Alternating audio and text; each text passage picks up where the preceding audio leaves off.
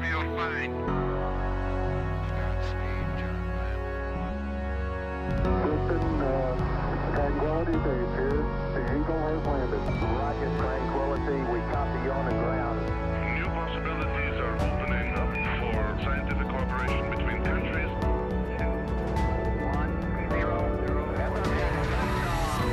Liftoff. Americans return to space as Discovery clears the tower. Discovery, go and throttle up. Discovery, roger. Go for deploy. And everybody in the shuttle program, the crew is go for launch. Roger. Nice to be in orbit.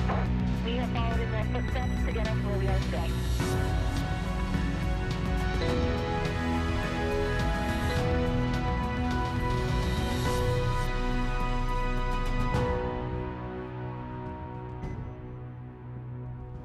You're looking live at the Crew Dragon spacecraft and Falcon 9 rocket set to launch 4 astronauts to the International Space Station in just a few hours. Today, a crew of 2 Americans, 1 European, and 1 Japanese astronaut will set off on a 6-month science mission to the world's only orbiting laboratory. Welcome to NASA's Kennedy Space Center in Florida. I'm Marie Lewis with NASA Communications. And I'm Kate Tice, Senior Certification Engineer at SpaceX. Joining us today is NASA astronaut Tracy Caldwell-Dyson. Welcome, Tracy. Thank you, Kate. Thank you, Marie. It's sure a pleasure to be here. You know, it's a busy month for human spaceflight with traffic to and from the International Space Station, and today's launch of Crew 2 is a very exciting part of that, and I'm just so pumped that I get to be right here. And Tracy, we were talking earlier about when the last time was you were in Florida for a launch. That was in 2011 for STS-135. I had just returned from my space station mission, and they needed some help in the C-squared group, the Cape Crusader, and so I came here to support. Well, we are so happy to have you back for this new era of human spaceflight. A quick note for you all, we have each been vaccinated against COVID-19, and so that's why you see us sitting here together without masks on. We want to keep everyone safe and healthy. At 5:49 this morning Eastern Time, NASA astronauts Shane Kimbrough, Megan MacArthur, European Space Agency astronaut Thomas Pesquet, and Japan Aerospace Exploration Agency astronaut Aki Hoshide will lift off from Launch Complex 39A, which you see right there, at NASA's Kennedy Space Center as part of the agency's Commercial Crew program. This crew will relieve the 4 Crew 1 astronauts who have been living and working on station since November. This will be the first time that SpaceX reuses both a first stage and a Crew Dragon capsule. This booster supported the Crew 1 mission, and the capsule, Dragon Endeavour, flew astronauts Bob Behnken and Doug Hurley to the space station in last year's history-making Demo 2 test flight. And we have teams all around the country covering the action, from SpaceX headquarters in Hawthorne, California, NASA's Mission Control Center in Houston, and of course, right here in Florida. We'll also be answering your questions throughout the countdown, so you can send us yours by using the hashtag LaunchAmerica on social media. At T-minus 4 hours and 5 minutes, NASA will turn the crew over to the SpaceX team. And once that happens, there are a series of key milestones to be checked off as we count down to T0. The first one is Suit Up. The Suit Up room is located in NASA's Neil Armstrong Operations and Checkout Building, or the ONC. Here, the SpaceX team will help the astronauts put on their suits and perform some key suit checkouts to ensure suit integrity. After Suit Up, we'll see the crew walk out. The astronauts will leave the ONC building for final goodbyes with coworkers, friends, and family gathered outside before they head to the launch pad. Following goodbyes, the crew will get in their Teslas and begin the roughly 15-minute drive to pad 39A. Once there, the 4 astronauts will ascend to the 255-foot level of the fixed service structure. That's the structure you see to the right of the rocket. Then they take the last 10 feet to the crew access arm and white room. The white room is their last stop before boarding their spacecraft, a process known as crew ingress. During ingress, the SpaceX team will run a series of checks to ensure the suits, seats, and vehicle interfaces are all functioning properly. After all the vehicle and crew checkouts are complete, the SpaceX closeout team will close the Crew Dragon's side hatch with the crew safely inside. At T-minus 40 minutes, the crew access arm, which is the long suspended walkway the astronauts use to board Dragon, will retract, followed by the arming of the launch escape system. And once the arm is retracted and the escape system armed, propellant loading on Falcon 9 will begin. At T-minus 5 minutes, Dragon will be configured for what is called terminal count. This is when Dragon's onboard computers take control of the spacecraft. And finally, at T0, Crew Dragon and Falcon 9 will lift off from pad 39A. Roughly 12 minutes after liftoff, Crew Dragon will separate from Falcon 9's second stage, enter its preliminary orbit and activation phase, and begin using its own onboard propulsion system to carry the crew to their destination, the International Space Station. So with crew suit up in about 7 minutes, let's introduce our team at SpaceX headquarters in California to show us what's happening there. What's up, Gary and Jesse? Hello from SpaceX headquarters in Hawthorne, California. I'm NASA's Gary Jordan, and thank you for joining us live for the second flight of the Crew Dragon Endeavour on a Falcon 9 rocket to the International Space Station. I'm Jesse Anderson, a lead manufacturing engineer here at SpaceX, and right next to us is Mission Control Hawthorne, where our teams are monitoring the vehicle, checking in on all of its systems, and the capsule is go for launch. Once the crew lifts off, it will take them a little more than 23 hours to reach their destination, the space station, with Dragon flying autonomously the entire way. But the crew will have the ability to take manual control of Endeavour at any time if necessary. To help make sure the crew has a safe journey, our team in Mission Control will be monitoring their progress along the way. On console or headset are 6 key positions who are monitoring the health of the vehicle and crew. The mission director responsible for mission success is in charge in the room. The person that you'll hear talking to the astronauts is the Crew Operations and Resources Engineer, or what we refer to as the core. The other positions are focused on the vehicle systems like navigation and control, avionics, software, propulsion, life support, and communications with ground segments. NASA has its own team members in Mission Control Houston, where they've been preparing the space station for Crew Dragon's arrival. We'll meet several of the key players later when we check in with Houston. For now, though, let's go to John Insprucker for an operational update on the launch countdown. John. Hello from SpaceX headquarters in Hawthorne, California. I'm John Insprucker, Falcon Principal Integration Engineer here at SpaceX. We're just over 4 hours, 11 minutes to launch. We're coming up at T-minus 4 hours with the launch director's countdown briefing. But right now we're looking at weather. Everything's looking good. Now the major event getting to this point was static fire of the Falcon 9. That was performed 6 days ago. The team went through all the steps of a regular countdown, and at T0 we ignited the 9 Merlin engines on the first stage and let them run for 7 seconds before shutting down. This gave us a final integrated checkout of the rocket and ground systems. Once static fire was complete, we drained the propellants from the rocket and we reopened the pad. Since then, the Falcon 9, with the Dragon capsule on top, as you can see here in the picture, they've remained vertical on the launch pad. Now, the day after the static fire, we performed a final dress rehearsal with the crew. They're putting on their suits, they got into the capsule, they practiced their countdown steps with the Dragon flight team.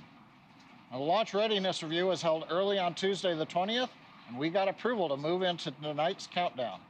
At the same time, we were also stowing the final cargo into lockers on the Dragon spacecraft that finished up Wednesday morning. Now, right now at pad 39A, the Falcon 9 and Dragon are both powered on. The Falcon launch team will perform their final checks starting at T-minus 2 hours. The Dragon team is waiting for arrival of the crew in about 90 to 100 minutes. Happens around T-minus 2 hours, 35 minutes. We just heard a weather brief to the astronauts that came at T-minus 4 hours, 20 minutes. As a reminder, we had to pass up a launch opportunity 24 hours ago due to unfavorable weather in the contingency landing areas where Dragon might have to splash down in case they had to return early. The good news is the weather forecast both at the launch site and around the world looks good for launch early this morning from the Kennedy Space Center. Conditions continue to be go at pad 39A. Now, in the event things don't go as planned, such as an abort, SpaceX and NASA are coordinating with the U.S. Coast Guard to ensure crew safety upon splashdown. This will include extra ships and air assets to patrol the 10 nautical mile keep-out zone. This is to help mitigate safety concerns for any boaters approaching the landing area. And as usual for Dragon flights, we have an instantaneous launch window. That means we can't move the launch time. We'll have to go right on the planned minute and second. Now, if we need to delay, we will have to switch to a backup launch opportunity 3 days from now. But right now, with everything go at the pad, let's head over to Houston, where NASA's Courtney Beasley is standing by. Courtney. Thanks, John, and welcome to Mission Control Houston. You're inside the International Space Station Flight Control Room in Houston, Texas at NASA's Johnson Space Center. Mission Control Houston is the nerve center for operating the International Space Station, working in tandem with our partner agencies and providers around the globe. Together, we've ensured the station is ready to welcome Crew 2 as the 4 astronauts arrive and join the current Expedition 65 crew. Leading the team inside the room right now is Flight Director Paul Konya, as the crew on board the station is just about 20 minutes away from waking up and preparing for their workday. A few hours before Dragon arrives at the station, NASA Flight Director Scott Stover will take over for Dragon's approach and docking. He'll lead the joint NASA-SpaceX go-no-goes once we're in joint operations with mission controllers here in Houston and in SpaceX in Hawthorne, working in sync to bring Crew Dragon to its new home in space. A little bit later, I'll go through all the work we've been doing in space and on the ground to prepare the station for Crew 2's arrival. Until then, we'll keep an eye on today's countdown, and we'll check back in with you soon. For now, let's head back to Tracy in Florida at the Kennedy Space Center for the latest launch preparations. Tracy? Thanks, Courtney. The astronauts will begin suiting up in a minute or so. They designed a logo for the mission. The determined expression of the Dragon reflects the strength of the team and their contribution to space exploration. The 5 large stars represent the 5 partner space agencies cooperating in the International Space Station program. We're proud to have representation from 3 of those partner agencies on this mission, with a JAXA and an ESA astronaut flying on Crew 2. And we had planned to launch on Earth Day yesterday, but of course the teams made a decision to waive off due to rough weather conditions in the ascent corridor, which would have made things just too dangerous in the event of an abort for both the astronauts and the rescue team in that scenario. But weather looking much, much better today. And at NASA, you know, we tend to think of every day as Earth Day because of the work we do on and off the planet we call home. We've all seen this iconic Earthrise image taken by Apollo 8 astronaut Bill Anders as he circled the moon all the way back in 1968. Here's how the Apollo 8 crew remembers the impact of this view. I think it was Bill, too, who said, look, we went all the way to the moon to discover the Earth. First time that we had gone so far, and the first time that we saw the Earth from 240,000 miles away. I think it gave us a sense of we better do our best to take care of this little blue marble that we have. The vast loneliness up here on the moon is awe-inspiring. It makes you realize just what you have back there on Earth. The Earth from here is a grand oasis of the big vastness of space. I think Earthrise will go down in history as an iconic first real view of our home planet, which is very fragile and very delicate. 1970. And this year's Earth Day theme is Connected by Earth. We have a little guest with us. You may remember this is Little Earth, famously known for his trip on the Demo 1 test flight back in, I think it was 2019 now. It seems like it was forever ago. He caught a ride with Ripley. Yes, yes. So he was the gravity indicator on the Demo 1 uncrewed test flight, and Ann McClain and the other crew aboard the space station took great care of him while he was flying in orbit for that mission. So we're excited to have him as a special guest today as a nod to Earth Day. And we also have a view of the actual spacesuits worn by NASA astronauts Bob Behnken and Doug Hurley during the Demo 2 test flight last year. That's a view from the pre-launch news conference Tuesday morning. You can see the briefers, and on either side of them in the background, that is Bob Behnken's spacesuit on the left and Doug Hurley's on the right. And so they are here in Florida, especially for this mission, to pay homage to all of the accomplishments of the NASA and SpaceX teams. have done together in the last 10 years of the Commercial Crew program. And so we are super excited to see the next crew of 4 suit up in their own custom-made suits momentarily. Yeah, we're looking forward to getting live views inside the ONC suit-up room momentarily. But while we have a great shot of the rocket out at pad 39A, something I want to point out, as I mentioned earlier, this is the first time that we are reusing a booster for a crewed flight.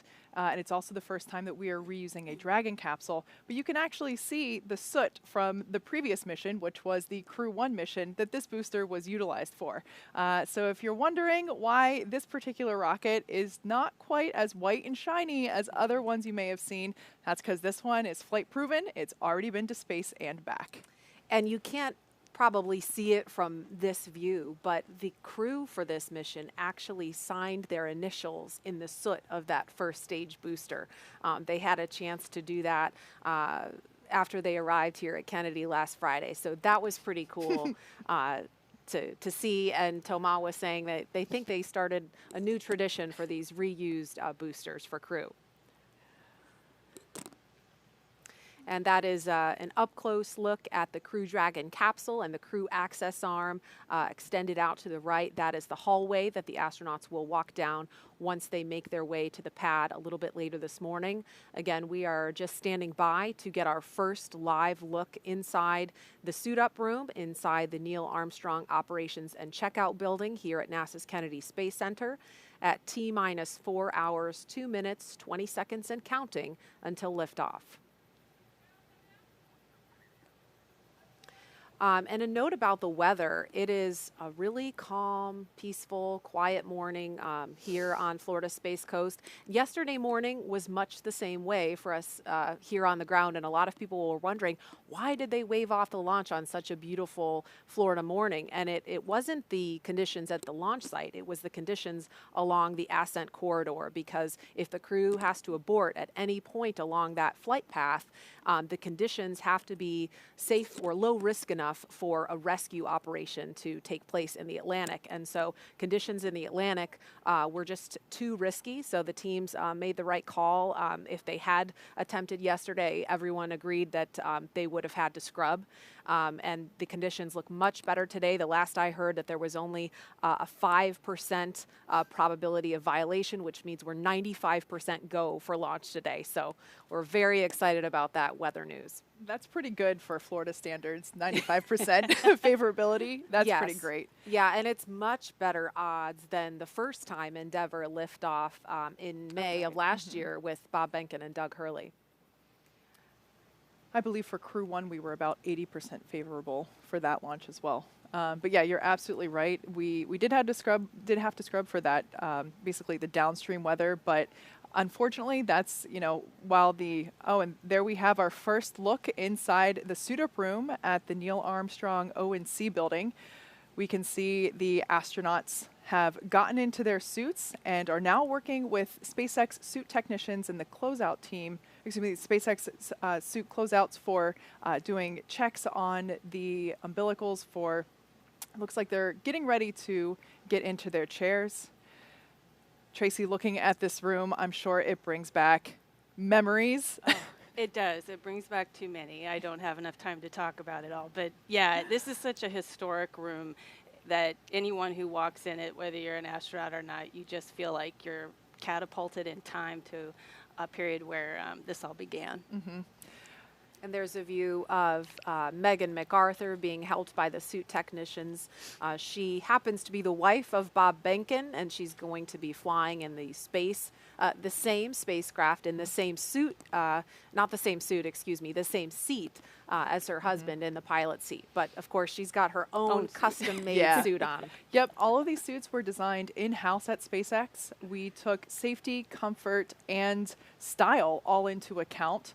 I absolutely love the way that these turned out, and we have heard from crew members that they are really comfortable. So what we see going on here with earlier Megan, they were basically just making sure that everything was comfortable and everything was zipped up. And what we see, I can't quite tell who's in that chair there, but they're basically sitting in a mock-up of the Crew Dragon capsule. And that that's our commander, Shane Kimbrough. And he's basically sitting in a mock-up of the chair that he will be seated in inside Crew Dragon. So while they're seated inside Crew Dragon, they actually have an umbilical plugged into their suit that flows cool air through the suit to keep them cool and comfy, as well as communications umbilicals and power. So it's really important to make sure that we do these fit-ups here so that there really aren't any surprises once we get into Dragon Capsule out on the pad. And the helmets that they're wearing are also custom printed using 3D printing technology. So that's a really exciting technological advancement since the shuttle days. In the room shot we saw just a minute ago, and there's Megan MacArthur getting helped into her gloves in her spacesuit. But we saw, if we could take the wide shot of that room, we saw another astronaut. There it was in the foreground, number 38. That's Jessica Meir. She is a member of the pad closeout team. So we'll see her here in the suit up room. And she'll also be headed to the white room a little later to provide crew support. Yeah, that role for the astronaut is also pretty historic. We've had a group of astronauts in the shuttle days come down and support shuttle crews, basically pre-flight the orbiter and get it ready to go. Before that, in the Apollo days, that's where it all started with our astronaut support personnel, and it's nice to see that tradition continue, having an astronaut there to help support. We can also see the red recliners from the shuttle days kind of in the top right corner off in the background. So they did keep those chairs around, but it's really nice for the crew to have actual mock-ups of the seats that they're going to be inside the spacecraft, so they can do all that kind of fine-tuning in the room before they go get into the actual seats inside the spacecraft. Yeah, I always like to say we kept the history, we just relocated it. Like I said, yeah, this is an integral part of launch day is doing these initial suit checkouts in the mock-up Dragon seats, but yeah, you can even see the corner of one of those maroon chairs in the upper right-hand corner there. So yeah, those are the same recliners that the astronauts used during the shuttle days to do basically the same process that's going on now. And there's a close-up, we just lost view of him, but that's Aki Hoshide having a laugh with some of the suit technicians. This is crew the LD on countdown 1 with a T-minus 4-hour situational awareness briefing. We are currently counting down to a T0 of 9:49:02 UTC, 5:49:02 local, with an instantaneous window. The crew has started suit donning and leak checks in preparation to begin ingress activities. The advanced team is currently on the way to the pad to open the side hatch and prepare for crew arrival. Vehicle gases are at MEOP, FTS checkouts are complete, and Dragon prop tanks are pressed. F9 is not working any issues at this time. The team is tracking ascent winds and pad winds for this morning's launch, but are currently go for those conditions. Expecting a final update on ascent winds at approximately T-minus 3 hours and pad escape winds at T-minus 1 hour. Falcon 9 launch and recovery weather is not tracking any constraints at this time. In the event of a scrub, the next available launch attempt will be Monday, April 26th. Procedure 52.911 is open in the event of any crew contingency from crew ingress through launch. As a reminder, the launch escape system will be armed prior to propellant load today. Fire Room 4 will go into lockdown at T-minus 45 minutes and last until after spacecraft separation, where the launch escape system is disarmed. All personnel are requested to stay in their locations until lockdown is complete. CE, do you have a report on F9 health? F9 is healthy, and we are not tracking any vehicle issues at this time. COPVs are at full pressure, and we are looking good for today's op. Copy all. MD, report on Dragon health. Good evening, LD. I can report the same. Dragon is healthy, and looking forward to proceeding with the count. All right, great news. This will conclude the T-minus 4-hour situational brief unless there are any further questions. All right, all good news there from SpaceX Launch Director Frank Messina and SpaceX Chief Engineer Emma France. Everything sounds like we are on track and looking really good for our on-time liftoff today for this Crew 2 mission. And just a quick note about those call-outs. Sometimes they may happen a little bit ahead of schedule from what we have on paper. And so we might be in mid-sentence, and we'll do our best to just stop talking so that you don't miss that traffic on the nets. But moving right along, this is the second rotational crew to fly on a commercial spacecraft, and they bring a diverse set of experiences to today's flight. Crew Dragon Commander Shane Kimbrough, sitting there, will be making his third trip to space. He was born in Killeen, Texas, and raised in Atlanta. He was selected as an astronaut in 2004. Kimbrough is a retired U.S. Army colonel and holds degrees in aerospace engineering and operations research. He first launched aboard the Space Shuttle Endeavour on STS-126, then aboard a Russian Soyuz spacecraft for expeditions 4950. Kimbrough has spent a total of 189 days in space and performed 6 spacewalks. Pilot Megan MacArthur will be making her second trip to space, but her first one to the space station. She was born in Honolulu, but considers California her home state. NASA selected MacArthur as an astronaut in 2000. She holds degrees in aerospace engineering and oceanography. MacArthur served as mission specialist aboard Space Shuttle Atlantis on STS-125, the final servicing mission of the Hubble Space Telescope in 2009. She operated the shuttle's robotic arm over the course of 12 days and 21 hours, capturing the telescope and maneuvering crew members throughout the 5 spacewalks to upgrade Hubble's science instruments, along with removal and replacement of other components to lengthen the telescope's life. Hubble continues to operate to this day, providing scientists the opportunity to make more and more deep space discoveries. Mission specialist Aki Hoshide is suiting up for his third space flight today. Born in Tokyo, Hoshide was selected as an astronaut in 1999 by the National Space Development Agency of Japan, known today as JAXA. Hoshide earned degrees in aerospace engineering and mechanical engineering. He flew on STS-124 aboard the Space Shuttle Discovery to deliver and install Japan's science laboratory Kibo. He also flew aboard the Russian Soyuz on Expedition 32 and 33 for a 124-day visit to the space station.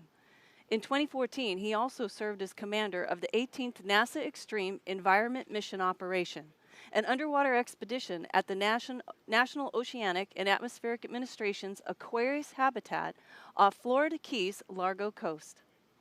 And mission specialist Thomas Pesquet will be making his second trip to space. Born in Rouen, France, Pesquet was selected by ESA as an astronaut in 2009.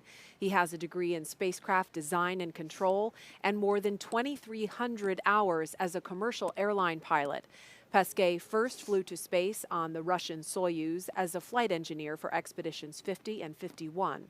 In that time, he worked on more than 50 different experiments and performed 2 spacewalks to maintain the space station with Kimbrough.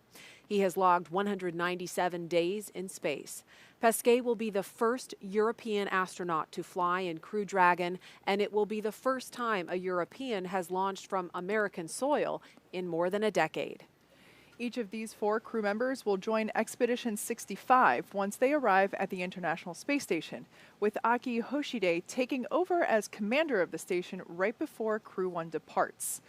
And of course, we will be sure to give you a closer look at each of these astronauts as we approach launch time.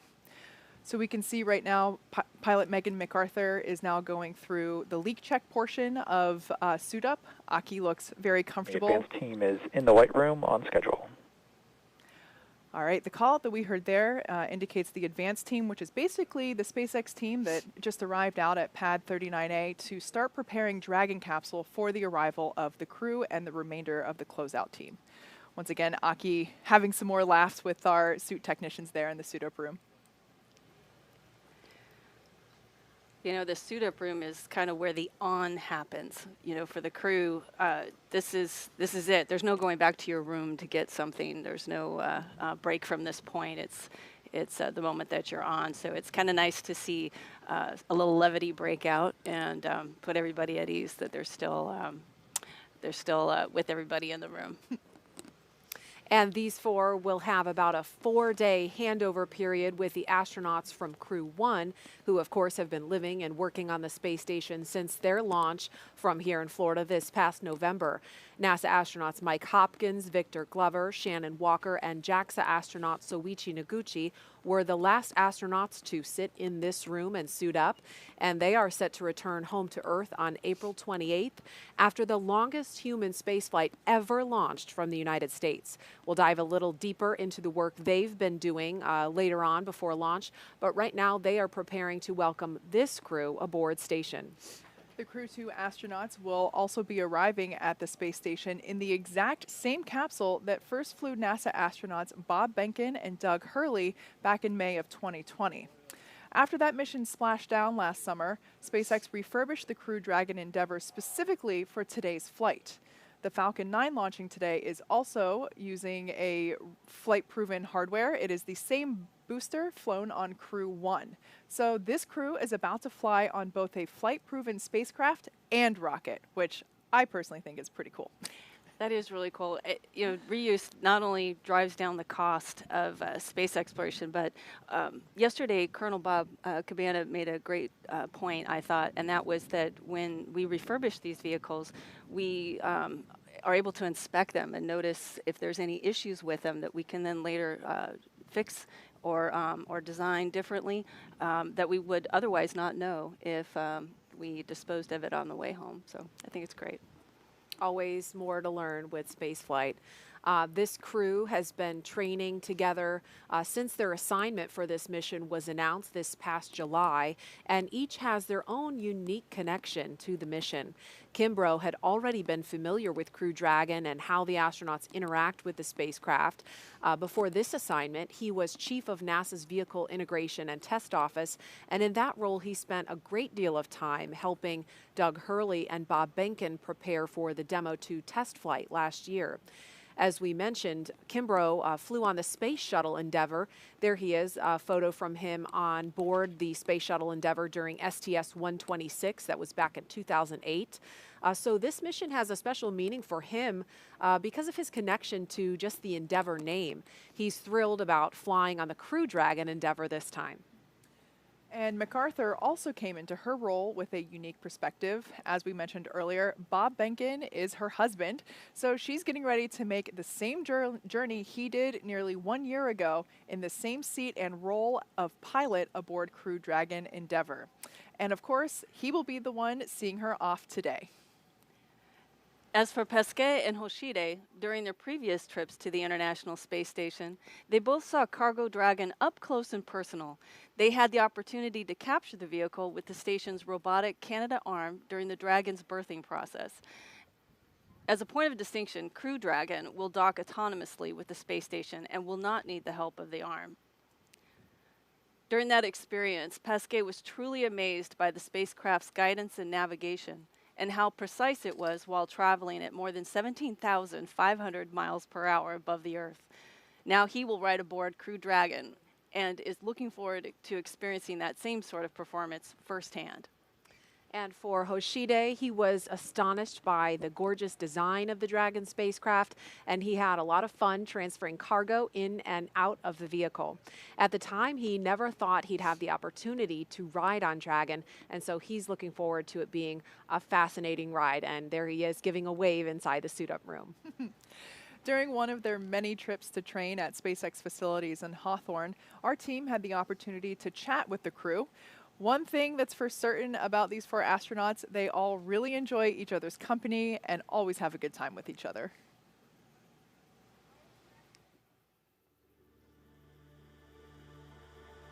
My fellow astronauts on this crew are incredible. And all three of these folks are incredibly brilliant, incredibly competent, so it really makes it easy for me, being the commander of the Dragon, to have these folks on board and for us to be successful. Aki's very resourceful, always in a good mood, which is hugely important for a long-term mission. Megan, she's super smart. She knows NASA inside out. And for Shane, I think what I appreciate the most is his leadership. He's got a great leadership that the man makes you want to follow him into battle just by setting a great example. So I'm looking forward to spending time with those three on the space station. Thomas, who I'm flying together with this time. He's very talented, he's a good guy, but most of all, I love his dancing. He's a great dancer. You can ask him, hey, Aki said you're a good dancer, can you dance for us? So my crewmates are so much fun. The sense of humor that we all share, you know, the banter that goes around the group is really, really fun. And you might think, you know, interacting with some of them individually that they're kind of quiet, but they're all individually very funny and very fun to be around. It's like a family now. You know, we joke around a lot, we have fun together, and when we need to be serious, we do get serious. I like this teamwork, but most of all, I like the relationship with each other. To be able to laugh about things and your mistakes and the things that you do well, and just enjoy each other. So we have a very compatible crew. I'm very blessed to be on a crew like this with Toma, Aki, and Megan.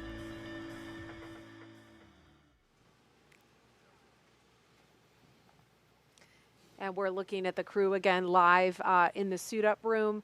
They had a little bit of downtime yesterday with the wave off because of the weather. I think we have a photo that Toma posted recently. There they are, sitting on the beach. Oh, what a fantastic moment of levity for those guys. You know, I've said it before, these are some of the best personalities in our corps today, and it's fun to watch them launch. It's also fun to watch them relax just before their big mission. Yes, and now it's all business. Suit donning and checkouts complete on schedule.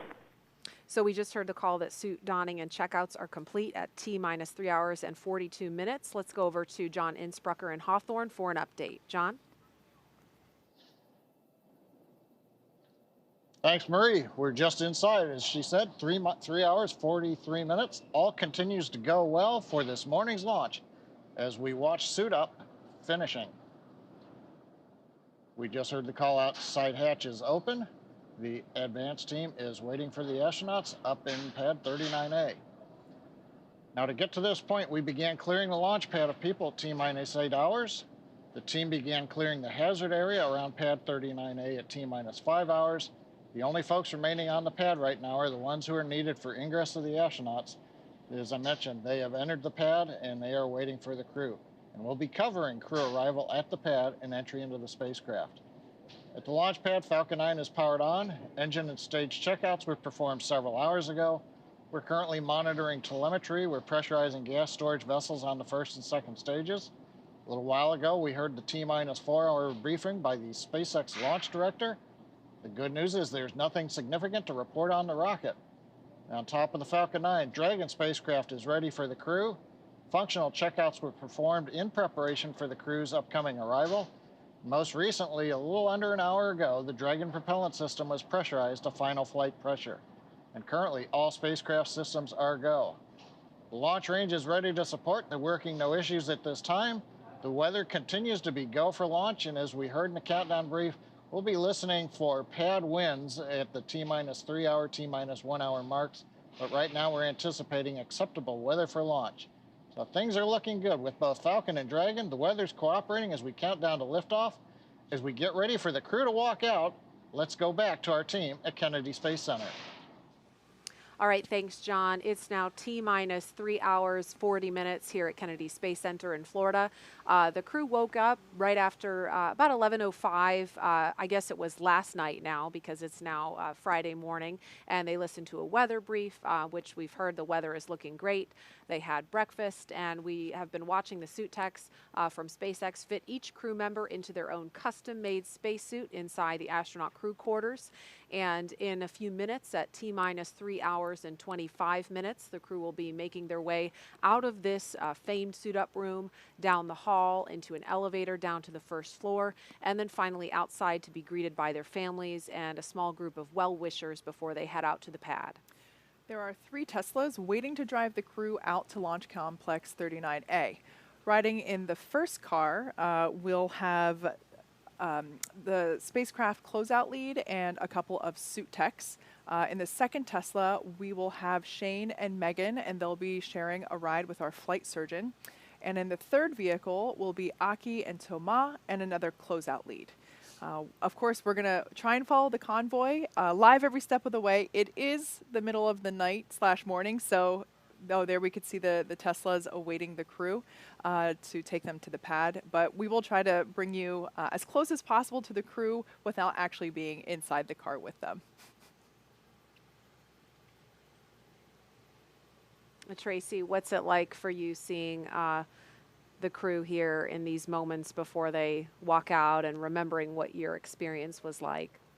Like I said, this is the moment where the on gets turned on, and you're you're looking at your crewmates, and you know you're going to be doing something pretty exciting here. But there's it seems like a long way to go before liftoff because there's a lot of milestones to meet, and a lot of coordination that has to happen. So you're kind of in this meta state of excitement and focus.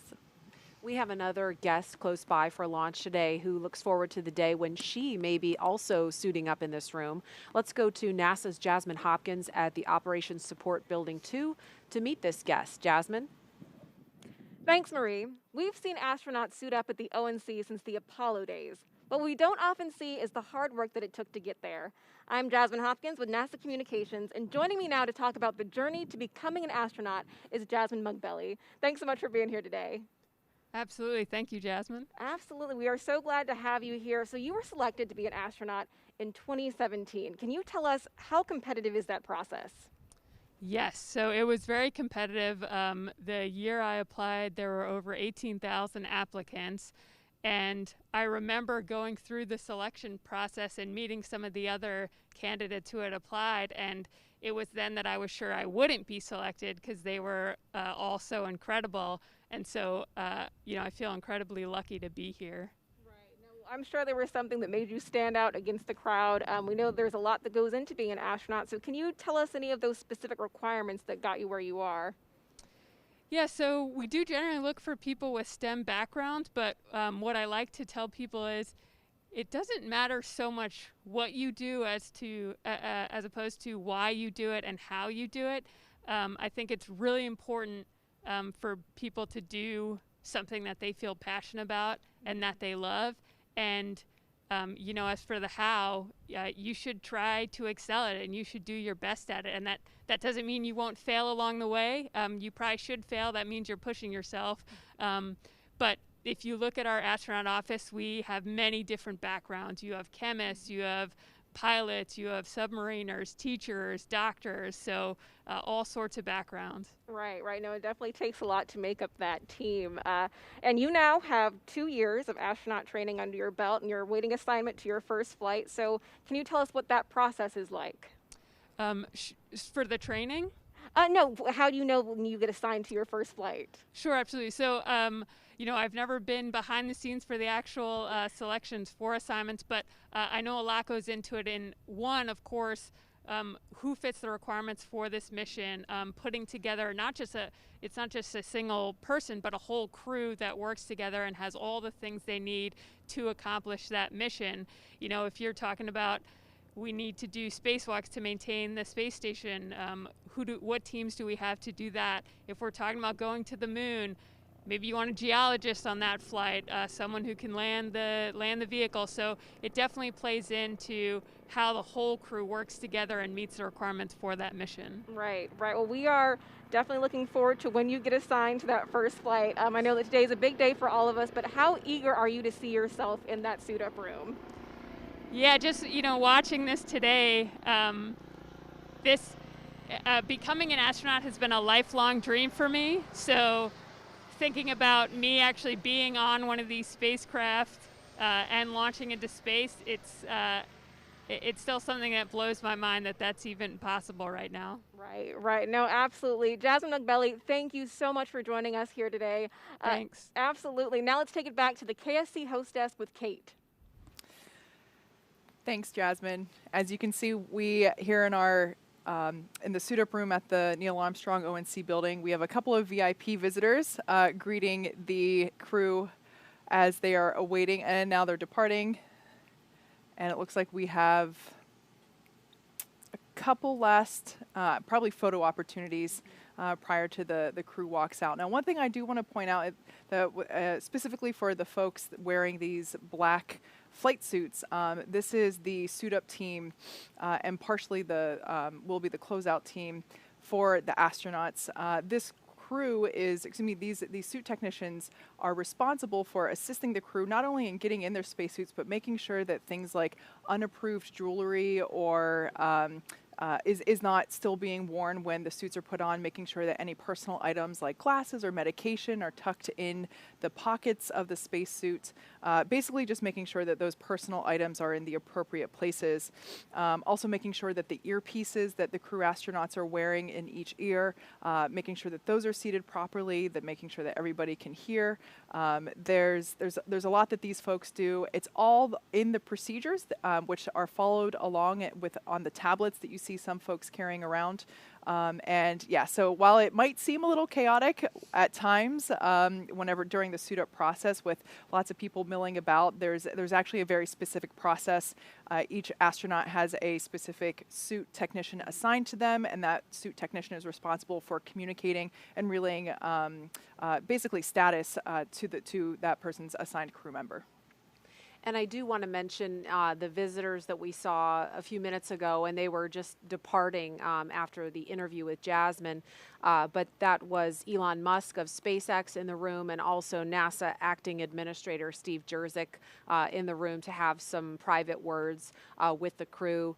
You may also have noticed that we don't hear ambient sound. We don't have audio from inside this room, and that is by design to give the crew, the suit technicians and the visitors in there some privacy before they go out to the pad.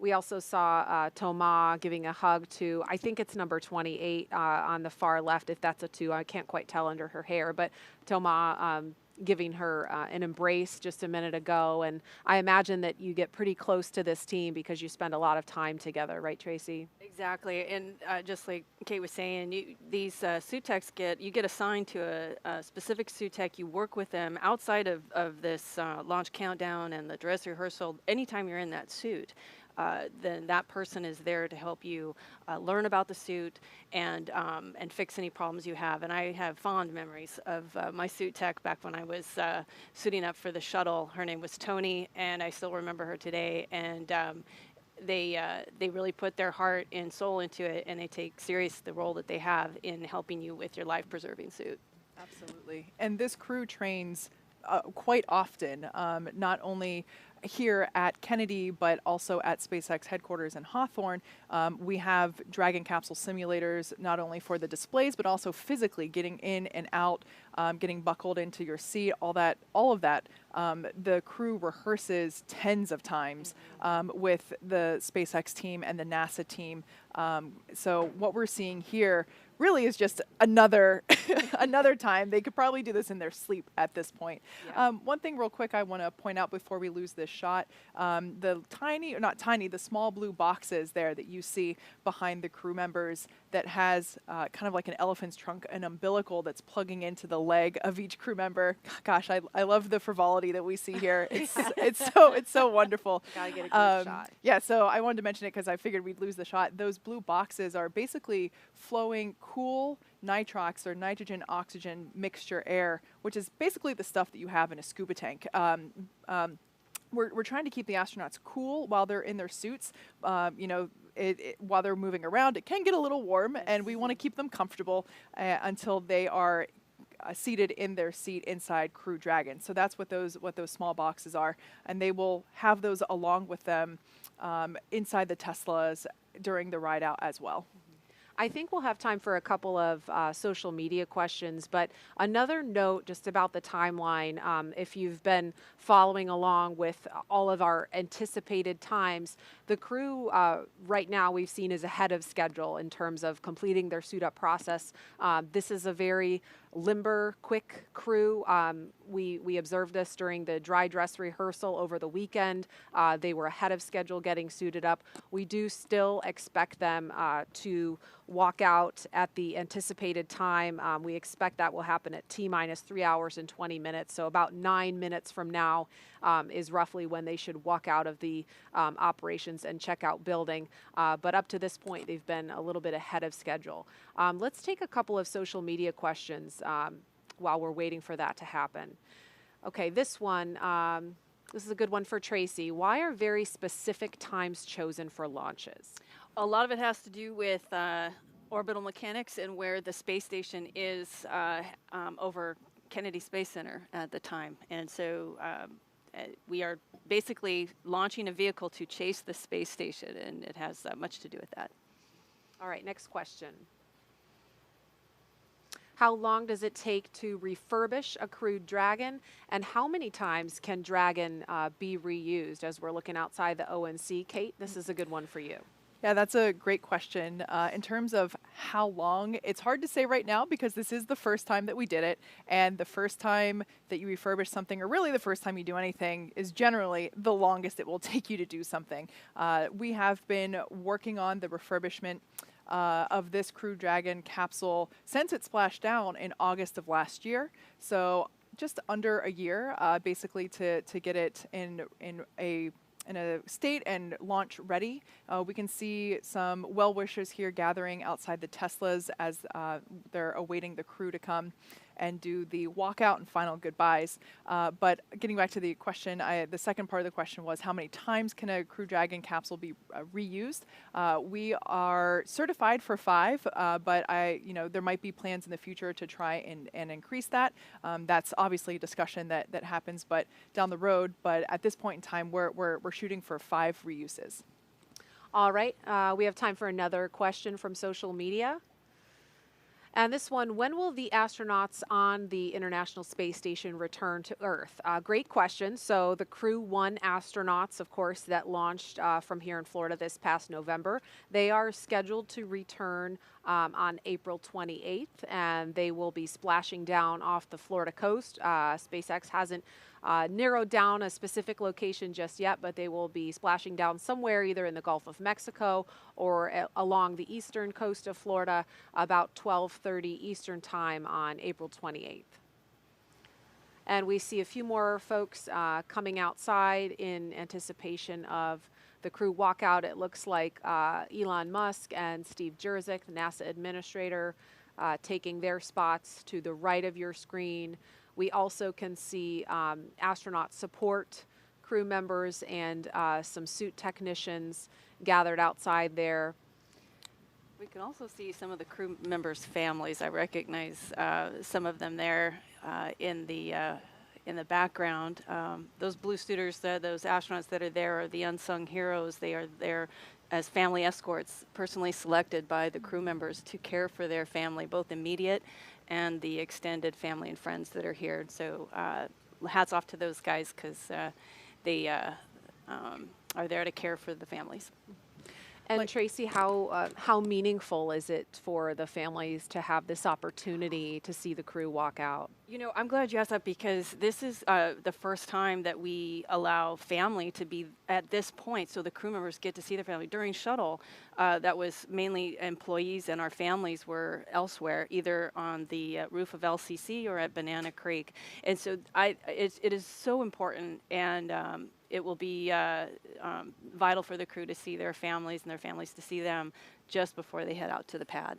Like we mentioned earlier, pilot Megan MacArthur is married to NASA astronaut Bob Behnken, who flew on the Demo 2 mission last year, and so we expect to see Bob. I can't quite tell which one he is from this angle, but I'm sure we'll see it up close later, and it's just, I think it is so awesome that, you know, Megan was seeing him off a year ago, and now he's seeing her off to do the same position, and I just think that's really cool. They are a power couple, and I love it.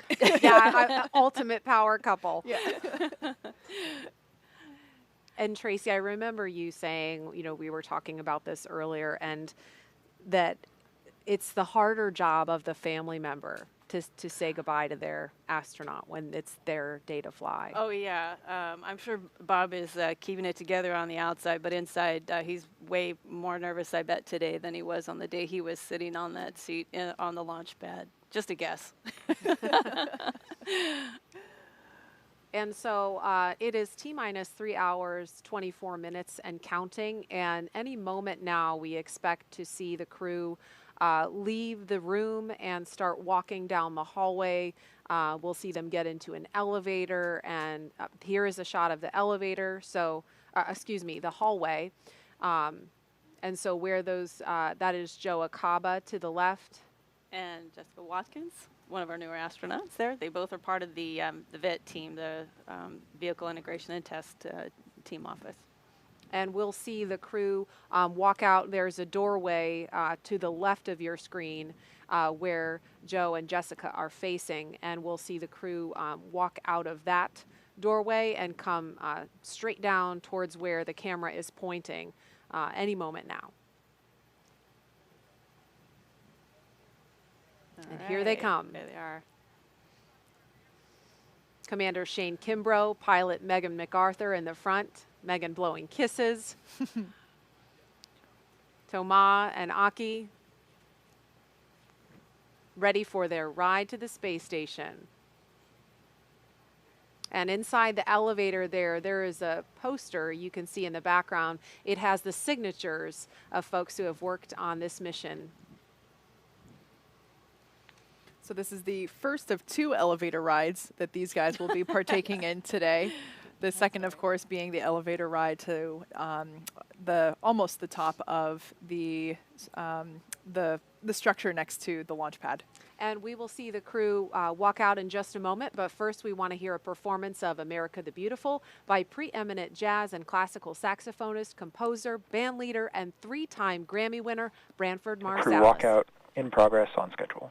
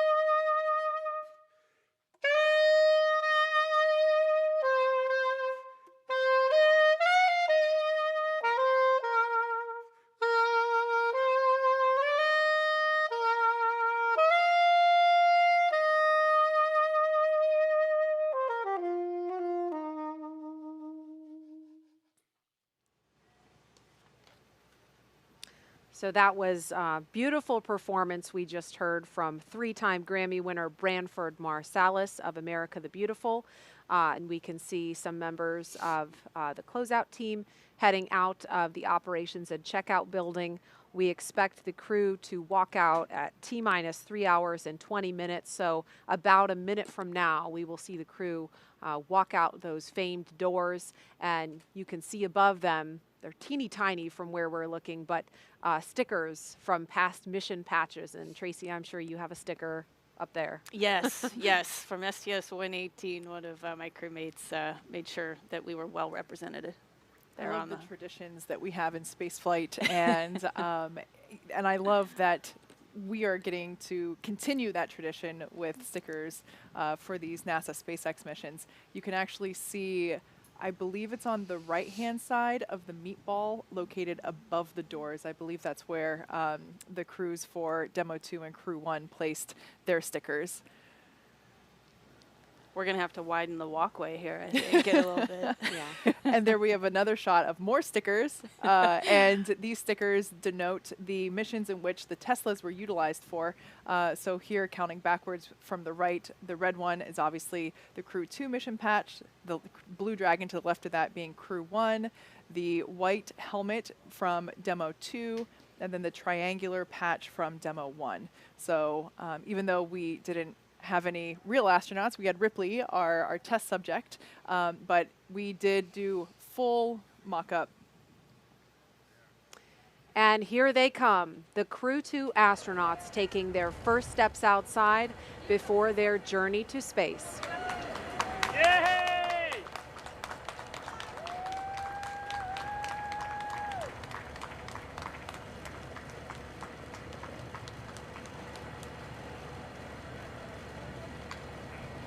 I love this moment. They're now going to have the opportunity to wave goodbye from a safe distance. The distance is normal protocol for spaceflight. This is not a result of the COVID-19 pandemic. This would be in place even if we didn't have that situation going on.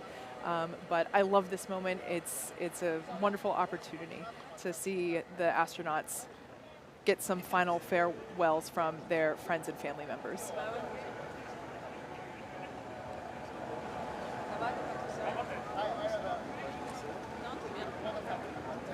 And we've got Shane and Megan to the right of your screen, Thomas and Aki to the left.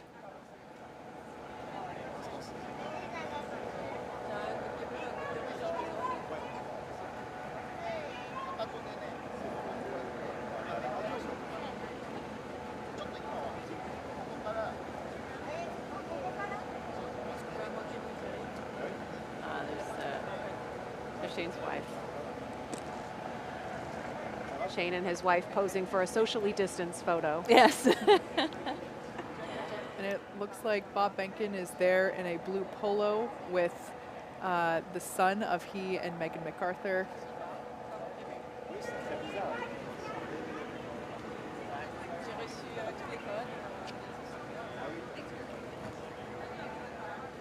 Yeah, there's a better shot of Bob, Megan, and their son. What an experience as their son to do this twice. Get to see dad and mom go to space. He's going to think this is normal the Yeah. way all kids experience. And you can see on the license plate of that Tesla, recycle. You can't see it from this shot, but the other two Teslas in this convoy have reduce and reuse. Oh, wow. Mm-hmm. So the first that's one is pretty cool. reduce, the second one is reuse, and this one is recycle. A nod there again to Earth Day, the originally planned date for launch.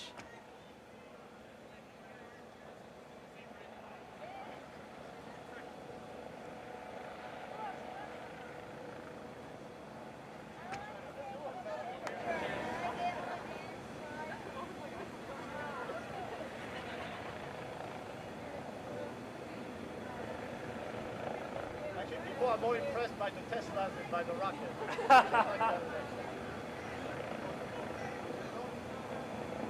And we see those Tesla doors starting to close now. Like I mentioned before, the equipment is already in the Tesla. The astronauts are plugged into that small blue box, and they're getting that cool air flowing through their suits once again. And the AC is turned up on high in those Teslas to make sure everybody's comfy. Oh, you've seen some people go around to the backside of the cars.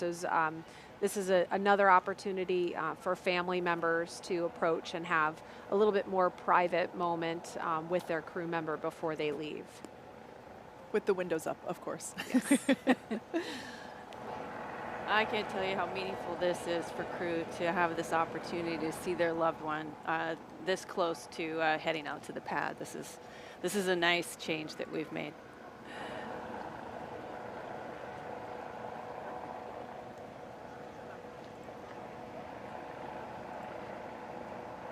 And this is the car carrying Shane Kimbrough on the right rear passenger side, and Megan MacArthur is on the left rear passenger side. And then this the third Tesla in the convoy here with the recycle license plate has Thomas sitting on the back rear side and Aki sitting on the left rear side.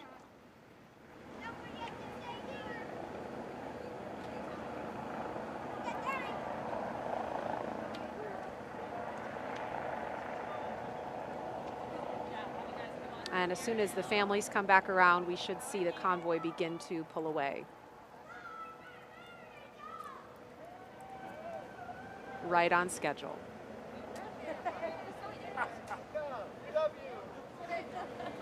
I love you too, brother.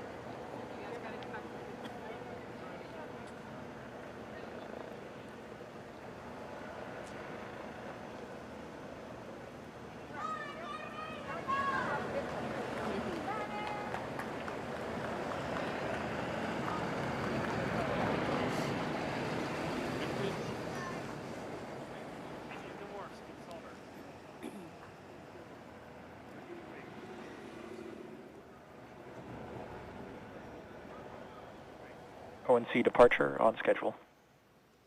All right, so we just heard that announcement that the crew has departed the operations and checkout building on schedule. They are now on their way to Launch Complex 39A, scheduled to lift off at 5:49 a.m. Eastern Time this morning. It will be about a 15-minute drive with a full security escort across NASA's Kennedy Space Center and out to the launch pad.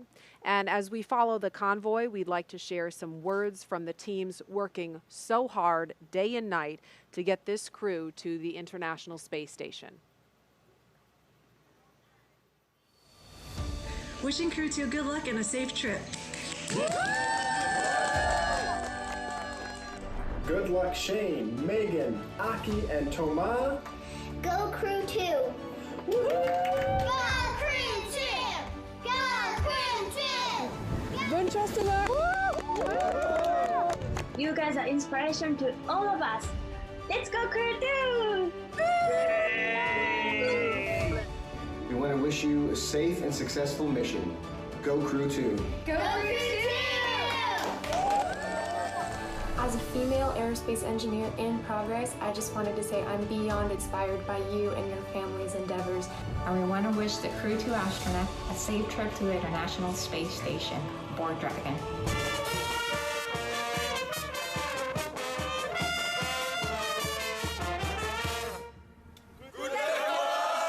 Hey, Crew 2.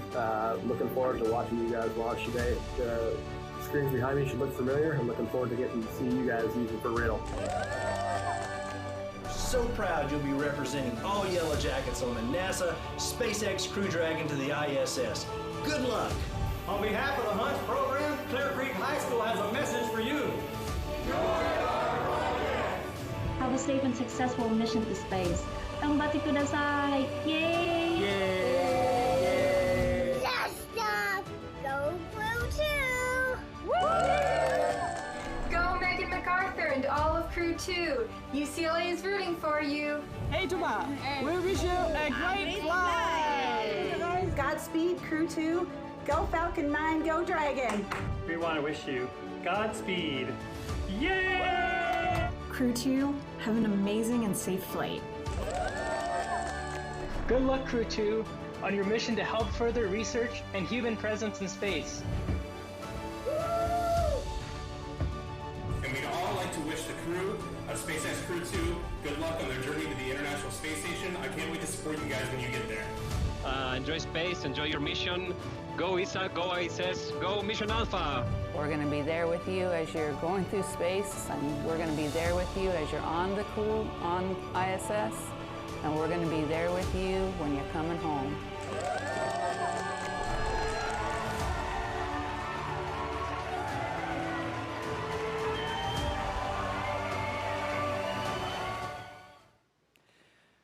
So the convoy will be making their way just behind us here at the press site. But for right now, a closer look at the Crew 2 spacecraft commander riding in this convoy.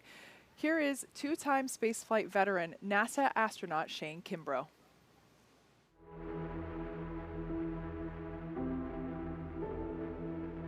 I love it. It doesn't matter what I'm flying, a helicopter, an airplane. It's just incredible. The views we get are great, the sensations you have. Helicopter flying to me is really a lot of fun because generally we're down in the trees. It's very challenging, and now learning to fly jets around here at NASA's been pretty incredible too. Had to hang up the helicopter keys, but pulled out some jet keys, and it's pretty nice. I'd always wanted to be an astronaut ever since I was a little kid.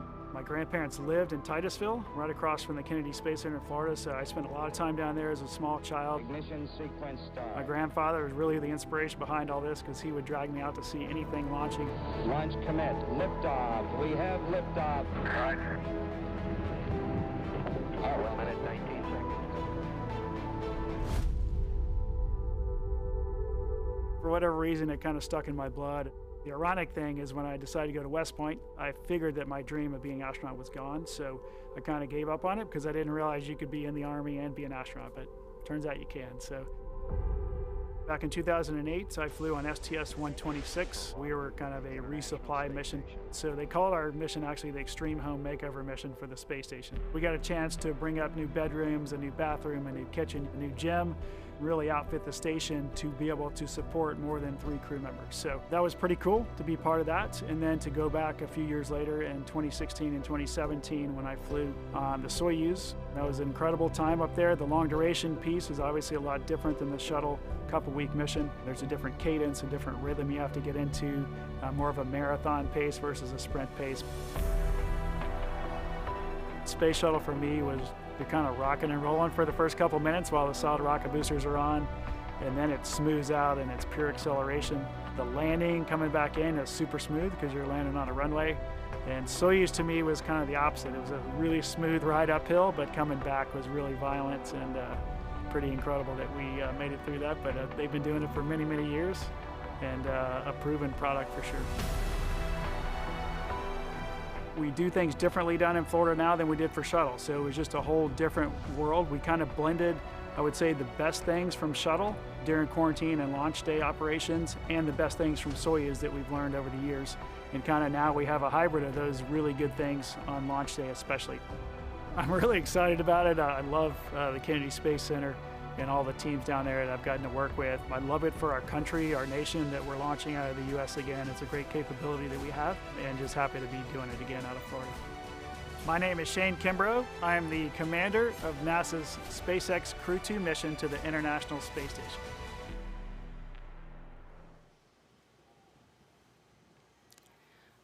Riding in the same car as Kimbrough is Crew Dragon pilot and NASA astronaut Megan MacArthur.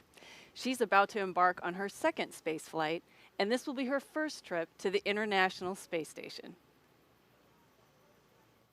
My name is Megan MacArthur. I'm the pilot for NASA's SpaceX Crew 2 mission to the International Space Station. I first thought of becoming an astronaut when I was in high school. So my dad was a Navy pilot, and so I first thought, well, I'd love to be a pilot. We lived at Moffett Field Naval Air Station, which was connected with Ames Research Center. We'd hear the wind tunnels going, you know, at all hours of the day and night. And also it's where shuttle astronauts would come to do their landing and rollout training. And so I would see them, you know, come in their T-38 jets and get out in their spiffy blue flight suits and walk in to do their training. And I thought, well, that looks like fun. How do I get that job? And I knew that it was a long shot, right? But I also knew that I wanted to be a part of something like that, right? A part of this bigger thing of exploration. And then I kind of took this left turn into oceanography, but really it's all about exploration. We're not better equipped to survive underwater, you know, any better than we are in outer space. And so we need technology to help us explore those areas. So how do we do those things? You know, we can send rovers, we can send people, you know, we have to build the right kind of machines to support that. And so there's a lot of parallels. From graduate school in oceanography, I always had this idea in the back of my mind, and I went ahead and applied, and I got really lucky. Every launch experience is very unique to the individual. You know, we climbed aboard and there's that period of waiting, and you actually get a little bit uncomfortable. You know, your body starts to cramp up and you're ready to go. And then when the actual launch goes, it's indescribable. It's so much energy. You are moving so fast.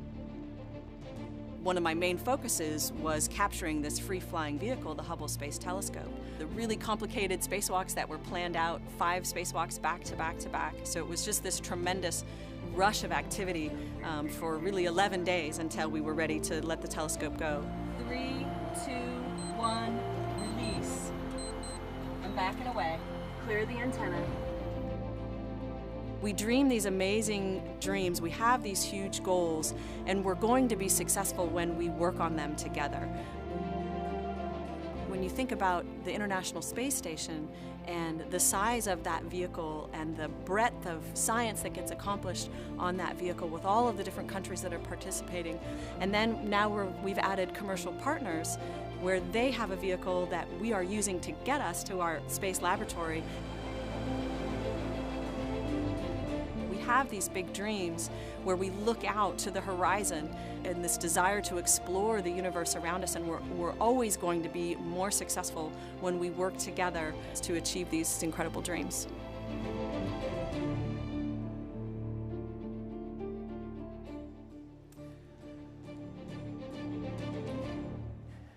So there's the convoy there on your screen. They just passed behind us just moments ago on their way to pad 39A. Now, if you're wondering what the crew is listening to.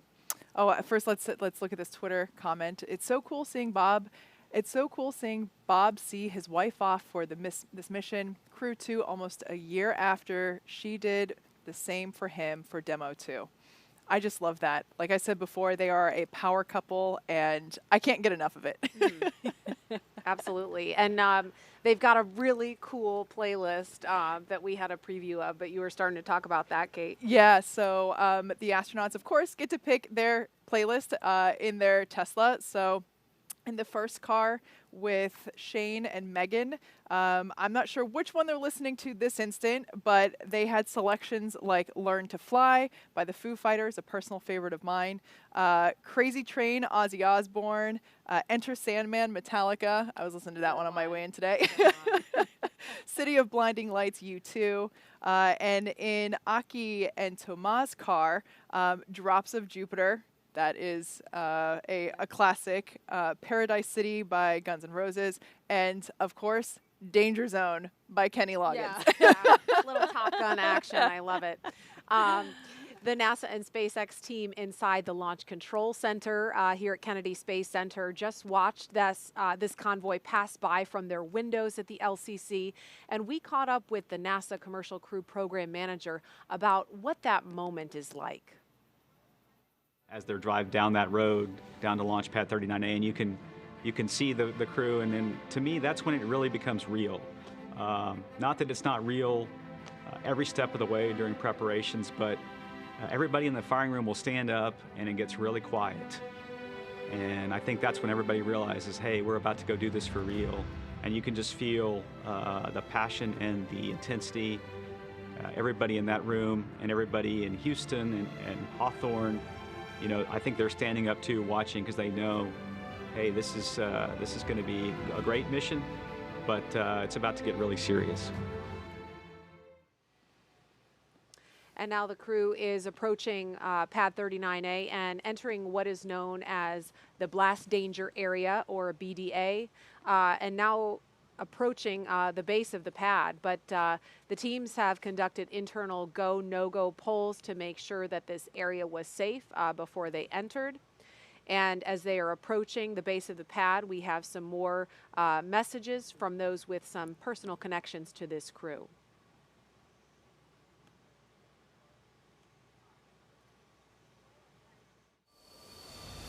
Godspeed, and we'll see you when you come home. Godspeed and have a great trip to the ISS. Yeah!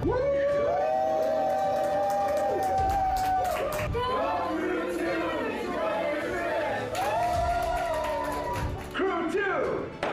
We're ready for you! Thank you for flying with SpaceX! Good luck from the bakery and Simco Logistics team. Go Crew Dragon! Someone to wish Crew 2 happy flight. When I say crew, you say two. Crew. Two. Crew. 2. Go Dragon! Go SpaceX! Go NASA Crew 2! Crew 2 is launching. There's 10 seconds for this cheers. So good luck to the astronauts and Dragon engineers. Go Shane! Go Megan! Go Thomas! Go Aki! Go Falcon! Go Endeavor! And go Crew 2! We are wishing you guys a safe mission to the ISS. Good luck and Godspeed, Megan, Shane, Akihiko, and Thomas. So I'm here to wish Crew 2 a successful launch on the Falcon 9. Launch America! Good luck, Crew 2! On behalf of the Dragon Engines and Tanks engineering team, have a safe flight. Wishing Shane, Megan, Tama, and Akihiko a safe flight and a productive stay at the ISS. Go Falcon, go Dragon, and go Crew 2! Crew 2, Godspeed, and thank you for flying SpaceX. Have a safe flight! And it is an honor and a privilege to be a part of this and contribute in some way. And I couldn't be more excited to see you on this mission.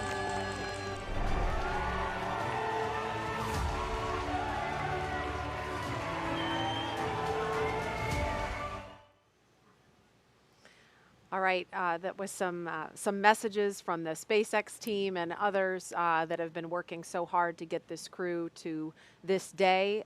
We are looking at the base of Launch Complex 39A, and we can see the Falcon 9 first stage booster on the pad. Kate, I know SpaceX has done some extensive upgrades since you began leasing this, and we can't see the crew on screen here. They take a bio break once they get to the pad, so it'll be a couple of minutes before they ascend the fixed service structure to the right of your screen. That's that big black tower, and we also should be hearing an announcement from the Corps, specifically Chad Healy, that the crew has arrived at the pad, so that could be coming any minute. Yeah, like you said, we have made a number of upgrades. In case if you aren't familiar with the history of this launch pad, it was originally built in the 1960s to support the Saturn V rocket for the Apollo program. And of course, this is where we went to the moon from. This is the launch pad where Apollo 11 took off from. After that program, it was upgraded to support shuttle, and then after that, SpaceX took over the lease for it in 2014, and we actually had our first flight from here in February of 2017, which was a cargo resupply mission to the International Space Station. So we've been busy. It looks a little different. We did make some upgrades to aesthetics, but a lot of it was safety driven. I believe, you know, the shuttle structures were iconic. It was, of course, heartbreaking for everyone to see the rotating service structure come down, but we did have to remove it for safety purposes, but also it was just unnecessary for what we would be doing to advance the next generation of human spaceflight. So I will say that the tower there does have the bones of that original fixed service structure. And so there are many things that are still original in there, like the telephone, which we will see later on. I think we'll save that for later, but also it's the same elevator that the shuttle astronauts rode up in as well. Yeah, so Tracy's got her hand on her heart here. It looks different, but there we have a shot of those elevators there. Yeah, elevators that don't have floor numbers, but rather foot numbers on them. Yeah. The Crew 2 astronauts will be hitting the button for the 255-foot level of this structure. But yeah, these are the original elevators, obviously maintained for safety, but they're, yeah, so while it may look different, a lot of that history is still there. And Tracy, this is the same pad, of course, that you launched from years ago. Yes, very fond memories of it on my flight. So we got out of the Astrovan, the pilot on our flight on STS-118, Charlie Hobaugh, who we called Scorch, paused and looked up at the stack, and he stopped my crewmate, fellow rookie, Barbara Morgan, and I to pause and take a look at this mammoth spacecraft we were about to fly on, because he said this is going to be the last time you see this view. And I'll never forget that moment. It was very meaningful to me. I cherish it. But Barbara and I realized we got to hurry up. We don't want to miss our first launch. And so we scooted on, and he stayed there pausing to look at it. And I'll always remember that. Hopefully we'll see these. I mean, if dry dress rehearsal was any indication, we'll be able to see these astronauts have a similar moment. Do what is one of my favorite moments in the whole launch countdown: the astronaut lean back when they just try to take in, like you said, this ginormous vehicle that they're about to ride in. Yeah, and we should see that happen in just a few minutes. But in the meantime, we learned a little bit more about Shane and Megan as they rode out to the pad. Now let's take a closer look at mission specialist Thomas Pesquet of ESA. Countdown 1. We've received our final weather brief for the Dragon Ascent corridor weather. Ascent weather is go for launch. The final weather brief for pad escape winds will be at T-minus 1 hour. Okay, so we heard ascent weather looking good. We'll hear another weather brief at T-minus 1 hour. But again, Thomas Pesquet of ESA will be the first European to fly aboard Crew Dragon and the first European to launch from U.S. soil in more than a decade. Okay, are you ready? Yes, I'm ready. I tend to work a lot, even outside of work. You know, going to new places, meeting new people. I like new experiences. I like to learn all the time. My name is Thomas Pesquet, and I'm a mission specialist for NASA's SpaceX Crew 2 mission to the International Space Station. On board the Crew Dragon as a mission specialist, everything that's manual is in our ballpark. If we have to open a hatch, if we have to use the emergency equipment, if we have to open or close valves, if we have to manage the cargo and the stowage, all this is going to be on us. I remember as a kid, everybody's an interest, but mine was space shuttles and planes, and I had the posters in my room, I mean the complete kit.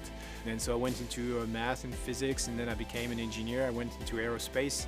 That seemed natural at the time. And then I got a chance to become a pilot, which was kind of another piece. We have an astronaut selection every 10 to 15 years in Europe, and I didn't think it was going to happen, but I passed all the selections and I made it. So really it's been a dream. I've been so lucky. If I would have pictured it when I was a kid, I couldn't have pictured it any better than what really happened.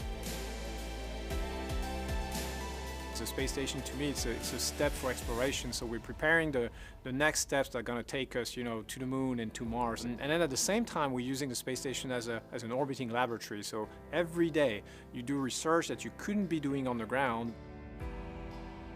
You have to prepare for the spacewalks. You always prepare it very meticulously, very thoroughly, and then once you go out, and just your adrenaline is very high. And it's also physically challenging because you're going to be for 6-7 hours fighting against that spacesuit, because that spacesuit is inflated with air for you to be able to breathe, which means it's going to resist your movements. So those are huge, big memories that you have, but really also sometimes the small things, like the fun that you could have. It's one of the big achievements of the space program is to bring people together. That's what makes us go. In the future, I think our programs are going to be more and more ambitious. So we're going to need more than just one country. No single country in the world can do it on its own. So I think it's the partnership that takes us forward. It makes you better, it makes you achieve more, and I think that's the path we're in.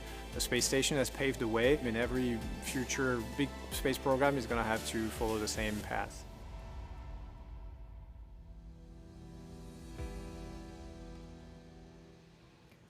So there we can see Shane and Megan have made their way up the tower. They're now climbing the stairs to the level where the crew arm is located. Before Aki and Thomas make their way to the elevator at the ground level of pad 39A, let's get a look at mission specialist and JAXA astronaut Aki Hoshide. Once at the space station, he will be part of the first ever direct handover from one Japanese astronaut to another.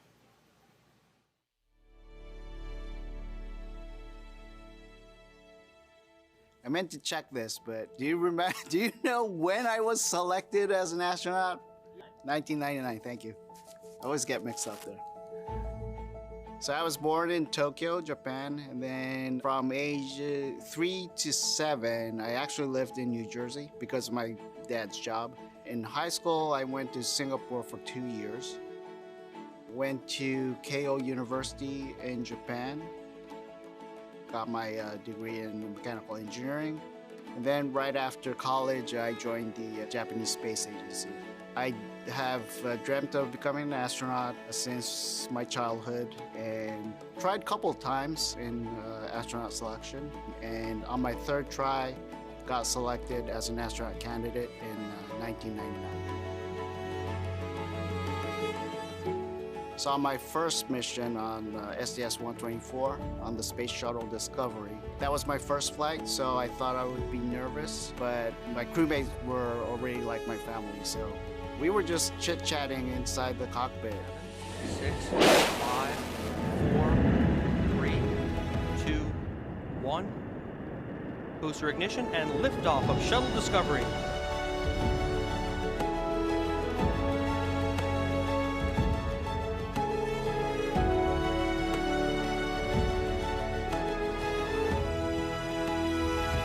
Aki Hoshide heading for a half year on the International Space Station. My second flight was a long duration flight. We launched on a Soyuz capsule, docked to the space station, and did a lot of science and spacewalks.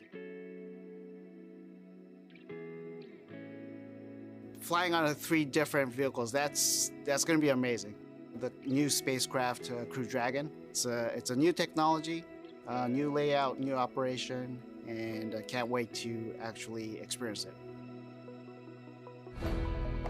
So I guess the difference would be it's a brand new vehicle, a lot less switches.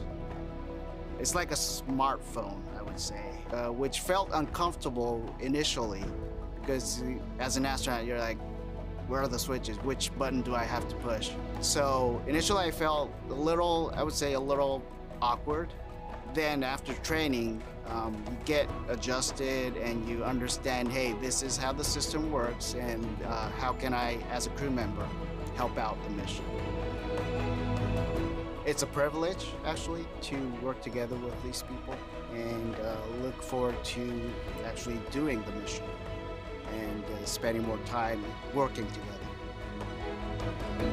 I'm Aki Hoshide, JAXA astronaut and mission specialist for NASA SpaceX Crew 2 mission.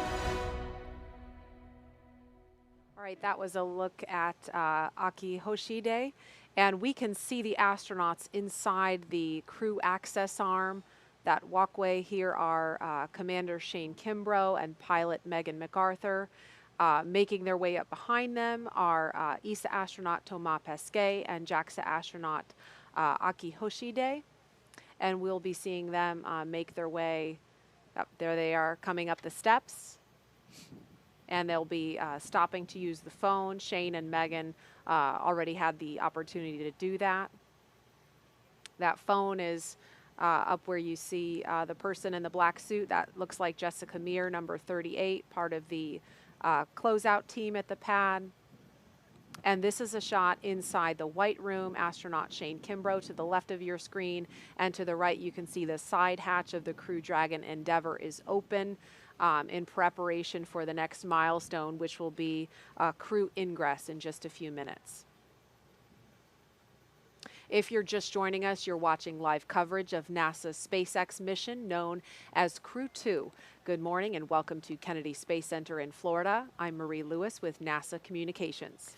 And I'm Kate Tice, Senior Certification Engineer at SpaceX. Joining us today is NASA astronaut Tracy Caldwell Dyson. Welcome, Tracy. We're so happy that you're able to join us this morning. Thank you, Kate. Thank you, Marie. It's great to be here. So as you can see, the crew has already arrived at Pad 39A, where Falcon 9 will lift off at 5:49 a.m. Eastern Time. We can see that Megan and Shane are in the white room here, undergoing final checkouts and just comfort checks with the suit and closeout team. One thing that we'll see them do momentarily is the closeout lead there on the right-hand side with the tablet will provide them with a black Sharpie, and they're going to actually add their signature to the wall to their right of this white room. We named it the white room to keep, again, in space tradition. From previous human spaceflight programs, but something different this time. We're actually having all the astronauts that fly on Crew Dragon sign their names. And there's a shot inside the crew tower. It looks like where Aki and Thomas are now using the telephone for a final goodbye. Now, Tracy, do you want to talk a little bit about the significance of that particular telephone? I think it's a great way to surprise your family and friends on launch day. I know that my parents were not expecting it, and it was probably one of the more emotional moments for them.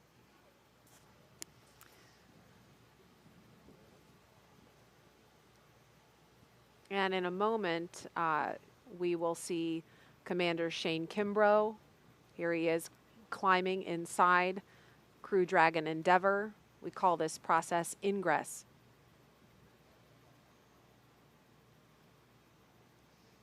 And pilot Megan MacArthur following. So we can see the closeout team assisting the crew. Crew ingress has started on schedule. Announcement there that we are on schedule with our activity here of crew ingress. Like I was saying, you can see the closeout team assisting the crew as they enter the capsule to assure that they don't ding their helmet or any part of their suit on the hatch as they're entering. There's also some protective coverings around the hatch itself, but just to make sure that there's a clear path to entry, we now see suit technicians assisting the crew getting settled and will help the crew members get buckled in.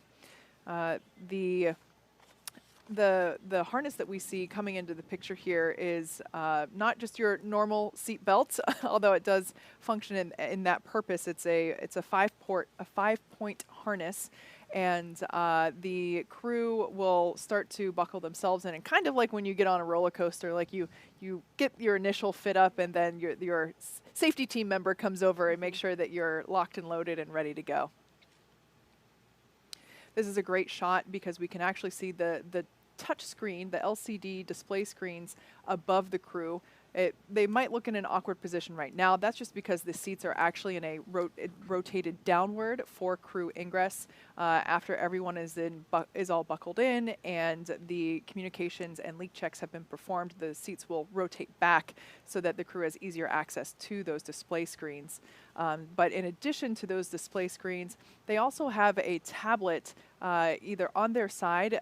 You might see some of the crew members have it Velcroed on one of their legs, and they're also able to follow along with what's going on in the action using those tablets. And again, we see Commander Shane Kimbrough in the foreground of your screen. This is a shot from inside the Crew Dragon Endeavour. Pilot Megan MacArthur sitting to his right. And momentarily, we will see ESA astronaut Thomas Pesquet, who's on the phone right now, and JAXA astronaut Aki Hoshide in the background, ingressing Dragon. And so we're going to go over to Hawthorne, California for our NASA and SpaceX friends there to take us through the rest of this action. Gary, Jesse?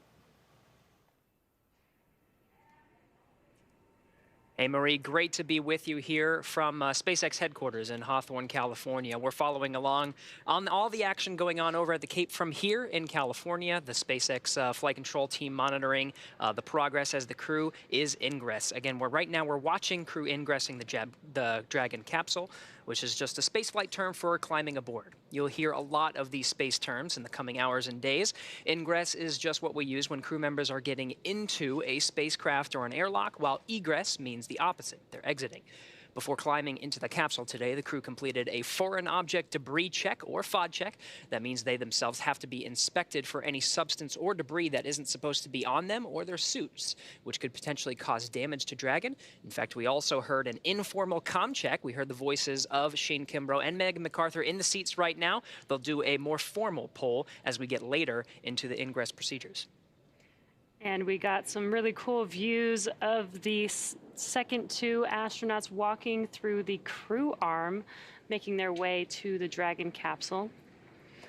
And to help protect against debris, the crew has covers on their boots as well as on their umbilical port on their suits that need to be removed before they can ingress. And once the FOD check was complete for the first two astronauts, Commander Shane Kimbrough ingressed first, followed by Megan.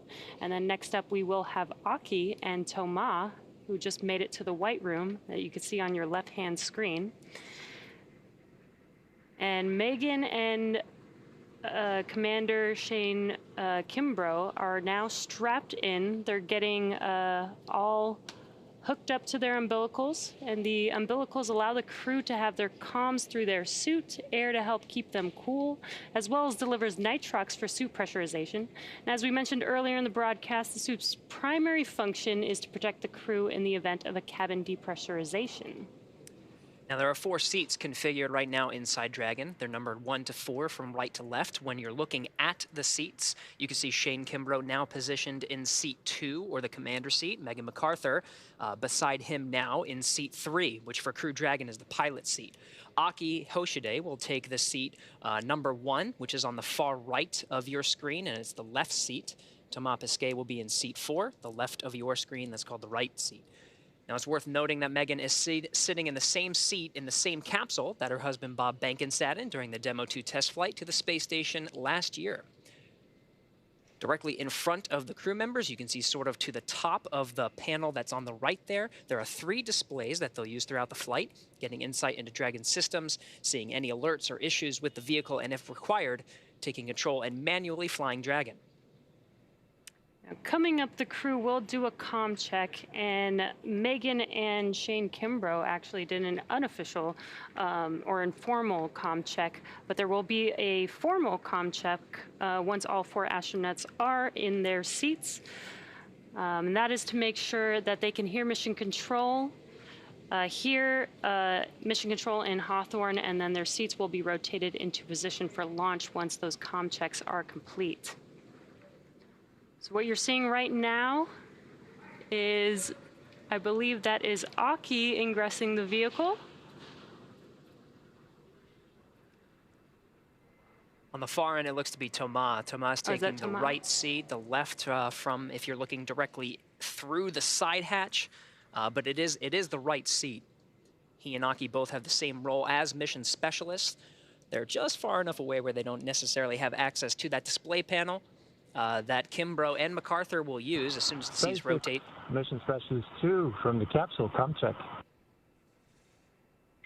Hey, bienvenue au Dragon, Thomas. Got you loud and clear.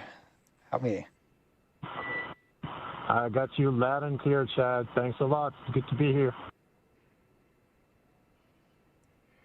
I love how fast that happens, Jesse, as soon as they get into the seat. They do have those umbilicals that they were carrying that was providing air, some conditioned air to their suits, and was able to pressurize it when they were in the ONC building. Those suits will provide pressure to the suits when that comes later in the countdown. First is the comm check. So yeah, Thomas plugged that in, and that's that informal comm check. They're going to do a formal poll with all the launch support teams as well as the mission control teams here in Hawthorne, California. Aki Hoshide entering through the side hatch now. Yeah, definitely very exciting, Gary. This is one of my favorite parts, is watching them ingress onto the vehicle. It's really getting real. You know, we have been watching them since the suit-up room, but now they are officially on the vehicle, getting strapped in, getting ready for this. SpaceX MS-1, checking in. Aki, Dragoni, yokoso. Welcome to Dragon. Good to be here. Very cool. We just heard Aki's informal comm check. Again, once they are all strapped in, all their umbilicals are hooked up, their harnesses on, then they will do an official comm check. And followed by that official comm check will be the seat rotation. And you can kind of see on your right-hand screen, the seats are rotated upright right now, but when they're getting ready for launch, they will rotate upwards, looking at your screen, so that they can access those display panels that are right above them. That's right. Accessing those display panels will be key. In fact, some of the previous missions that we've watched, Demo 2 as well as Crew 1, it was seconds before, I think the seat rotation was still actually rotating when the commander and pilot pulled up their fingers and started pressing. They have a lot of procedures that they got to get through, make sure that they're, yes, you can see already, Shane Kimbrough already accessing the panel. Yeah, those checklists are some of the things from the crew side that they'll have to do. Again, some of those key visual milestones. Well, first are the audio milestones. We'll do the formal communications check with all the ground teams, making sure everyone can check in through the various communication pathways that we have on Dragon. There's some communication lines through the ground. We also have communication through ground stations, as well as TDRIS geosynchronous satellites. So they'll test all of these different pathways, making sure that the crew can hear and all systems are go before they begin those next couple of milestones. Jesse, you mentioned the seat rotation. That's a very visual milestone, as well as the leak checks. We saw that again in the ONC building not too long ago, but they'll do another one here before they, the advanced teams that are there now that are currently preparing the crew in their seats before they go ahead and depart the access arm and leave the blast danger zone. Yeah, and as you mentioned, they did perform those suit leak checks while in the suit-up room at the ONC building, but they'll do that again right before liftoff, and that's because, you know, they're strapped into a whole new system now. They're strapped into the Dragon system officially, so we want to make sure that their suits are good for liftoff today. And again, we have all 4 astronauts on Crew 2 sitting in each of their seats. These are custom seats with their custom suits for each astronaut. And it's almost like its own entire system. It's almost like they are inside of a vehicle inside of a vehicle. A spacecraft within a spacecraft. Right. That's exactly right. That suit will hold pressure. just in case there is any breach and that causes atmospheric pressure to decrease. They do have that redundancy with the suit itself, providing pressure and holding throughout some of the more dynamic phases of flight. That includes ascent. This is very important until they reach an orbital insertion. It's not too long after they get into a healthy orbit. You got checkouts of the Draco engines that will provide the navigation and some of the thrust needed to make its way to the International Space Station, but it's really not too long until they start doffing or taking off their suits and getting into a position to get some shut-eye. Actually, they got a long flight ahead of them. Yeah, it's about a 23.5-hour flight, so they will want to get comfortable. You can see the suit techs are there helping all 4 astronauts get strapped in, preparing them for these suit leak checks and comm checks coming up here shortly. And you may have seen some of them holding a tablet. That is so that they have access to those procedures. Each procedure has very specific and intentional steps that they need to follow. And the astronauts also have a tablet themselves that they can follow along those procedures. All right, 2 hours, inside 2 hours and 34 minutes from launch. We're going to stand by and wait for those communication checks. Meanwhile, let's check in for an operational update with John Innsbrucker for the latest health on both vehicles. John. As Gary said, just over 2.5 hours remaining in the countdown for the launch of Falcon 9 with Dragon on the Crew 2 mission to the space station. The Dragon launch ops team has completed their major activities to prepare the spacecraft for the astronauts. Checkouts are complete of the major systems, including the escape system. And as you can see on your screens, ingress of the astronauts is well underway, all 4 crew members inside the Dragon capsule, and there are no issues in work. We're also listening right now for the Dragon team comm checks with the crew. That'll be coming up momentarily. Now, the Falcon 9 team is located in Firing Room 4 in the Launch Control Center at Kennedy Space Center. They're settling in for final checkouts and then propellant loading and launch. We've been hearing some of the comm checks as the engineers get on station here in the last 15-20 minutes. Now, the Falcon 9 team will also do comm checks with the crew. That'll happen at about T-minus 2 hours, or about 30 minutes from now. Currently, all systems are go on the launch vehicle. The range continues to report no problems. The weather forecast continues to be acceptable. We're looking at weather not only at the launch site, but around the world. We need to make sure conditions are acceptable if Dragon has to splash down in the Atlantic in case of an escape. We're also monitoring contingency splashdown locations if the crew had to come back to Earth before docking with the space station. Now, if this were to happen, SpaceX and NASA are coordinating with the U.S. Coast Guard to ensure crew safety upon splashdown. That includes extra ships and air assets to patrol the 10 nautical mile keep-out zone. This will help mitigate safety concerns for any boaters who may approach the landing area. But right now, as the clock continues to count down, all systems are go at T-minus 2 hours, 31 minutes, and 32 seconds. Let's head back over to Jesse and Gary, who are also here in Hawthorne with me. Thanks, John. In order to get to where we are today, our 3rd human space flight, it took years of hard work. The development of Crew Dragon really started with Cargo Dragon because Dragon was designed from the beginning for flying humans to space, so much so that even the first Cargo Dragon had a window. Our teams implemented a number of design upgrades to make sure both Dragon and Falcon 9 are suitable for flying people, and then put both vehicles through thousands of tests to prove their safety. At SpaceX, we believe in a process of continued iteration that allows us to continuously improve the designs of all of our hardware. Now, with that said, Dragon underwent a few improvements since it last flew people. That's right. Components have been added to the Dragon propulsion system that increases pad abort performance by over 10%, which increases launch availability by more than doubling the onshore wind limits. A fly-around capability was also added, which will allow Dragon to circumnavigate around the International Space Station post-undocking in order to take pictures and document the condition of the station.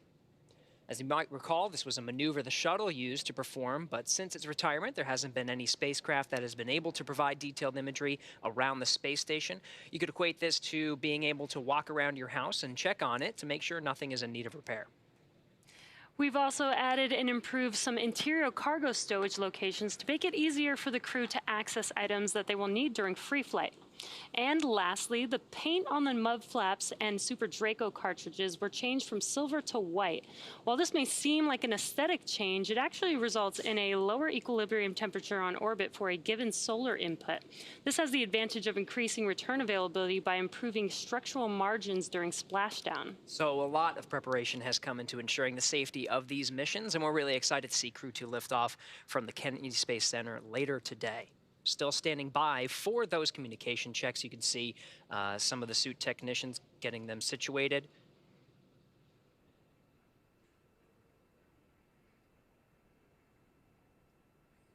They become quite pros at this, Jesse. Just as soon as they got into the seats, you saw some of their gloves were off. Those gloves specially designed and form-fitted to each of the astronauts. The gloves are now in place. Very shortly, we'll be hearing the communications checks. Some of the other milestones that'll happen very quickly as well will be the seat rotation. It'll be from this position that allows the suit technicians to access each of the astronauts and help them get buckled, strapped in, and the umbilicals checked out. And then, of course, there'll be the suit leak check. And we got a cool view looking from outside of the Dragon capsule in through the hatchway. And some fist bumps there from the suit techs to the astronauts.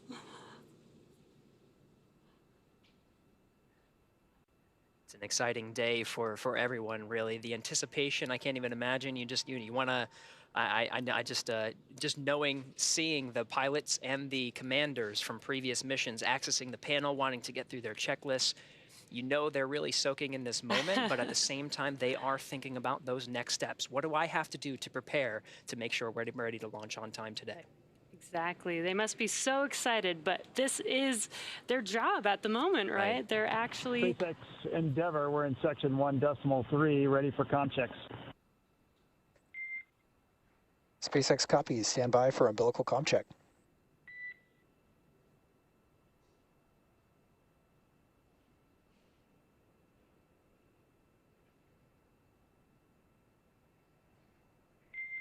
CDR, PLT, MS1, MS2, comm check.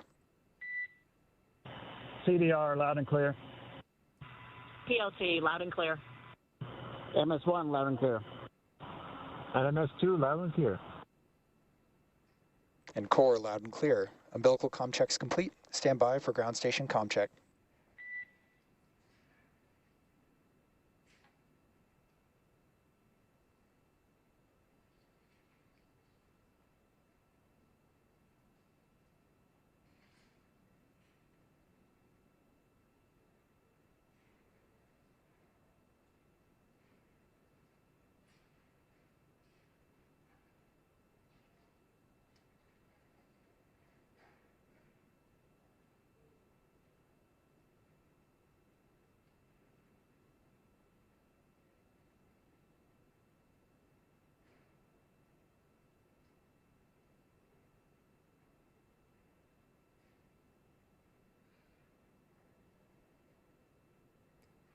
If you're just now joining us, they are performing comm checks right now, so that is what we are waiting for. They've done a couple so far.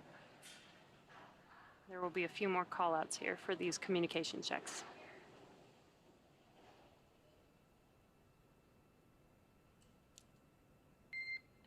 Dragon, SpaceX, comm check. Endeavour has you loud and clear. And core, loud and clear. Ground station comm check complete. Stand by for TDRS comm check.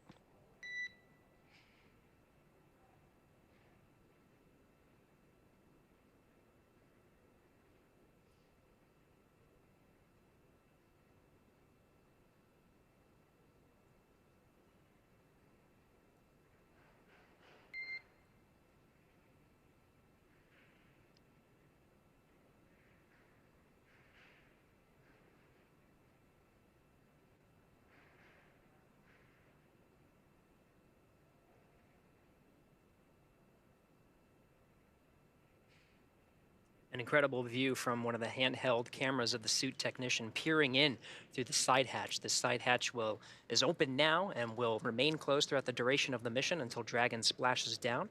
We're standing by for some of the further communication Dragon checks. SpaceX, comm check. Endeavour has you loud and clear. Core loud and clear. Teeters comm check complete. Stand by for comm checks with MD and LD in the launch configuration.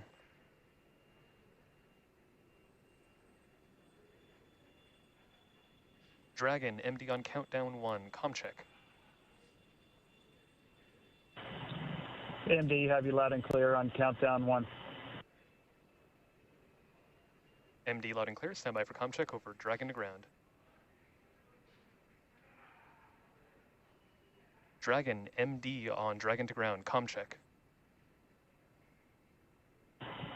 MD, loud and clear, Dragon to ground. MD loud and clear, stand by for comm checks with LD. Dragon, LD on countdown 1, comm check. LD, loud and clear, countdown 1. LD, loud and clear, stand by for a comm check over Dragon to ground. Dragon, LD on Dragon to ground, comm check. LD, loud and clear, Dragon to ground. LD, loud and clear.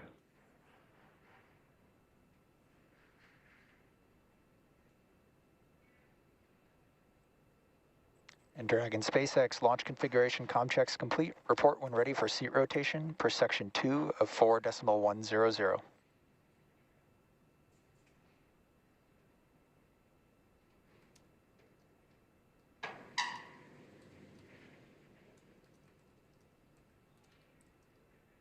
All right, and you heard that call. The communications checks are complete from all the various SpaceX Endeavour, we are ready for seat rotation. Copy. Will report when initiating. Excellent. The communications checks are complete. The next step will be the visual milestone of seat rotation. So again, those communication checks were through some of the various paths of communication to Dragon, including through some of the ground lines as well as ground stations.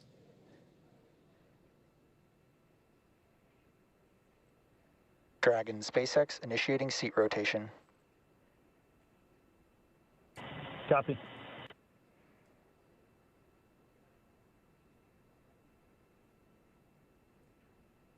And you can see on your screen that seat rotation has now begun. They are rotating from upright to the recline launch position. And this will give Shane Kimbrough and Megan MacArthur access to those display panels right above them. And it's very slow and steady, but this is a pretty cool view that we have here on our screen. An amazing view, really. You can see how much cargo space we have under those seats as well.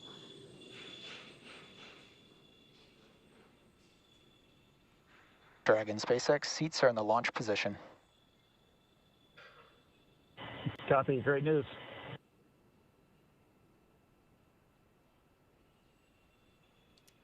And that seat rotation is now complete. You can already see them getting their hands on that touch screen. Dragon SpaceX, you are go for section 3, suit leak check preparation. Copy. Go for section 3.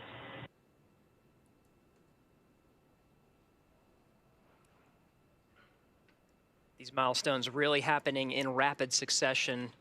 As you mentioned, Jesse, it wasn't really too long until they reached up and started touching through some of those procedures. That first one, of course, is the suit leak checks.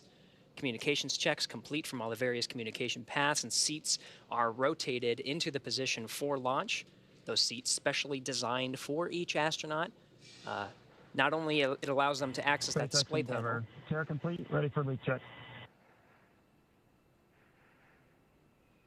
Copy Endeavour, we see the same. Your go for section 4, suit leak check. Section 4 in work.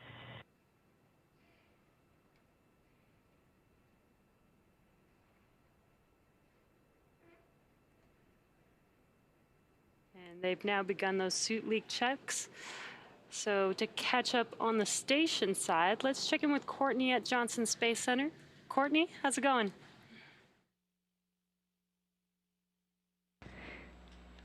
Thanks, Jesse. As we said earlier, the team here in Mission Control Houston is actively controlling and monitoring the space station as they await Dragon's arrival. The Expedition 65 crew is in the early part of their day after waking up at 1 a.m. Central Time. The crew on board have completed a number of tasks to prepare the station for Crew 2's arrival. NASA's Victor Glover received some additional onboard training for monitoring Dragon during its final approach, which he'll do from the station's cupola. In addition, he will set up computers and control panels needed for approach monitoring and hatch operations and pre-position emergency equipment. He will also work with Soichi Noguchi to get the extra station crew quarters ready for the new residents. Back here in Houston, our rotating flight directors and their teams will be in constant communication with the SpaceX mission director for the duration of the flight uphill. Once we get integrated operations, the NASA flight director will be conducting a series of go, no-go polls at the predetermined checkpoints for Dragon's approach. For now, we'll continue to follow along from here in Mission Control Houston, so I'll send it back to the team at Kennedy. Over to you, Marie. All right, thank you, Courtney. If you're just joining us, it is T-minus 2 hours, 18 minutes and counting until the first astronaut launch of the year from U.S. soil and the third crew launch for SpaceX in NASA's Commercial Crew Program. Commander Shane Kimbrough, pilot Megan MacArthur, and mission specialists Thomas Pesquet and Aki Hoshide are strapped into their seats, rotated back, and safely inside Crew Dragon Endeavour. The next milestones coming up are, actually we just completed seat rotation, and we're gonna have hatch closing coming up shortly. This will be the first reuse of Crew Dragon. This is the same capsule that flew Bob Behnken and Doug Hurley in SpaceX test flight to the space station last year. The crew today is also flying on the same Falcon 9 rocket booster that lifted the Crew 1 astronauts into orbit last fall. And we are also ready to see the first European astronaut fly in Crew Dragon. Of course, that's Thomas Pesquet. And NASA's Jasmine Hopkins is at a nearby viewing location with a special guest from the European Space Agency. Jasmine? Thanks, Marie. Crew 2 will be the first commercial crew mission to include 2 astronauts from our international partners. And here to talk to us more about it is Frank Davina, ESA's manager for the International Space Station program. We see the same. Good leak checks. Closeout team will perform. Good morning, good afternoon in Europe. Thank you so much for being here today with us, Frank. We got some call-outs happening over the waves right now, but we're going to continue with your interview. So you understand the space station as both an astronaut and as a manager. You flew there twice. Can you tell us what today's mission means to ESA? Well, today is a very important mission, of course, for ESA. It's the first time that we fly an ESA astronaut on a U.S. commercial crew vehicle, the Dragon, the Crew 2. And it's also the start because we fly Thomas Pesquet today on the Alpha mission, but in fall we will fly Matthias Maurer, and next year we will be back here to fly Samantha Cristoforetti. So it's really a great time for ESA to be on these missions. We have 4 USOS crew members now permanently on the International Space Station, which means that we have a big increase in the number of hours of crew time utilization that we can do. So we have a whole science package from ESA, but also from our partner agency, CNES, that will be executed during this Alpha mission on board. So it's a great time to be here, and we are very excited. Right, that is fantastic, and we are very excited. It's also an exciting time for ESA because you are going through astronaut selections as well. Can you talk to us about how ESA is planning to expand the number of European astronauts on the space station? Yes, we are indeed starting a new astronaut selection this year. The campaign is running. We are asking all people from around Europe to participate and to put in their candidacy till the end of May. And then the selection process will take about a year, and then by the end of next year we hope to select a new class of astronauts that then will fly towards the International Space Station as of 25, 26, something like that. And so we are also working with our international partners, of course, like NASA, to extend the space station till 2030, because from an ESA point of view, it's very important that we continue the research and the technology development that we can do on the space station. Of course, science for the benefit of humankind here on Earth, but also to prepare for the future of exploration. As you know, ESA is also a participant in the Gateway.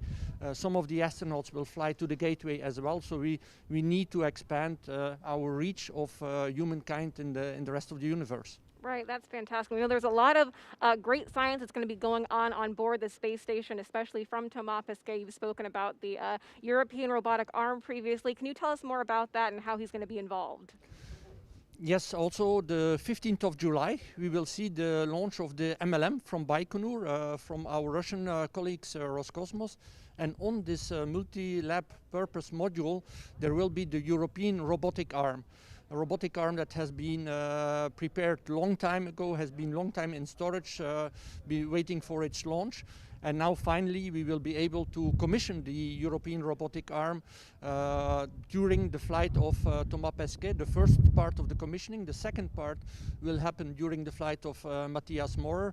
And then hopefully we can start using this arm also to enhance the capabilities of the space station on the Russian segment, to place, for example, experiments on the outside of the Russian segment, or to relocate some modules. So we are very excited as well to also work with our Russian colleagues of Roscosmos and Energia to get finally this European robotic arm launched to the space station. Right. No, that's very exciting. We're glad to see some of those specifics of what he's going to be working on board. Can you tell us about the importance of our commercial and international partnerships with ESA? Well, it's very important that we have this partnership going, of course, in the International Space Station.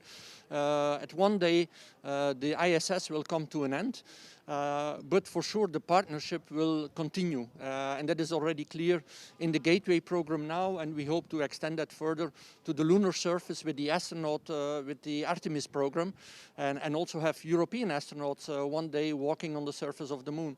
So the partnership for us is extremely important to be able to execute our exploration program. But also the commercial partnership is very important because ESA wants to continue to fly astronauts to low Earth orbit even after the ISS.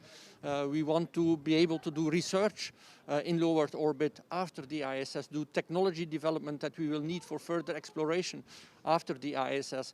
But most probably it will not be the same configuration anymore as we have today.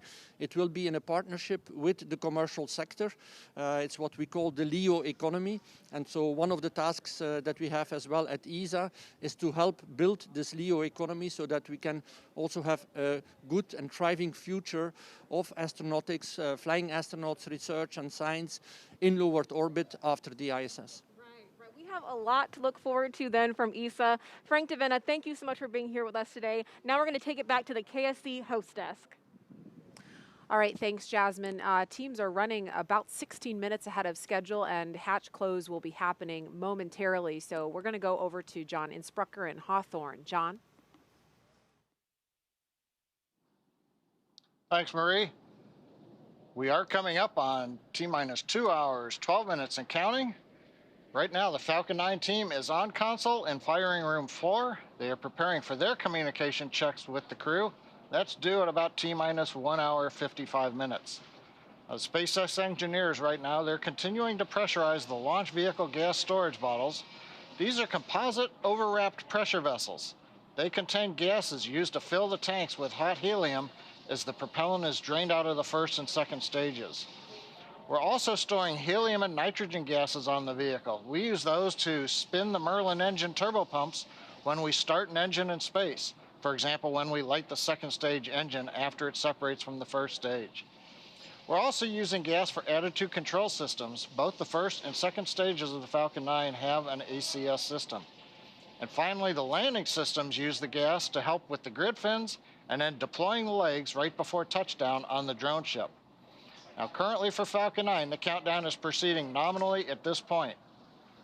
On board the Dragon spacecraft Endeavour, we heard the comm checks just a little while ago between Dragon team and crew. We've seen the astronauts rotate their seats to the flight position. We've successfully completed the suit leak checks, and we're watching right now as the hatch is coming down as part of the closure sequence of events. And then once we get the hatch closed, the SpaceX support team will perform a final leak check of that hatch.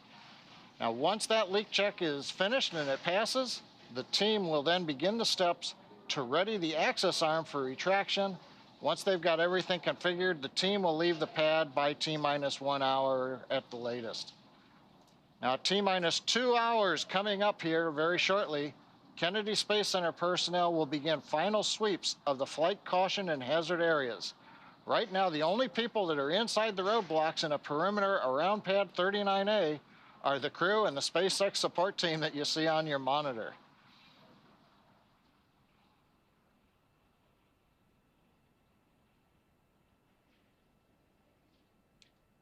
And right now, as we get ready to bring the hatch down, we're going to go back to the team at Kennedy Space Center. Thanks for that update, John. As you can see, we are preparing for the closure of the side hatch. The closeout team there in the black SpaceX flight suits that you see have performed a final FOD check, and they've gotten the final okay from the crew inside the capsule to confirm that they are indeed ready to go to space today. As you can see, the side hatch has just been closed. This is a little bit more complicated than it may seem. So it's this initial closure, and then there will be actual mechanical closure using a torque wrench, which we should see here momentarily. Might be, yeah, we can see that happening now. And then afterward, we will inflate the seal that's around the side hatch in order to do that leak check. We'll inflate the seal, apply a pressure basically, and make sure that the hatch is able to hold that designated pressure for a couple of minutes. And once that's done, we'll put the side closure there on the open part of the hatch that still remains. And like John said, at that point, the crew will then begin to prepare the crew access arm for retraction. And I can't emphasize this enough. We've seen this time and time again with SpaceX. The written timeline, has very specific times laid out, but oftentimes we see that they're ahead of schedule, and that's certainly the case here. Side hatch is closed and starting leak checks on schedule. Okay, so we heard the announcement that the side hatch is Copy. closed. Thanks for the words, Chad. And leak checks are beginning momentarily on the side hatch. Now, when I say that they're ahead of schedule, that does not mean the launch time is changing. Launch is instantaneous. That cannot change. That's holding for 5:49 and 2 seconds this morning, Eastern Daylight Time. But when the teams work ahead, as they are in this case, if everything goes well with the side hatch leak checks, all that does is give them more time, more margin to troubleshoot if an issue does pop up after this point. So they may be running ahead of the timeline, but regardless, we're still going to see launch, if everything goes well, at 5:49 and 2 seconds this morning. And what we're seeing now is the closeout team basically installing the fixture that will allow us to begin to inflate that seal that is around the side hatch, which, like I said, pressurizing and then for a couple of minutes to ensure that the side hatch is able to maintain that designated pressure. As you can see, everyone's following along with procedures on their tablets. Everyone has a specific job. That's what the numbers are for, located on the back of the of the flight suits. Everyone has a specific role, and all of this has been practiced multiple times, which is why it looks like the well-oiled machine that we see here. Stacy, at this point in time, the door is closed. You know stuff is happening on the outside. Where is your heart? Where is your head at this point in the launch countdown? Because you're not quite there yet, but like you said earlier, your suit's on, so like the on button has been pushed. Exactly. Exactly. And right now, I imagine I've not been in the Dragon capsule, but I'm pretty sure the crew can hear what the closeout crew is doing right now. So they're probably listening to the mechanisms and their spacecraft breathing. But at this point, now that the hatch is closed, it's like a new phase. It's just the four of you, and from this point forward, that it's just the four of you. So your focus kind of comes in a little bit before you're coordinating with the second team, but now it's just the four of you, and then the voices that you hear. So it's kind of it's a transition. We got word that the crew aboard the International Space Station is also watching all of this unfold live. Of course, they were sitting in these seats at the pad in their Crew Dragon Resilience that's currently docked to the International Space Station. So that crew is watching the crew on the pad today and getting ready to welcome them aboard if all goes as planned early tomorrow morning.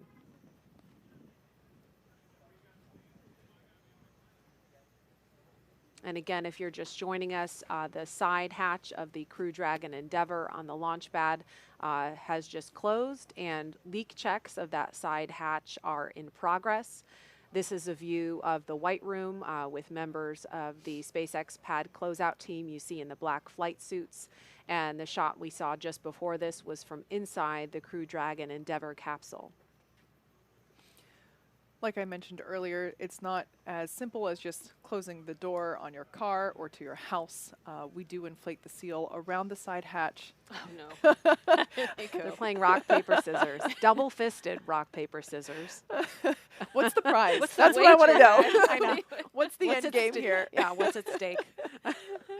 So, like I said, this process takes a couple of minutes. We inflate the seal around the side hatch and make sure that it's able to maintain that pressure for a couple of minutes prior to actually performing the rest of the physical preparation of the side hatch itself.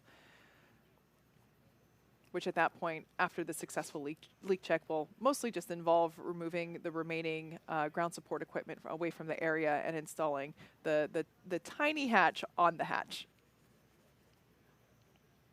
The rock, paper, scissors shoot with the Crew 2 crew continues on. I was going to say, yeah, let's get back to the technical part of the rock, paper, scissor. They did this during dry dress, and we wondered what was going on. And it may be that they're just making up for lost time. I don't remember seeing them do this during the suit up. And so they're getting in their rock, paper, scissor now. It's critical. It's totally critical.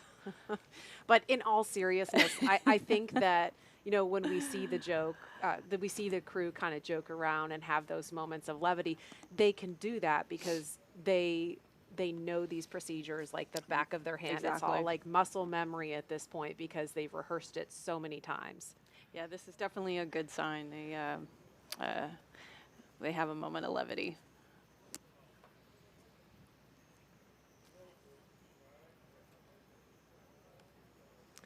So it's T-minus 2 hours, 2 minutes, and counting. The hatch close has been completed a little bit ahead of schedule, and we're awaiting the results of a side hatch leak check to make sure they can proceed.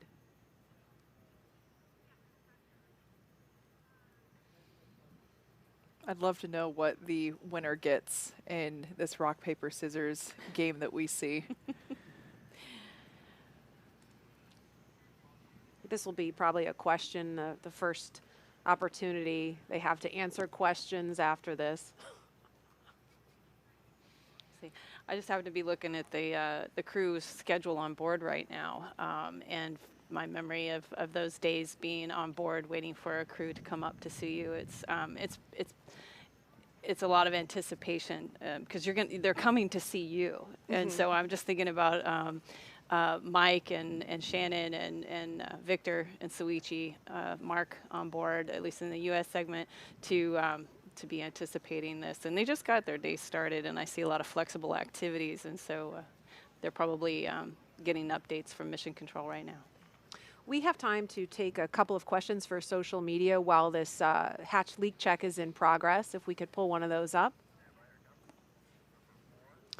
Does food taste the same in space? Tracy, you're the only one here that can answer that. I think that one's for me.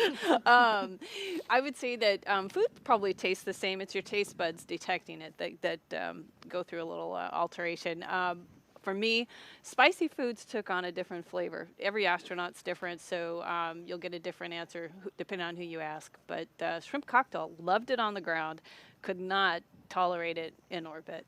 But it's very interesting. Yeah, it was. It was disappointing too because I really liked it, and I packed a lot for that flight. Bummer. Yeah. Next question. Are the big touch screens that the astronauts are looking at just for looking up data and docking on the International Space Station, or could the astronauts do something different with them, like open the side hatch, or separate the trunk, or fire the Draco thrusters manually? Kate. Yeah, that's a great question. The screens are primarily used for monitoring, especially in the final approach to the station, everyone can actually see which thrusters are thrusting when, as Dragon is slowing itself down and steering and basically positioning itself to dock with the International Space Station.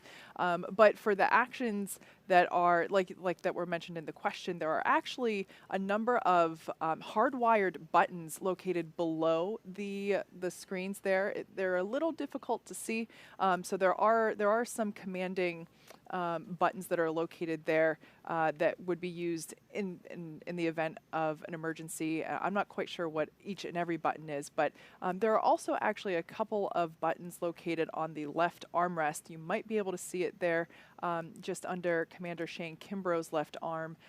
There's actually a small control panel that allows them to basically turn their volume up and down, turns on their task light, which is a little personal light there inside the cabin, and of course transmit their communications. So there are a couple of different buttons located around. The ones used most often are certainly there on the side of their arm. Next question from social media. Why did the other Crew Dragon capsule have to undock and redock on a different space station port? What prevents Crew 2 simply from docking at that other port to avoid all of the repositioning? So that's a great question, and I'm going to try to explain it in a simple way. So the shorter answer is the Crew Dragon Resilience could dock to either the forward port or the zenith port. They're going to be docking to the forward port. That is where the Crew Dragon Resilience, excuse me, I misspoke. The Crew Dragon Endeavor is what's on the pad, and they can dock to either the forward port or the zenith port. The Crew Dragon Resilience, which is already on station, relocated from the forward port to the zenith port earlier this month, and that actually had more to do with the Cargo Dragon flight that's coming up this summer. The preferred port for Cargo Dragon is the zenith port, so that keeps the zenith port open for the Cargo Dragon when Resilience departs to come home in just a few days. So it's a little bit of musical chairs, a little bit of just rearranging parking spots on the International Space Station, because it's pretty hopping up there. What a great problem to have, though. Too many dragons. We got to move things around. One thing that we did learn that came out of that activity, so in order to perform that port relocation. Side hatch leak check complete and access panel install has started. Okay, great information there. Sounds like that. Copy, thanks. That leak check was successful, and now they're going to install the final plate there on the side hatch. So this is essentially the last buttoning, the last... Dragon SpaceX, we're commencing health check for the launch escape system. Expect a momentary flight computer change, followed by transition back to pad hatch closed. Copy, thanks for the heads up. As I was saying, this is the last physical buttoning up of the Dragon capsule. Basically the last bit of crossing the I's and dotting the I's and crossing the T's that the vehicle itself will undergo prior to liftoff. And we can see the team working to finish uninstalling the hardware there that was utilized for that leak check. And so we've got a little over an hour now until the pad team wraps up its final checks and clears the white room. That's when the action will really pick up with the retraction of the crew access arm, the arming of the launch escape system, and propellant loading on the Falcon 9 rocket. So we'll keep a live view of the crew here as they're sitting tight for the next hour or so and provide you with some more context about this mission. Now let's head over to Houston for a closer look at what the crew will be doing once they reach their destination. Courtney? Thanks, Marie. Once Crew Dragon arrives at the International Space Station, they'll be welcomed by their Expedition 65 crewmates. We're doing something called a direct handover, which just means a new crew of astronauts arrives at the station before another crew departs. It will only last a few days, but we'll have 11 people on board the station. The record for the most astronauts aboard the station was set several times during the Space Shuttle program, when we had as many as 13 for short periods of time. One question we've heard a lot is, where are all of these astronauts going to sleep? The space station has 7 permanent spots for astronauts to sleep, known as crew quarters. When we have more people sleeping On the station, then locations for a short period of time, Dragon the crew SpaceX works with flight controllers on the ground to stake out temporary camp-out locations in different modules. We can also have a crew member sleep inside each Dragon capsule, as Crew 1 Commander Mike Hopkins did for his stay on the station. This mission will also continue keeping the long-duration crew size on station at 7 on the U.S. side. We'll have 5 astronauts to conduct research. Just the jump from 3 to 4 astronauts takes our average of 30 to 40 hours of science work a week on station, all the way up to 80 to 100 hours, effectively doubling our amount of time dedicated to research. Great words on the With weather 5 and the aboard vehicle. during Thank Crew you. 2's mission, that number will reach even higher, as the station And Dragon, is first confirm and when ready foremost a for laboratory. comm checks with Falcon 9 operators. Ready for The crew will comm jump checks with right into Falcon 9 conducting operators. experiments.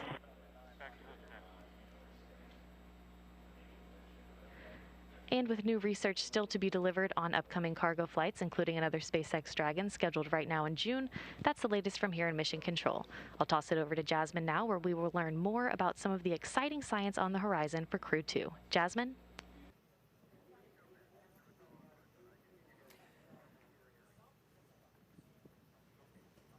All right, we are actually at the Kennedy host desk at the Kennedy press site. We are currently at T-minus 1 hour and 53 Dragon, minutes. GNC on countdown 1, comm check. GNC, loud and clear, countdown 1. GNC loud and clear, stand by for comm check by propulsion. Dragon, prop on countdown 1, comm check. Prop, loud and clear, countdown 1. Prop, loud and clear, stand by for comm check with avionics engineer. Dragon, avionics on countdown 1, comm check. Avionics, loud and clear, countdown 1. Avionics loud and clear, stand by for comm check by ground segment engineer. Dragon, ground segment on countdown 1, comm check. Ground segment, loud and clear, countdown 1. Ground segment loud and clear, stand by for comm check by launch control. Dragon, launch control on countdown 1, comm check. Launch control, loud and clear, countdown 1. Launch control, loud and clear. Stand by for comm check by the chief engineer. Dragon, CE on countdown 1, comm check. CE, loud and clear, countdown 1. CE loud and clear. This completes the F9 responsible engineer comm checks.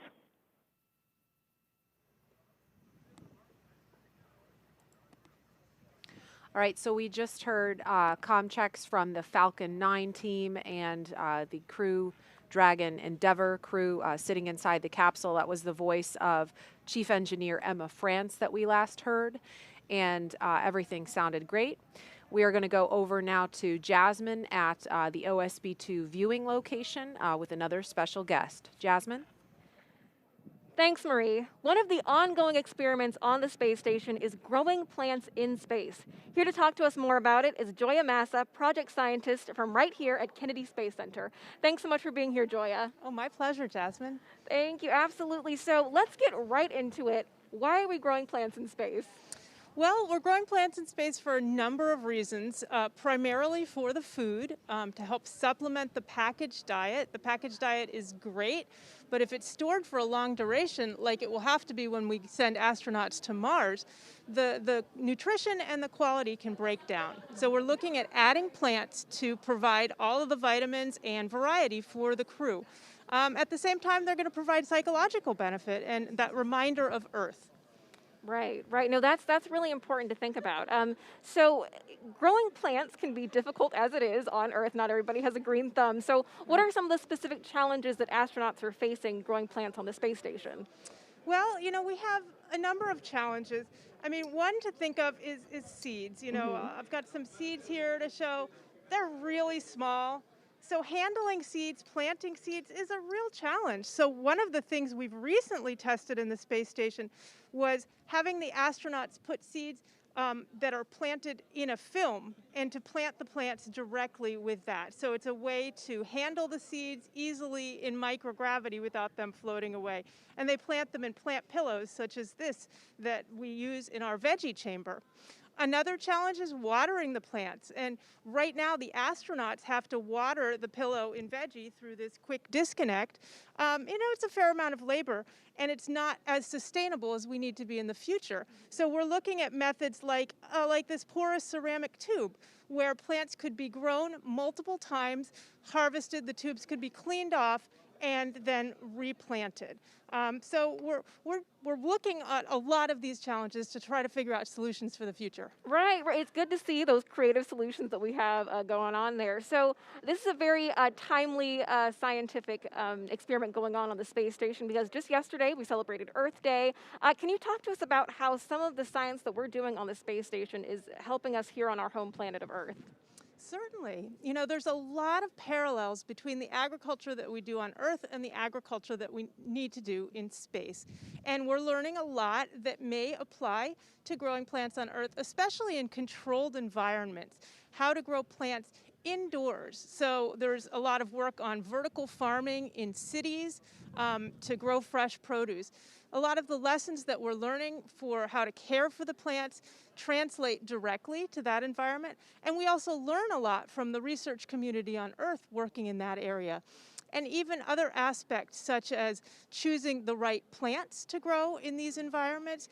We do work on that here to identify good candidates that have the vitamins that people need, that have very good food safety, and those would also translate well to Earth. Also, the work on LED lighting for crops. That was something that NASA started originally, and now it's being done all over the planet. Right. And I'm glad that you mentioned choosing the right plant. I know that part of your scientific research is also education-based. With something called Growing Beyond Earth, you worked with students in hundreds of classrooms, across the country to help choose a crop that Mike Hopkins grew on the space station. And is there anything that you want to tell to those students, about the future of plant science? Well, that citizen science education program that we run it's run by Fairchild Tropical Botanic Garden in Miami, and we collaborate with them on this.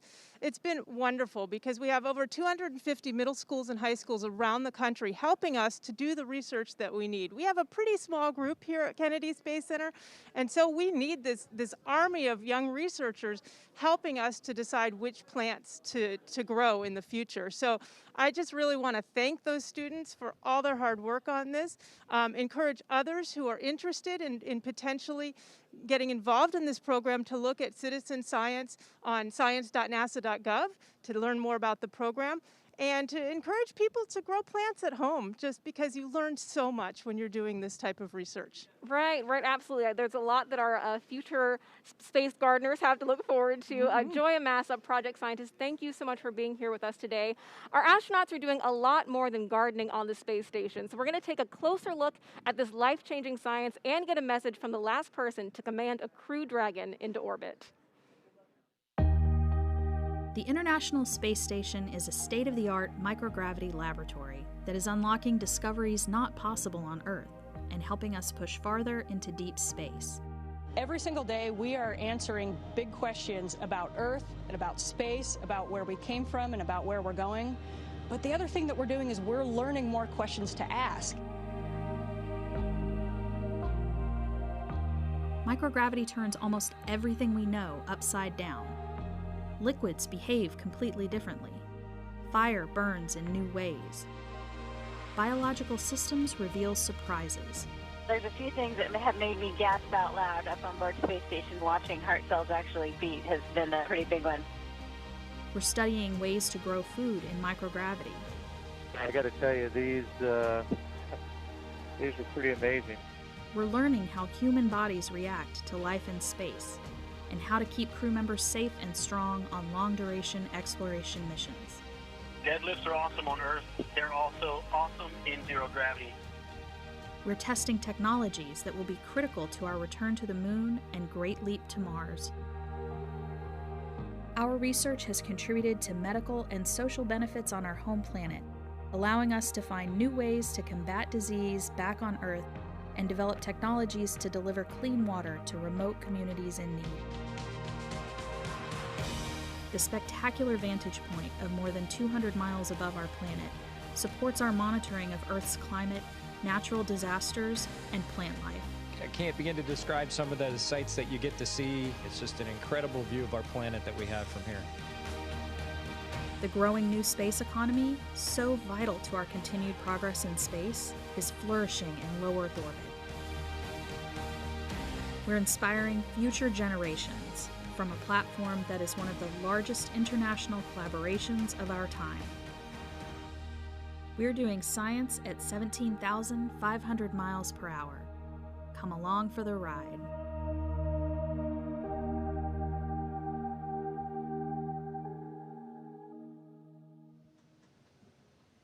Hi, I'm NASA astronaut Mike Hopkins aboard the International Space Station and a member of Expedition 64. Additionally, I have the honor of commanding Crew Dragon Resilience, which brought us here last fall. Since that time, my crewmates and I have been busy working on experiments and performing spacewalks to maintain this spectacular orbiting laboratory. It has been a privilege of a lifetime for the past 6 months as we continue to pave the way for exciting new exploration that will lead to American footprints on the moon once again in the near future. Victor, Shannon, Suichi, and I are getting ready to come home soon. But first, we're looking forward to welcoming the next SpaceX Dragon crew. Shane, Megan, Thomas, Aki, you are about to experience one of the most exciting rides of your lives and a very memorable 24 hours to document with ISS. We've loved our time here, but we're ready to pass the baton to you for the next commercial crew mission on Dragon. Godspeed. All right, that was Colonel Mike Hopkins, commander of Crew Dragon Resilience. He's been up on the International Space Station since November of last year. He's had a chance to look down at the Earth and watch it breathe. Now, what does that mean? Well, luckily, we have a climate scientist here from NASA's Jet Propulsion Laboratory to tell us everything about it, Dr. Anne-Marie Eldering. Thank you so much for joining us. Hey, thanks for having me here. So yeah, what do we mean by watching the Earth breathe? So carbon dioxide in our Earth's atmosphere, you probably know it's going up as we burn coal, oil, gas, but it has this big seasonal cycle. So plants are really important for carbon dioxide. When they spring, they take it out of the atmosphere. And there's so many plants in the land of the Northern Hemisphere. Northern spring reduces the carbon dioxide in the atmosphere. In the fall and the winter, those leaves are falling off, decomposing, it goes back in and out of carbon dioxide from plant activity every year. All right, so why is the International Space Station a good place to monitor all of that? The International Space Station was actually really well designed for us to do science on it. And two features we love. One is the way it orbits around the Earth, it passes overhead at different times of day. For like LA, you'll see it change during the week. And that's really interesting with plants and these other things that respond to sunlight. You want to see them at different times of day. You can sort of learn about that part of the change. So the OCO3, Orbit Carbon Observatory 3, has been up on the International Space Station since 2019. It launched on SpaceX Dragon. What have you seen so far? What sorts of data have you seen coming in? We've been really having a great time making measurements. I brought my little plastic model of what we have loaded up there. And one of the things on the bottom, it has this pointing system, and we can look everywhere very quickly. So I brought a graphic along that's a measurement over Los Angeles. We looked at carbon dioxide. In just 2 minutes, we mapped the city. And you can see how there's extra carbon dioxide over the heart of LA as compared to the outer reaches. So we can start to see city scale variation in carbon dioxide and learn more about our own human emissions than we've ever seen before. Now, that's some great data, right? But this is not the only remote sensing tool that's on the International Space Station. What else is up there? It's like a party up there. We've got, especially when you're thinking about plants, we have a neighbor called JEDI. It's looking at how much plant material is there. There's another neighbor called EcoStress. It says what happens to plants when they're hot and dried out.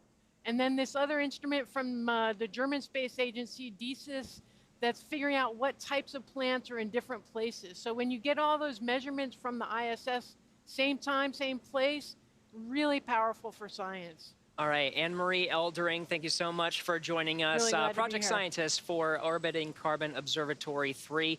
We have a lot more of climate science information that you can find on our website. That's nasa.gov/Earth Day. Now let's get back to the action with Crew 2 with John Innsbrucker here at SpaceX headquarters in Hawthorne, California. John?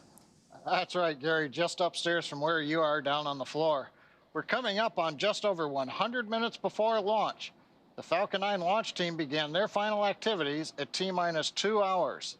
Now, the launch engineers are located in Firing Room 4 in the NASA Launch Control Center on Kennedy Space Center. They've got a view through their large windows of Pad 39A, located just 5 kilometers east of where they're sitting. Now, the Falcon 9 team is loading helium and nitrogen gas into storage bottles on the launch vehicle. Radio frequency checkouts have also been completed, and a final review of launch vehicle testing performed earlier today is underway.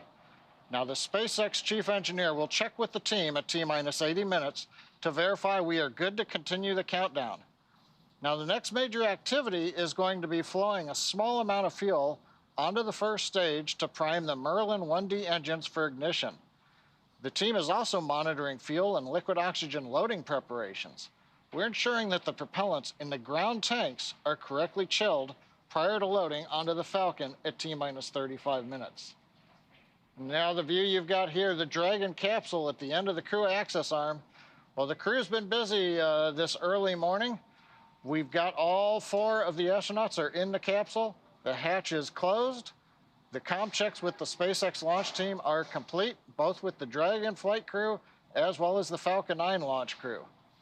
We've also done a leak check, and that confirmed the hatch is correctly installed. It was completed with no leaks.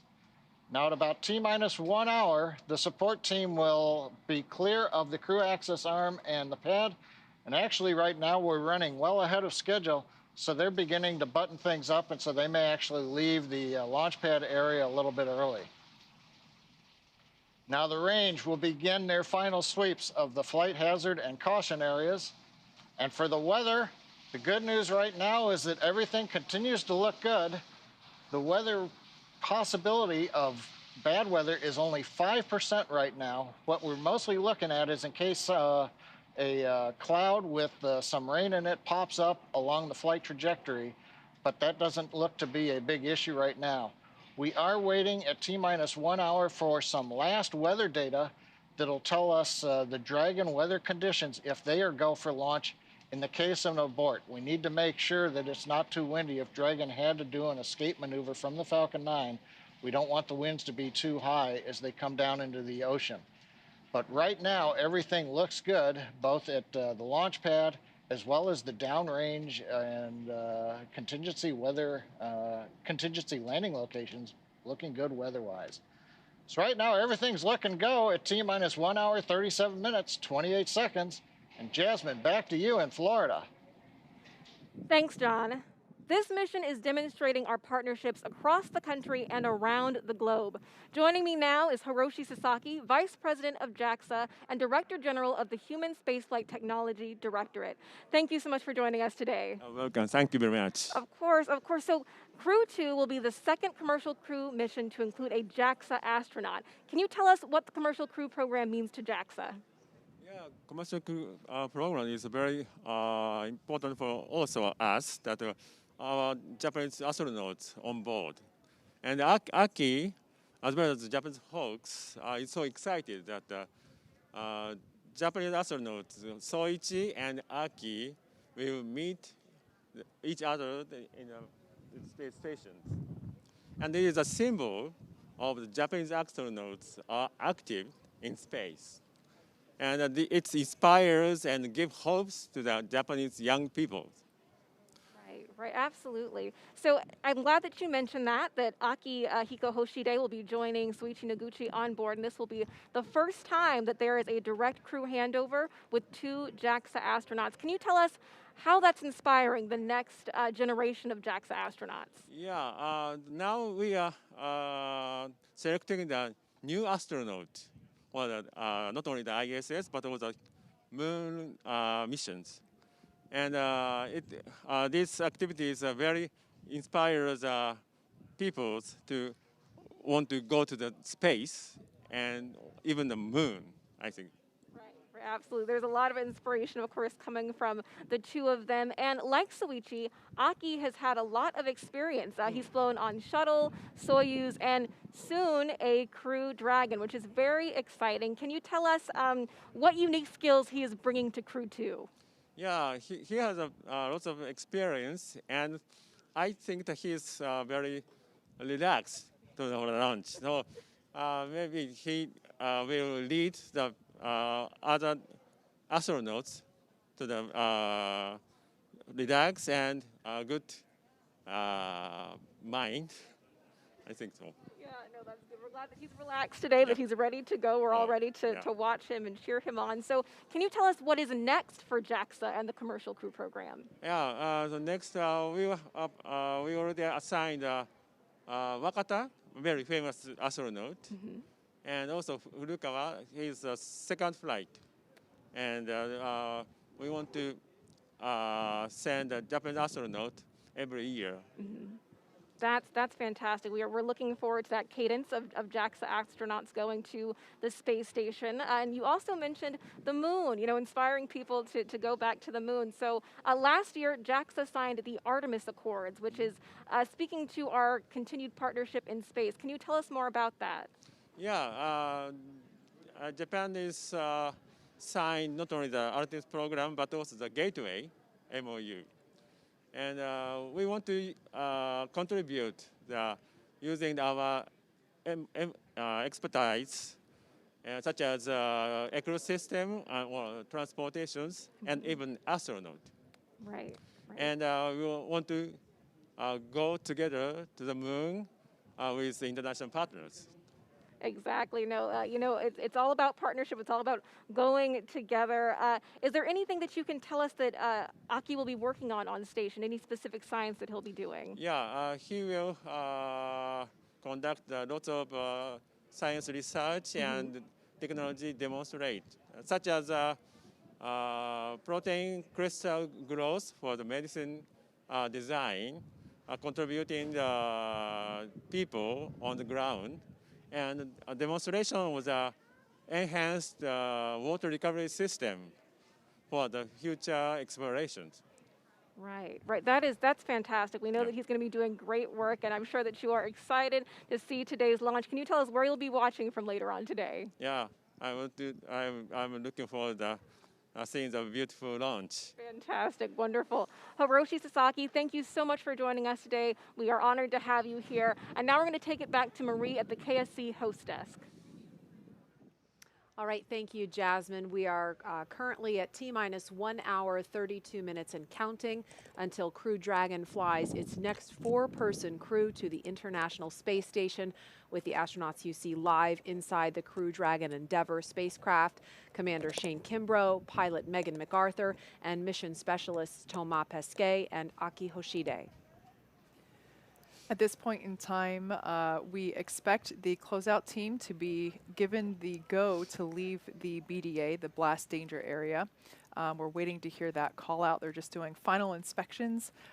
So all good news proceeding to an on-time liftoff this afternoon.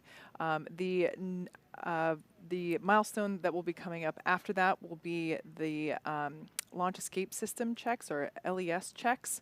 That will happen around T-minus 1 hour and 30 minutes, and those will be conducted by the Falcon launch team. Those checkouts are a standard part of the launch countdown and critical to make sure that everything is in working order before arming the launch escape system, and which, of course, there we see the closeout team leaving the Dragon capsule, walking down the crew access arm.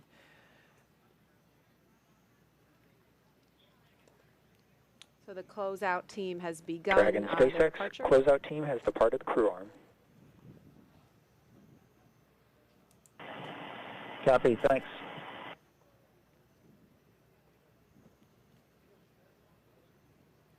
We just heard confirmation that the pad closeout team has departed the crew access arm.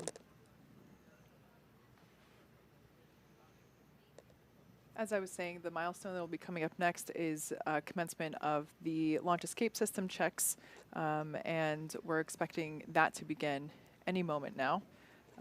As I was saying, these are standard part of the launch countdown, critical to make sure that everything is in working order before we arm the launch escape system, which of course comes right before we step into propellant loading.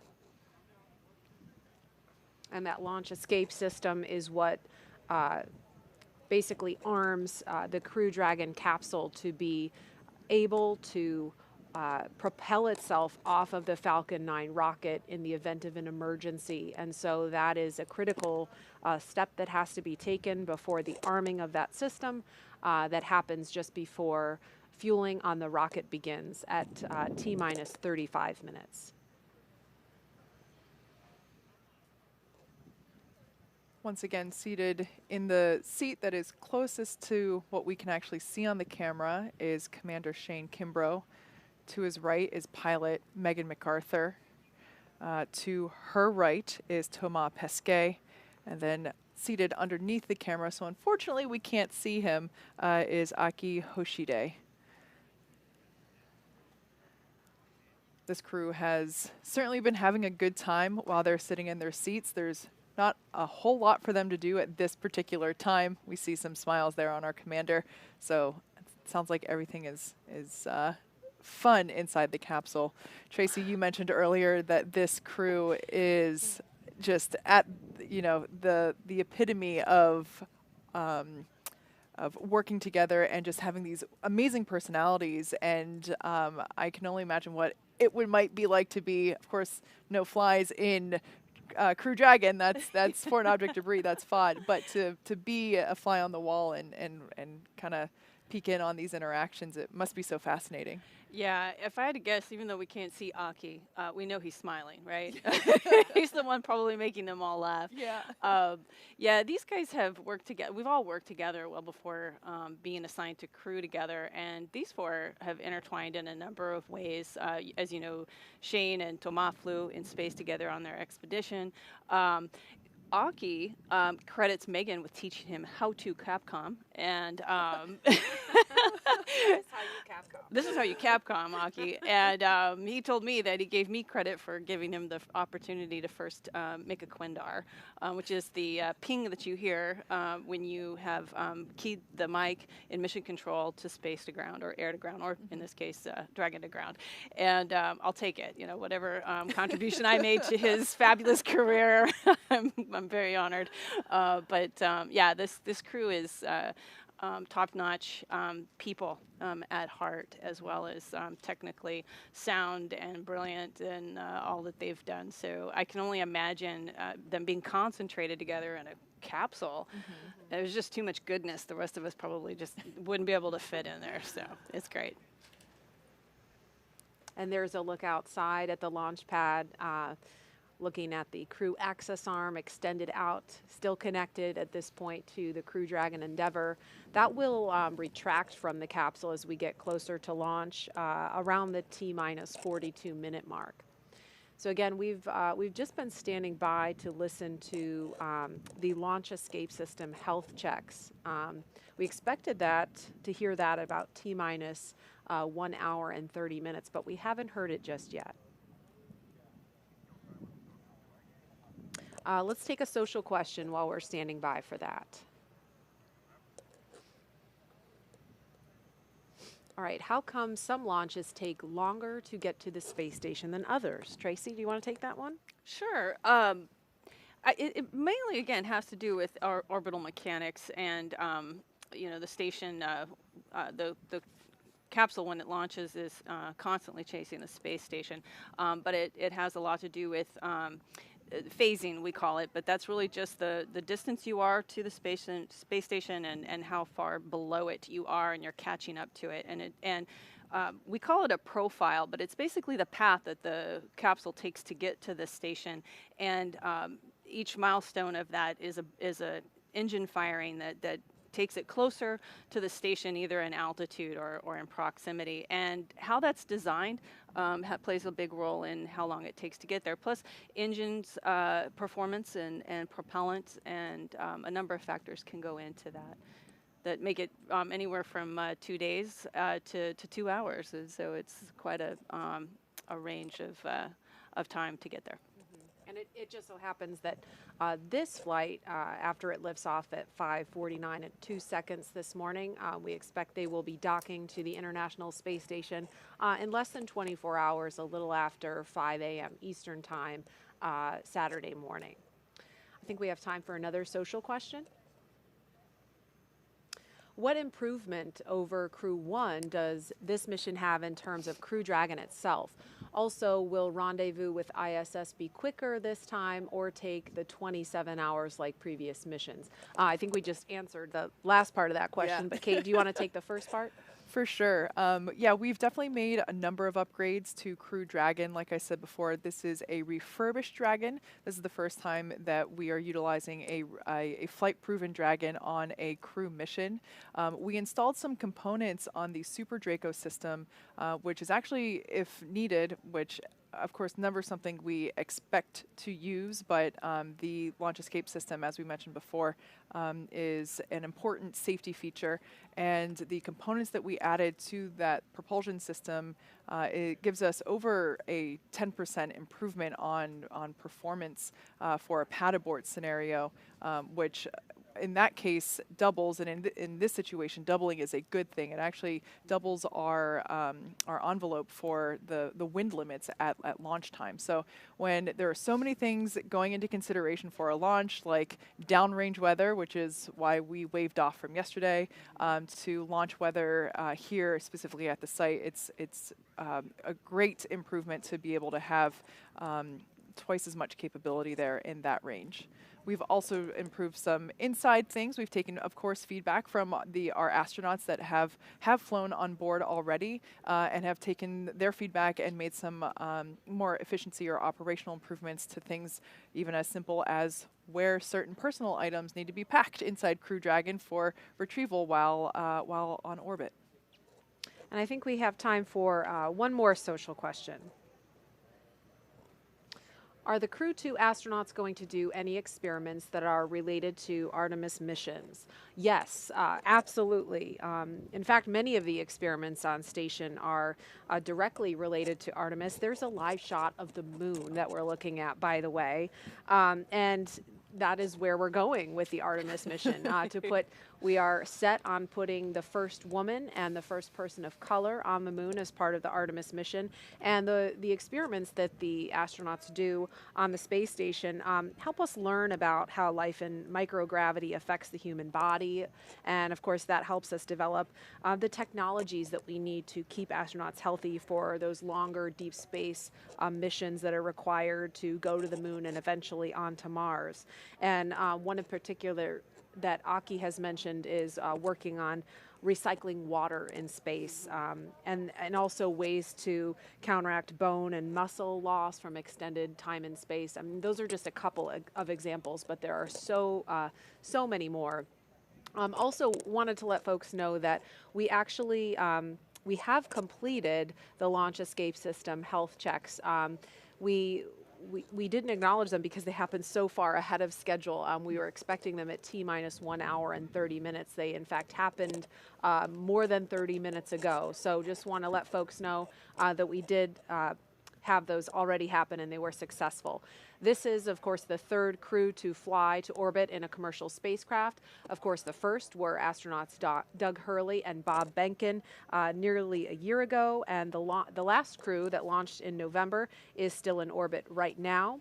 They are getting ready to return to Earth on April 28th after they welcome the Crew 2 astronauts aboard the space station. Here's a look at some of the extraordinary and record-setting accomplishments of the Crew 1 team to date.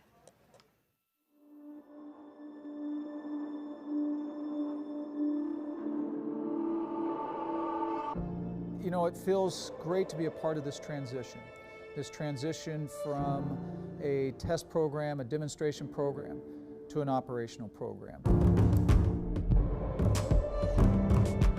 After NASA certified Crew Dragon, Crew 1 is the first mission to the International Space Station. I feel very honored to be a part of this great mission. Dragon, SpaceX, go for launch. When we're sitting on the launch pad, I think what's going to be going through my mind is I want to be in the moment. and enjoy the experience. There is just an electricity in the air as that countdown is happening. The engines light and liftoff occurs. 3, 2, 1. Ignition. Liftoff. Vehicles pitching downrange. Falcon 9 is supersonic. Stage separation confirmed. Dragon separation confirmed.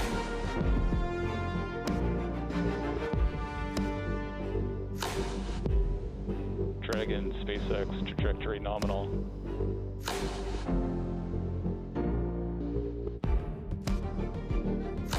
It's really hard to explain living and working in zero-G. It's fascinating how normal it becomes so quickly. It just feels like you've done it your whole life.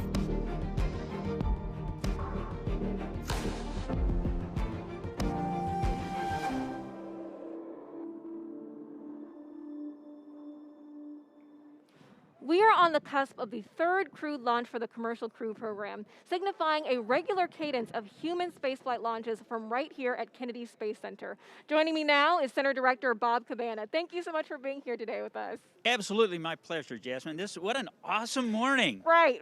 We're up before the sun. Yep. Yeah, we are so glad to have you here. What's your reaction to this return to regular human spaceflight launches? All I can say is it's about time. It was so great last May when Bob and Doug launched for the first time in 9 years humans to space on a U.S. rocket from U.S. soil here at the Kennedy Space Center. Then to get Crew 1 up there last November. And now this is really cool because Megan's flying in the same capsule that Bob, her husband, went to space in last May. I mean, it's awesome to have this regular cadence again. Yeah, absolutely. We're thrilled to be here. We're thrilled to see, history being made. And in addition to the excitement from today's launch, we are also coming off our celebration of Earth Day. Can you talk to us about how we launch from Earth for Earth? What is Kennedy Space Center doing to benefit our home planet? Kennedy Space Center has an absolutely excellent environmental program. First off, our 144,000 acres here, it's a national wildlife refuge managed for us by the Fish and Wildlife Service. I've been out and seen the sea turtles. I've helped count eggs, look at eggs, see the nest. It's awesome. It is so cool. We just signed an agreement with Florida Power and Light. They have put in a 491-acre solar farm. It takes care of like 15,000 homes, the electricity that this solar farm generates. We want to be very ecologically friendly. One of the neat things that we're doing here at Kennedy Space Center, we're responsible for plants, growing plants in space, growing plants when we go to the moon, going to Mars, food for the astronauts. Real processed food loses nutrition over time. And there's a psychological benefit to having plants in space, too. So I think it's kind of cool to be able to take, part of planet Earth with us into space as we move on. But no, I'm really proud of our environmental program here at KSC. Right, absolutely. And you really understand the importance of taking pieces of home up to the space station. You have flown 4 times on shuttle. You understand probably more than most of us how our astronauts are feeling today. So have you spoken to them recently? How are they doing? The crew is doing outstanding. I talked to them the other night. They are ready to go. Everything's tracking well on the launch. I can't wait to see those guys blast off. I got to see them come out of crew quarters and get in their Teslas and drive out to the pad. They're all looking great. Their families are great. But, I know they're really focused right now. This is once you strap into that spaceship, you're just thinking about doing everything right, making sure that you do your job to get safely to space. Right. No, and you have seen, how this spaceport has changed over time. You were recently recognized as the longest-serving center director, so congratulations on that. Can you talk to us about how it's evolved over time? Absolutely. The shuttle paid for everything at the Kennedy Space Center. And, of course, that program came to an end in July of 2011. We had about 15,000 contractors and civil servants working here at the end of the shuttle program. When Atlantis landed on a Thursday in July, on Friday, 2,000 contractors got pink slips and walked out the door. We went from a workforce of 15,000 down to 7,500. Then we took a look at, hey, what do we need to support the future? And the future was SLS and Orion, but it was also enabling commercial operations. And we got a lot of stuff off our books that we had no need for, that didn't support commercial operations or the SLS Orion Artemis program. And then what was left, we said, hey, how can we enable commercial operations with this? We went out for notices of availability on this extra facilities that we had. And look at us today. We've got Boeing and SpaceX. Boeing's building the CST-100 Starliner in a facility right over here. The Air Force X-37 orbital test vehicles operating out of these former shuttle facilities over here. We got SpaceX out on pad 39A, where we went to the moon and launched shuttles. A 20-year use agreement to utilize that pad, launching cargo and crews to the International Space Station, as well as their commercial missions. Space Florida is operating what used to be the shuttle landing facility now and commercializing it. We've got Exploration Park, a research and development park on NASA property outside the secure perimeter. Space Florida operates that. We got Blue Origin out there. We got more companies coming in. I mean, this is an exciting time for America's space program. Right. No, absolutely. There's a bright future right here at Kennedy Space Center. Director Bob Cabana, thank you so much for being here with us today. Now we're going to take it back to Jesse and Hawthorne for a launch update. I have it in my script, if that helps. Thanks, Jasmine. We're just T-minus 1 hour and 14 minutes from launch, and we're getting pretty excited over here. Since arriving at the spacecraft, the crew were helped by our closeout engineers to get into their seats, attach their suits to special umbilicals that provide breathing air and a communication link to Dragon's systems. They conducted suit leak checks, which were successful, and communications checks with the Corps here in Hawthorne, which is the person who will speak to them directly throughout the mission, as well as the launch director in Florida. This is where they're checking their comm path through both ground stations and data tracking and data relay satellites that we'll use to talk to the crew the entire way to the station. And after those suit leak checks, the closeout team was able to seal the hatch, which also gets its own leak check. The closeout team has departed the pad, and weather operators will kick off their final check on wind speeds at the pad, which will be used during the final go, no-go for launch. Now, before we get to that final go, no-go, the various teams at both NASA and SpaceX will do an internal go poll, making sure conditions are right with the Falcon 9, the Dragon, the crew, the range, and the space station before that final go is given. Let's check back in on Houston for a status on the team supporting the space station on their readiness for launch. Courtney. Thanks, Gary. The team here in Mission Control Houston remains go for launch. All systems on board the station that are required to be healthy for this mission are continuing to look good. Before the station team is go for launch, they must verify that key systems on board the station are functioning as expected. This includes life support systems like oxygen generation, carbon dioxide removal, and the water recycling system that allows us to reuse about 90% of the water we send to station. We're also ensuring that the computers that allow us to command the station's major subsystems, essentially the station's nervous system, are functioning normally. We also work with our Russian counterparts to ensure that both methods of controlling the station's attitude are fully functional. This includes the large U.S. gyroscopes and the thrusters found on the Russian segment. Both systems play a critical role during Dragon's docking. Mission Control Houston will be closely monitoring the crew's flight and checking off milestones for most of the journey. Again, Flight Director Paul Kanya is now on console, leading flight controllers here in Houston for launch, and Flight Director Scott Stover will lead teams for docking tomorrow, expected to take place at 4:10 a.m. Central Time. The International Space Station team is ready for launch, so I'll send it back to Hawthorne. Gary? All right, thank you, Courtney. As we mentioned, the Crew 2 astronauts will spend about 6 months on the International Space Station.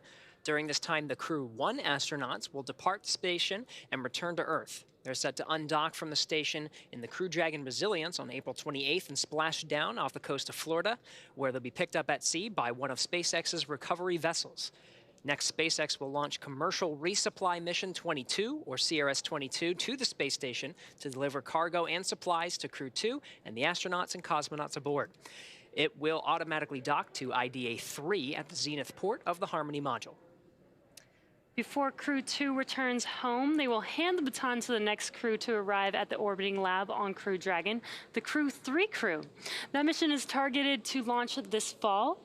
It will carry Crew Dragon Commander Raja Chari, pilot Tom Marshburn, whom are both of NASA, mission specialist Matthias Maurer of the European Space Agency, as well as a 4th crew member who will be added soon. The Crew 3 astronauts will also complete a 6-month mission as expedition crew members aboard the space station.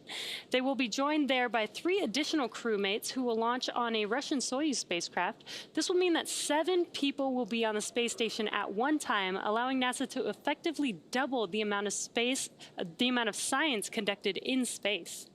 This will be Chari's first trip to space, but he has more than 2,500 hours of flight time as a test pilot. The U.S. Air Force colonel is also a member of NASA's Artemis team and is eligible for assignment to a future mission to the moon. Crew 3 will be Marshburn's 3rd visit to the space station and his 2nd long-duration mission. He flew on STS-127 and Expeditions 34 and 35. Marshburn is also a medical doctor who once served as a flight surgeon and medical operations lead for the space station. Like Chari, Maurer will be making his first trip to space with the Crew 3 mission. He has extensive experience in engineering and research, and he spent 16 consecutive days in an underwater laboratory as part of NASA's Extreme Environment Mission operations. Now let's head back over to Marie at Kennedy Space Center. How's it going over there, Marie?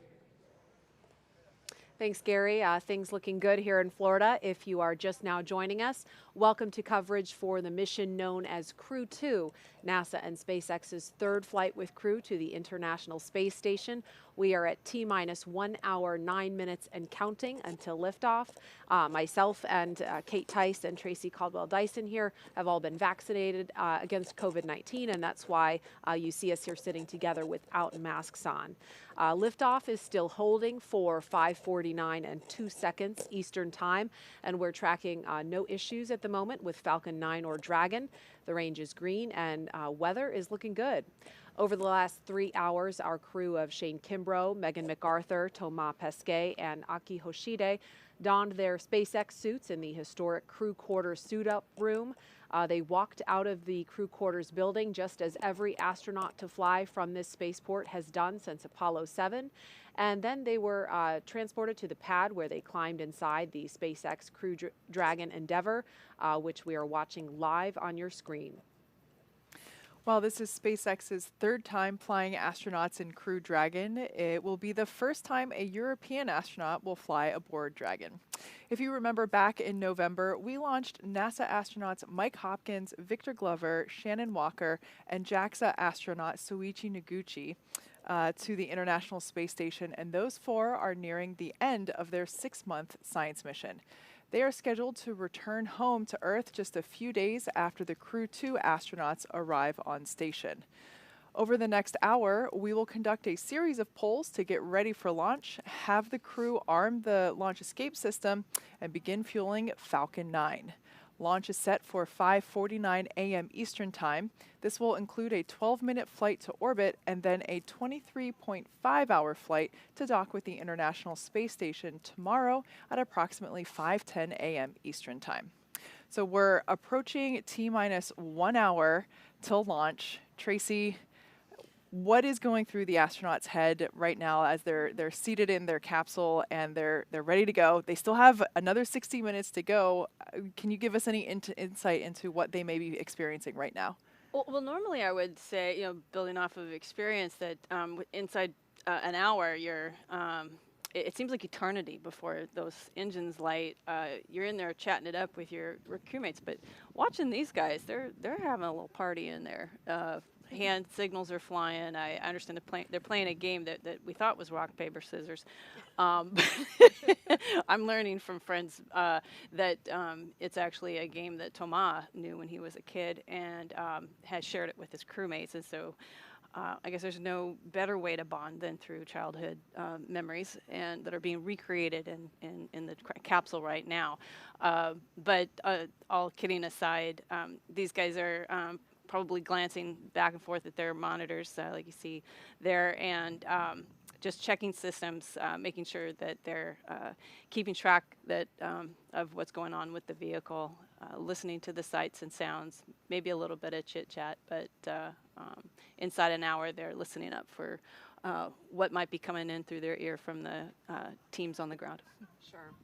Today's flight is the 2nd of 6 planned rotational missions NASA has contracted already with SpaceX as part of the agency's Commercial Crew Program. The success of the Demo 2 test flight last year allowed NASA to complete certification for SpaceX to fly astronauts like these regularly to and from the International Space Station, and that paved the way for the Crew 1 launch last fall. Now this next crew is getting ready to lift off in the exact same capsule named Endeavour that Bob Behnken and Doug Hurley first flew in almost 1 year ago. We've been hearing from the crew on board Dragon. Like you can see there, they're currently strapped into their seats, and they've already gone through all of their communication and suit leak checks.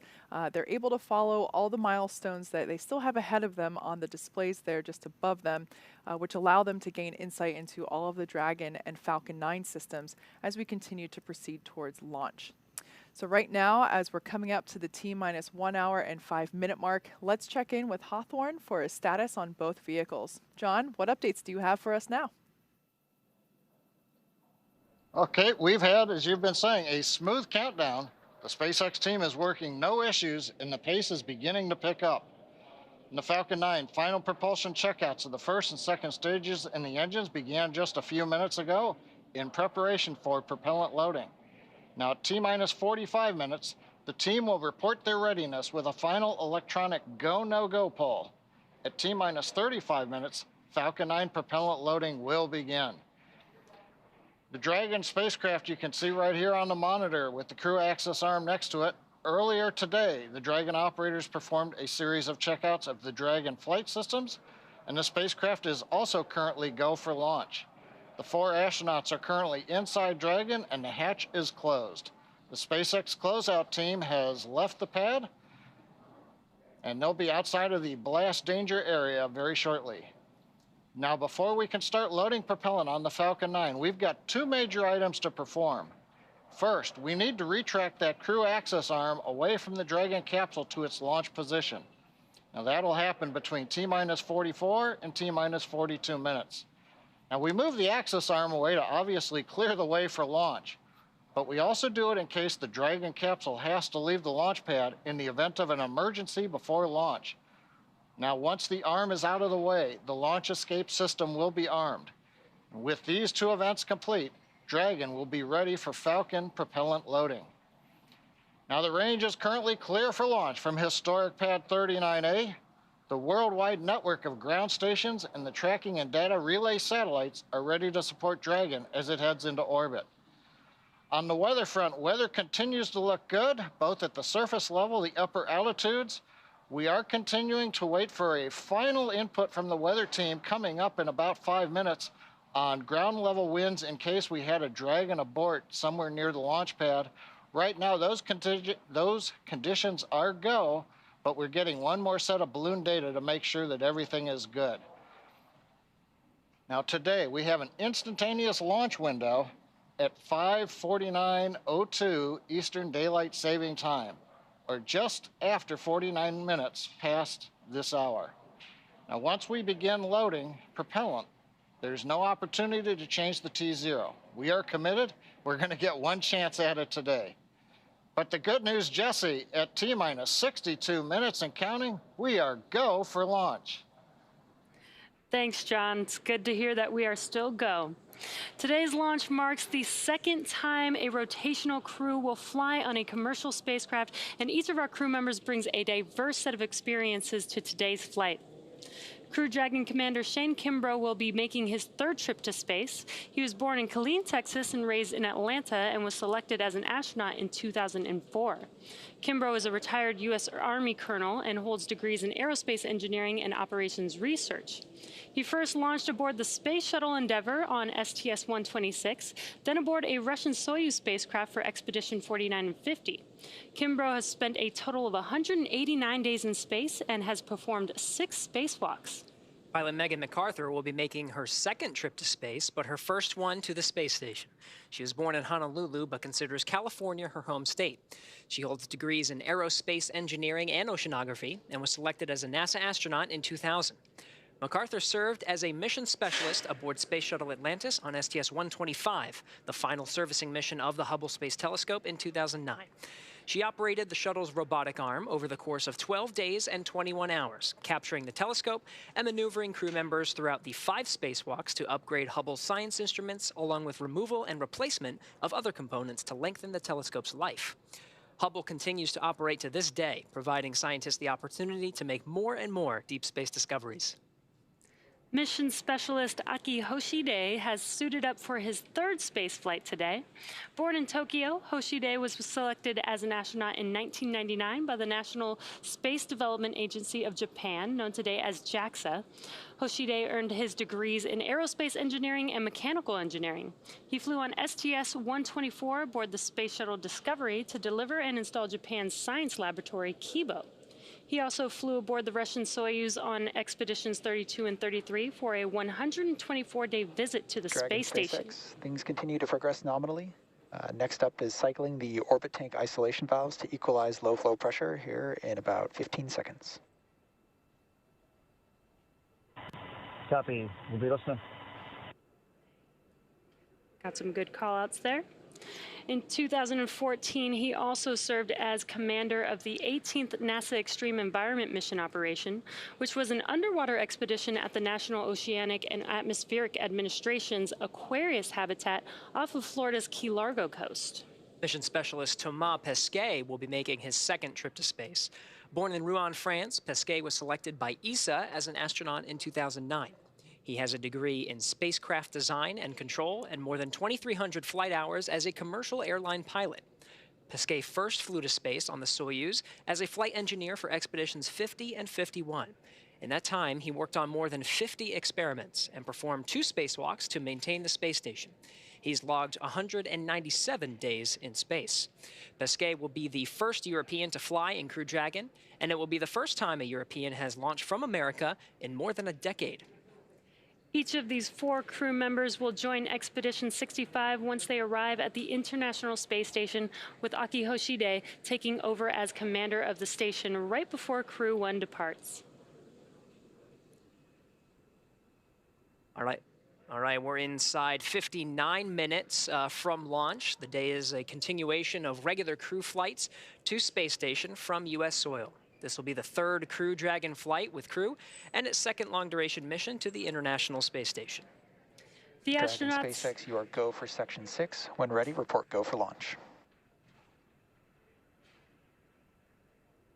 Copy. Section 6, and work.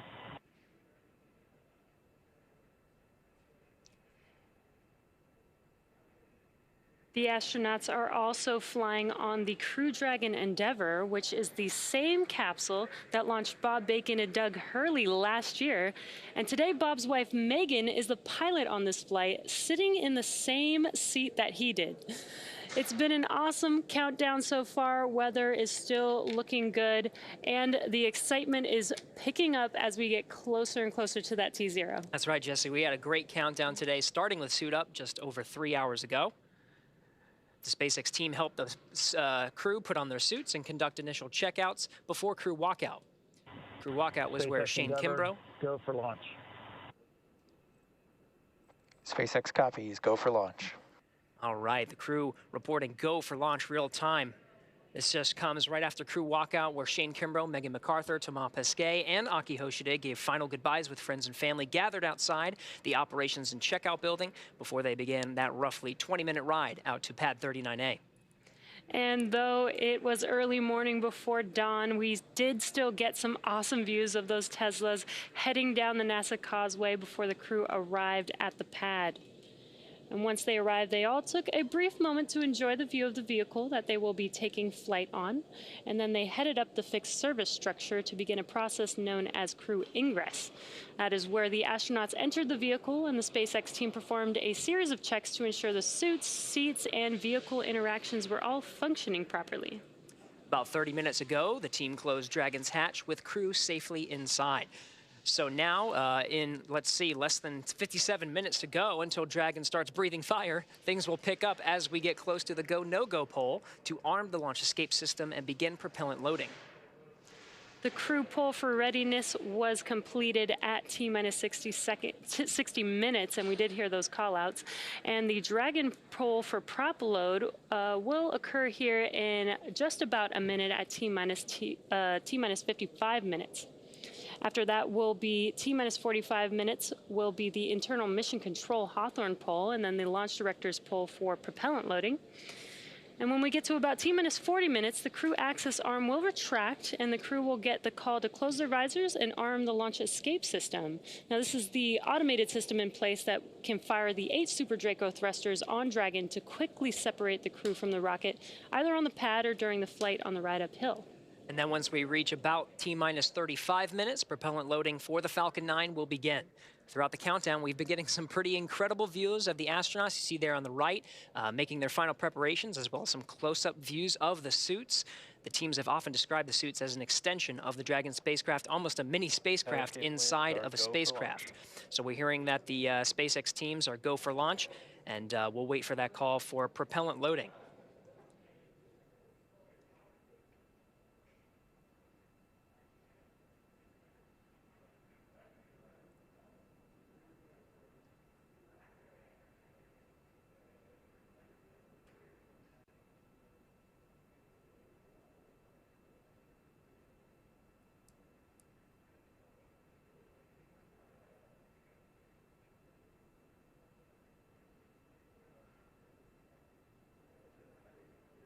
Now, as we wait for that call for the teams to begin propellant loading, we are hearing that there was a weather brief at L-1 hour. We're still looking go for today's launch. Pad escape winds are go. The weather up the ascent corridor is go. Everything tracking as we're inside now, 55 minutes to launch.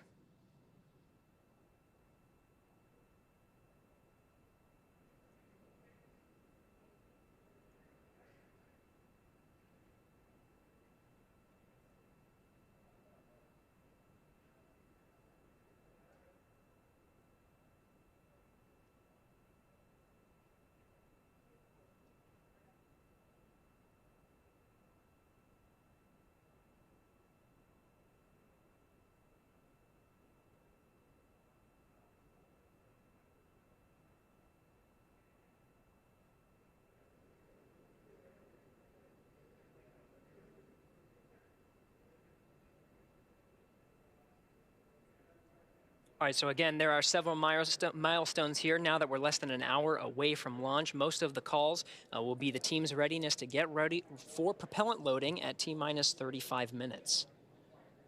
Once we reach that mark, propellant loading will begin. Some of the RP1 refined kerosene will start to fill the tanks of both the Stage 1 and Stage 2 elements of the Falcon 9 rocket. Stage 2 is smaller and expected to fill up just about 20 minutes prior to launch. But RP1 refined kerosene will continue to load into the rocket, as well as liquid oxygen on both the first and second stages, filling up just about 3 minutes before launch for the first stage and 2 minutes before launch for the second.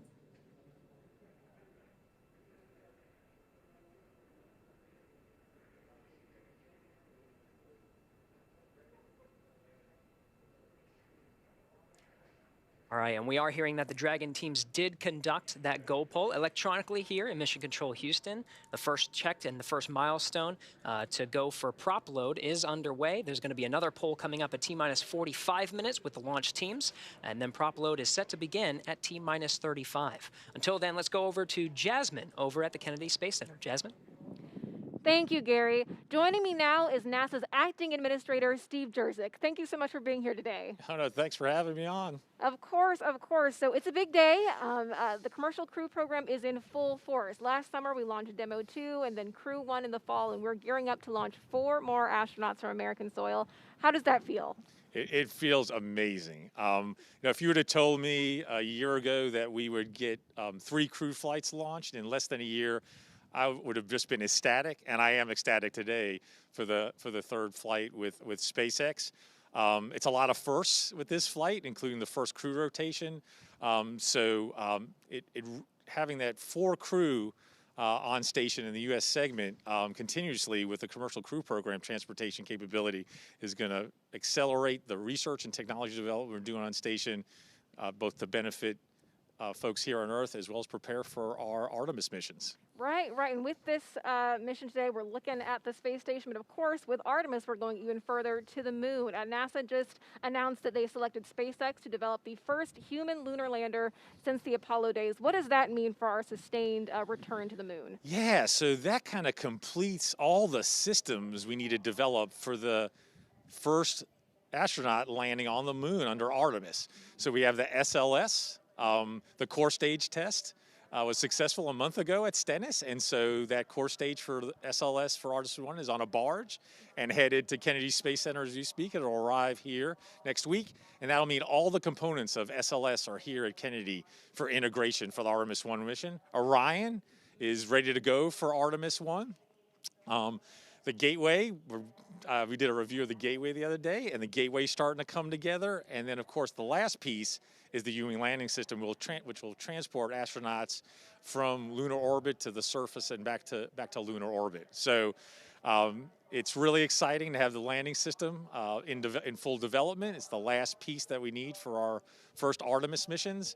And later this year, hopefully, we'll conduct the first Artemis 1 mission, which will be an uncrewed test flight around the moon. Right, right. So that is exciting. You know, as we are looking at going to the moon, we're also looking at even further to Mars. We made history just this week with the first flight of Ingenuity.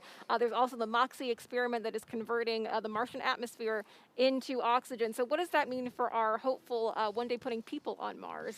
Yeah, so the science missions, the robotic missions are really important because they fill knowledge gaps for us that we need to fill to plan out eventually human missions to Mars.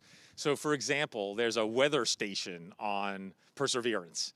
And for the first time, we're getting 5-day weather forecasts from Mars, right? So also that weather station characterizes the dust, the size and properties of the dust. And that's really important for mitigating that dust in suits and systems. So it fills knowledge gaps. But MOXIE is really important, right? We generated oxygen from atmospheric CO2, and using the resources of Mars is critical because it will be very challenging to take all the oxygen and all the fuel and water that we need with us for an astronaut mission to Mars. So getting oxygen from the atmosphere and exploiting the frozen water in the regolith or Martian soil is really important because we can break that water down into oxygen and hydrogen for fuel. We can use it for potable water as well as for breathable air. So this, what we call in situ resource utilization or living off the land, is a real enabler for our human missions to Mars. Right, right. And of course, we've got our sights set on the moon and Mars, but we're taking care of Earth at the same time. NASA recently joined the White House Climate Task Force. Can you tell us how NASA is going to expand its exploration and understanding of our home planet right here? Yeah, so we have over about 24 spacecraft in Earth orbit right now, looking down, making observations of the oceans, the atmosphere, the land, vegetation, what we call the cryosphere, or measuring the height of ice sheets, both in the Arctic and Antarctic. So we use the unique view from space to make global measurements over years and decades. And we use that data to conduct research and also to improve models of the Earth systems and modeling, because if we can't predict climate using our research, we can't mitigate climate. And so that's really important that the research we do informs policy making and informs the most effective policies to mitigate climate change, which is really, really important, not only for the US, but for the world. Station, on ISS, we also have instruments mounted externally on ISS. It's in a unique orbit, an inclined orbit that's different from most of our Earth orbiting spacecraft that look down, which are in a polar orbit. And for certain types of instruments, that orbit is very advantageous. It gives us a lot of coverage and a unique perspective. And so we're using ISS more and more as an Earth observation platform. So, you know, both with the research we do with NASA, with our other government agency partners through the U.S. Global Change Research Program, and also in collaboration with our international partners, you know, we're going to continue to make those observations, do that research, and improve our ability to predict climate change. Right, right. We are making progress across the universe. NASA Acting Administrator Steve Jerzik, thank you so much for joining us today. Now we're going to take it back to John and Hawthorne as action begins to pick up on the pad. Thanks, Jasmine. It's just inside 46.5 minutes to launch. The SpaceX launch team, they're finishing their final review of data from checkouts of Falcon 9 over the last hour. The launch director is about to poll the team for readiness, both to load propellant and to launch. This will be the last poll before liftoff. The 7 SpaceX engineers indicate they are go by electronically voting on an online countdown procedure. We won't hear a verbal poll, something folks may remember from the earlier days of launch and movies like Apollo 13. The launch director is also checking with Dragon mission director and the NASA launch manager to make sure everyone is ready to go. Meanwhile, on the Dragon spacecraft, on the screen you can see the crew arm is still in the service position.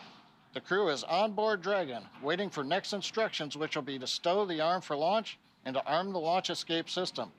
Once the launch director gives final instructions to the launch team, which should be coming up in about 30 seconds, the crew arm sequence will be armed and initiated. We should get a good view of the Axis arm as it swings away from the capsule, taking about 2 minutes to move out of the way.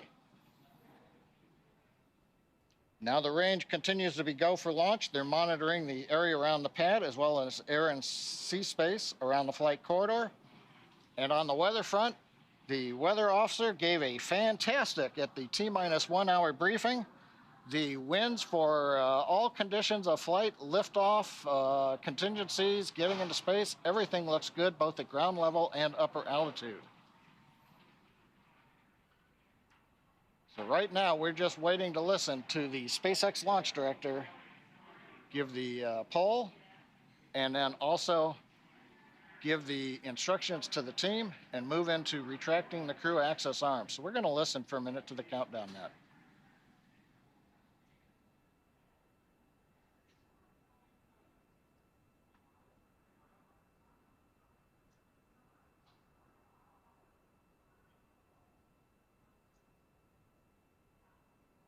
Poll is complete and team is ready for propellant load and crew access arm retract.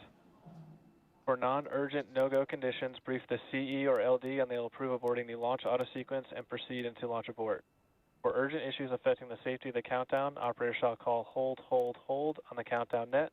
Launch control will abort the launch auto sequence immediately and proceed into the launch abort auto sequence.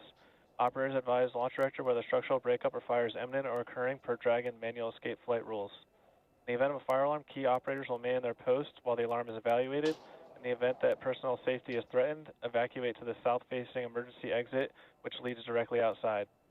Launch control, you may proceed with arming the crew arm for movement.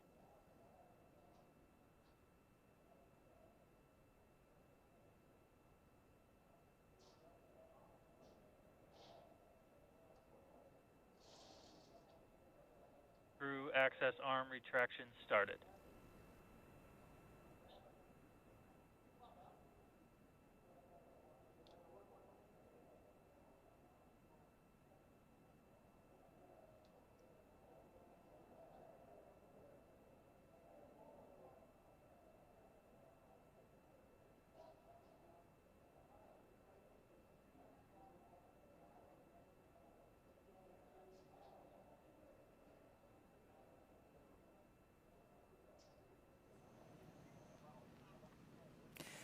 There you see a live view of the crew access arm retracting away from Crew Dragon in preparation for launch. The countdown clock continues to tick, and we're now at T-minus 42 minutes and 33 seconds. We're standing by for the completion of the crew access retraction. This is one of the last major visual milestones that we'll see in preparation for liftoff. Shortly thereafter, we should hear the call out that the launch escape system is armed, and from there, we'll hear that Falcon 9 prop load has started, which is one of my favorite milestones of the launch countdown. We just saw a beautiful shot from inside the White Room as the crew arm was moving away. There it is. The capsule, you can just barely see it in the corner now of that opening where that is where the side hatch was. Where the astronauts ingress Dragon, and now you can see it continuing to swing away from the Falcon 9 rocket and Crew Dragon Endeavour in preparation for launch. That is a really cool angle.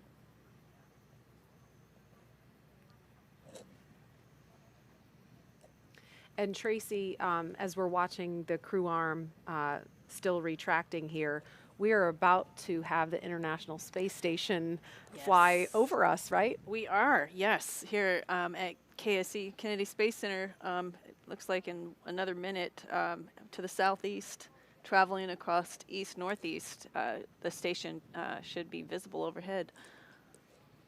Crew access arm retraction complete.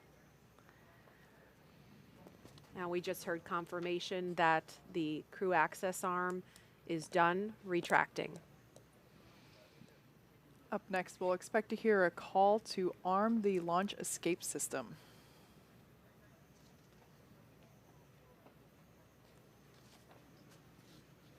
Dragon SpaceX, you are go for Section 7. Close visors and arm launch escape system.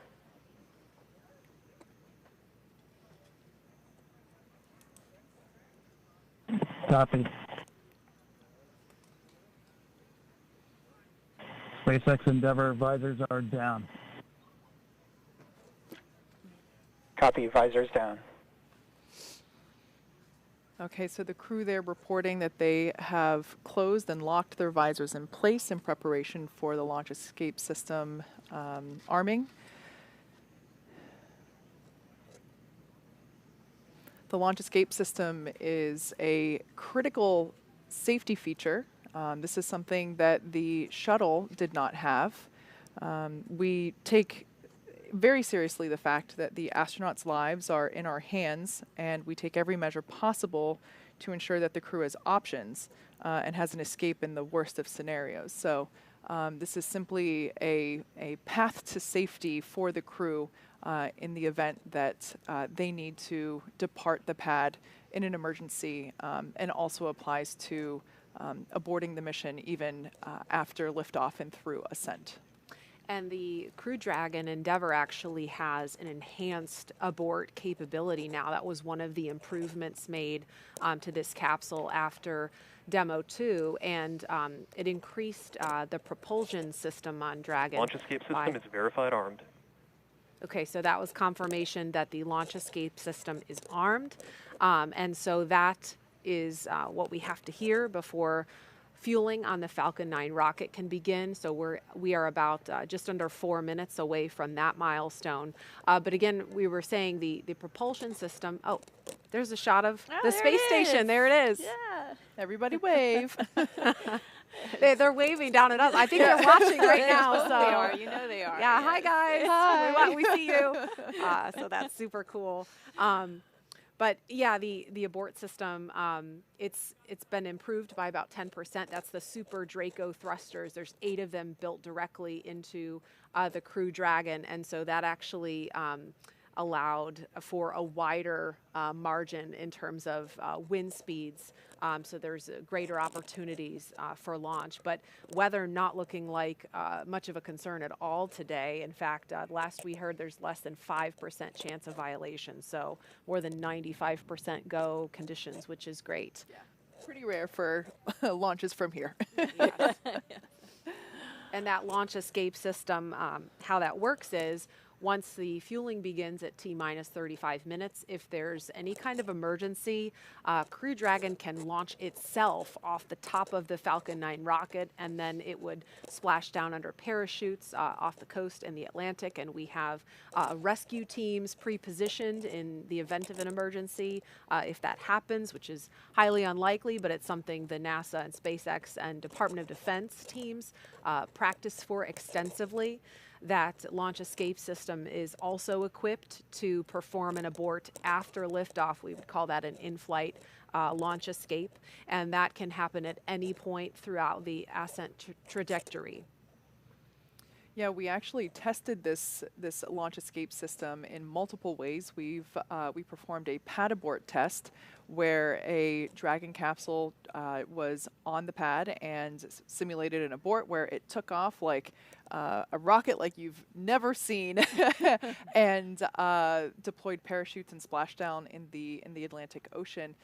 We also conducted an in-flight abort test, which was incredible to witness. I mean, it was a test unlike any other that we'd performed before, and where we launched a Falcon 9 rocket with a Dragon on top, and about 100 seconds into flight, simulated an anomaly. Dragon took off and deployed parachutes, splashed down, and so this is a system that we have tested, but never expect to utilize. Once again, the booster that you're looking at now, if you're wondering why it looks a little dirty, that is actually soot that was left from reentry after its last mission. This particular booster supported the Crew 1 mission very recently, and we have, there we can see a photo of our Crew 2 astronauts. Actually, they're holding up their fingers because they have soot. They signed their initials, their names into the soot there in the background. So I've said before, I love the human spaceflight traditions that we have, and I think this is a new one. Tracy, you said it earlier. Yeah. We never got to draw on the shuttle before we launched, so this is kind of cool. Yeah, Thomas, they were answering questions about it, and he started to say we carved our initials, and he quickly stopped himself. No, we didn't carve anything into the Falcon 9. We traced our initials in the side of the rocket, and so you could see closely in that photo. If you look, you could see the initials of each astronaut. So that's really cool and something that we look forward to seeing on future reused boosters. This one is set to land. Load has started. Okay, we just heard confirmation that fueling has begun on the Falcon 9 rocket. And this first stage booster is set to land on a SpaceX drone ship at sea after liftoff.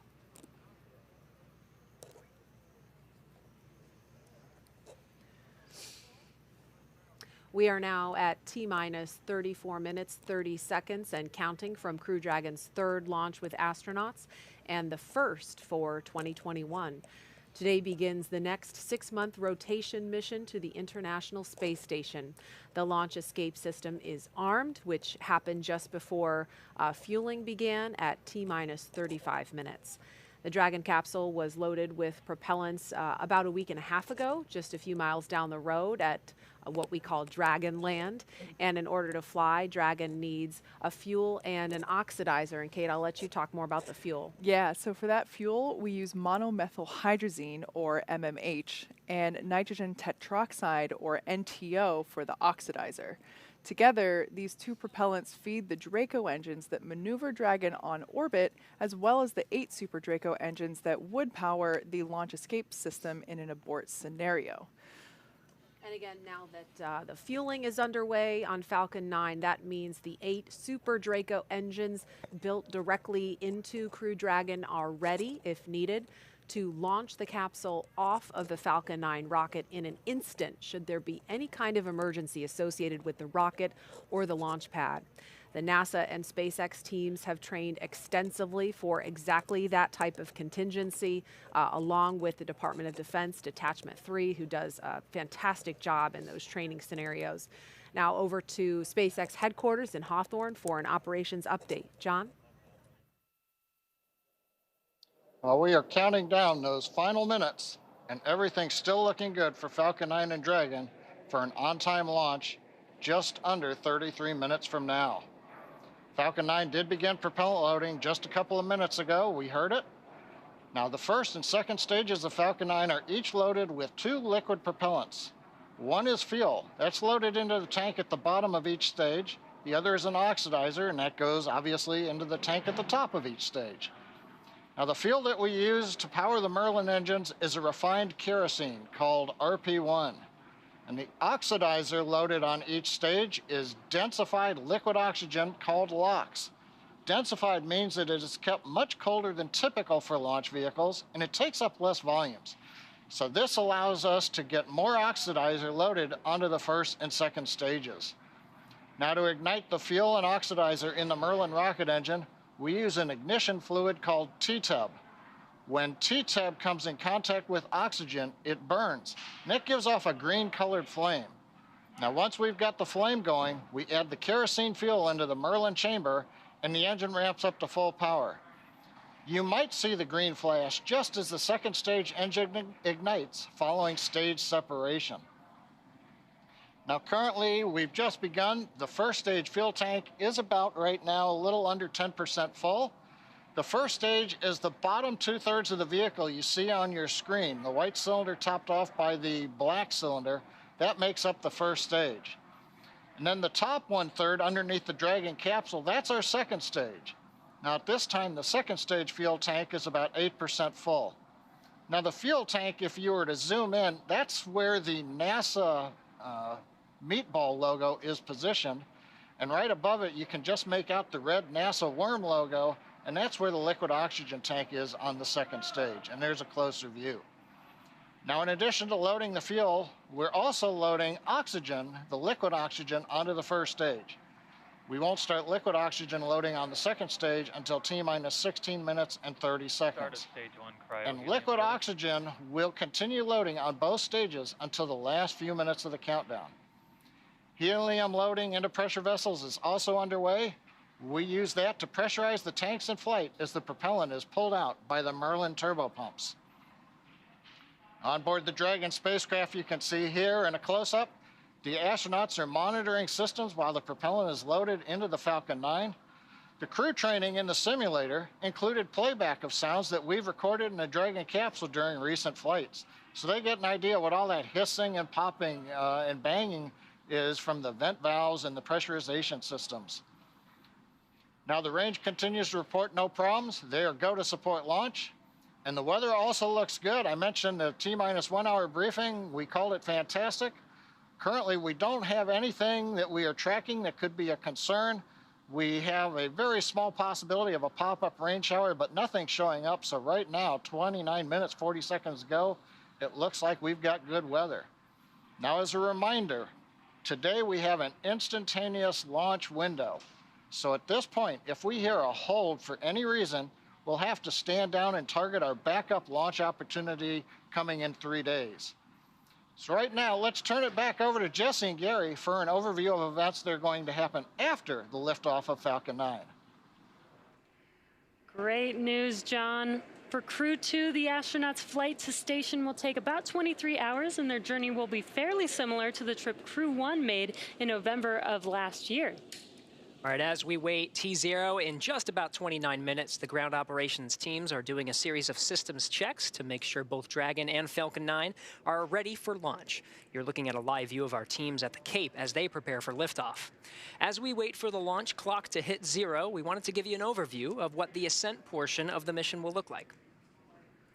Once we hit T0 and a successful launch occurs, we will watch Falcon 9 and Dragon lift off from historic launch pad 39A and make their ascent.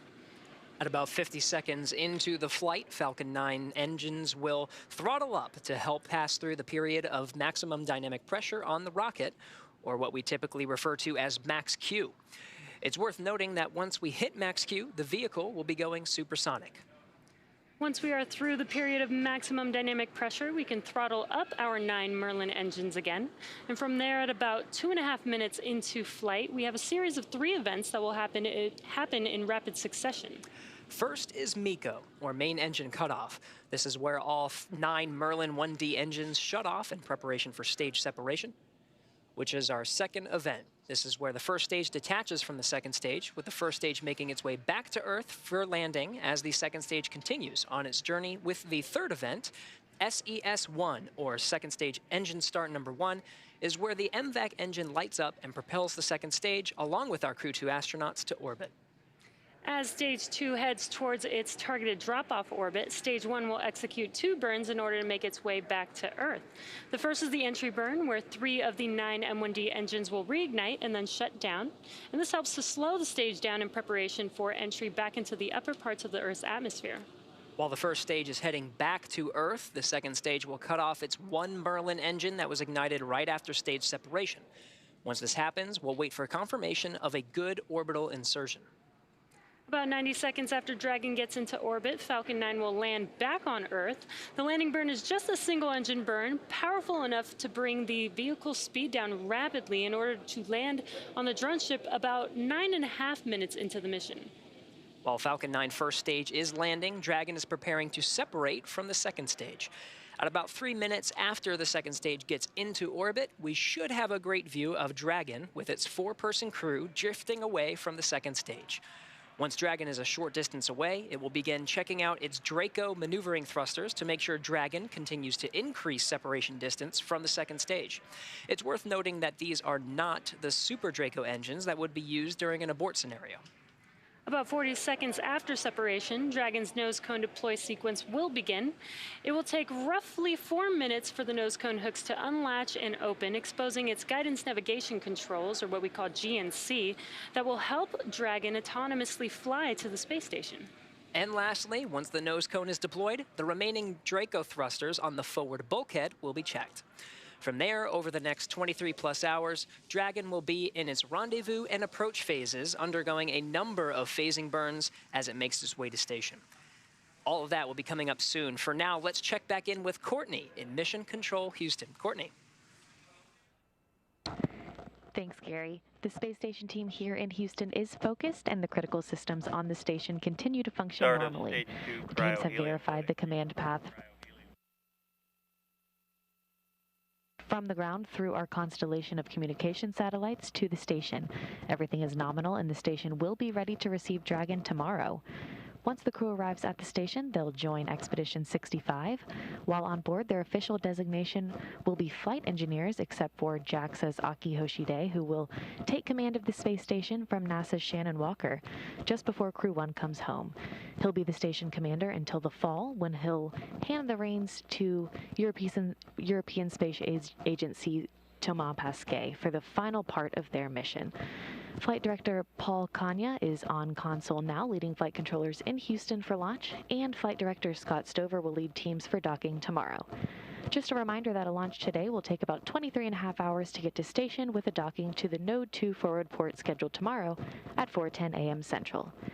Once Dragon is docked to the station, the team here in Houston will assist Dragon and space station astronauts with leak checks, as they will work to open hatches on both Dragon and the inside of the station's pressurized mating adapter. We expect hatch open to take place approximately 2 hours after docking. That's it for us here in Mission Control Houston. I'll send it back over to the team in Florida. Marie?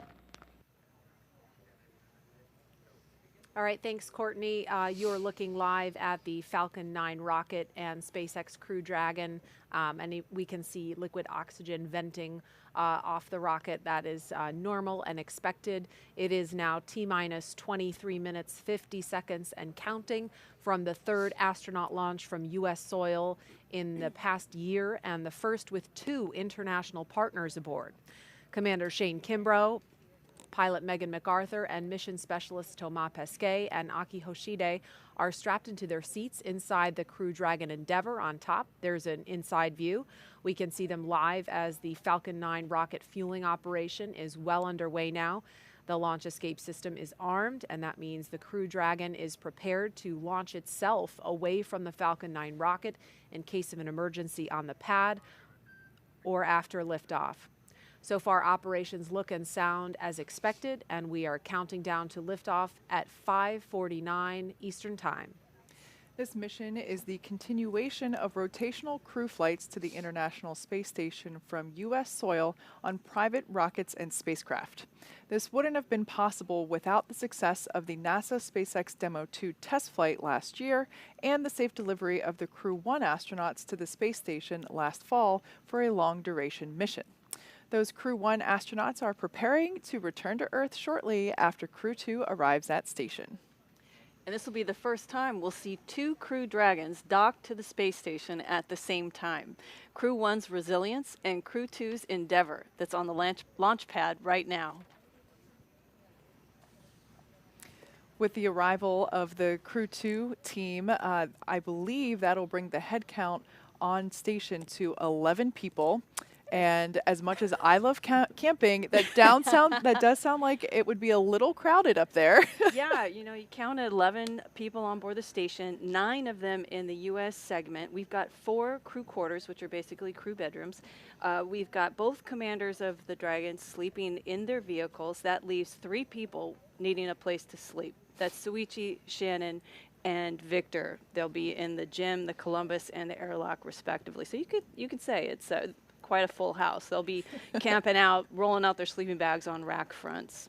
So it'll be tight. What a great benefit to being commander. You have your own private suite. With windows. And yeah, it's a nice place to be. Yeah, and that's honestly the window shots that we have been receiving from the crew have been one of my favorite things from the Crew 1 team up there, and even Bob and Doug whenever they were up there as well. Just the view outside of the Crew Dragon window, it's actually my phone background right now. And it's just incredible, and I love that we get to, that they share their perspective with us from above. Let's give you a quick recap of who the astronauts are sitting inside the capsule here in the foreground. Sitting closest to the front of your screen is Commander Shane Kimbrough.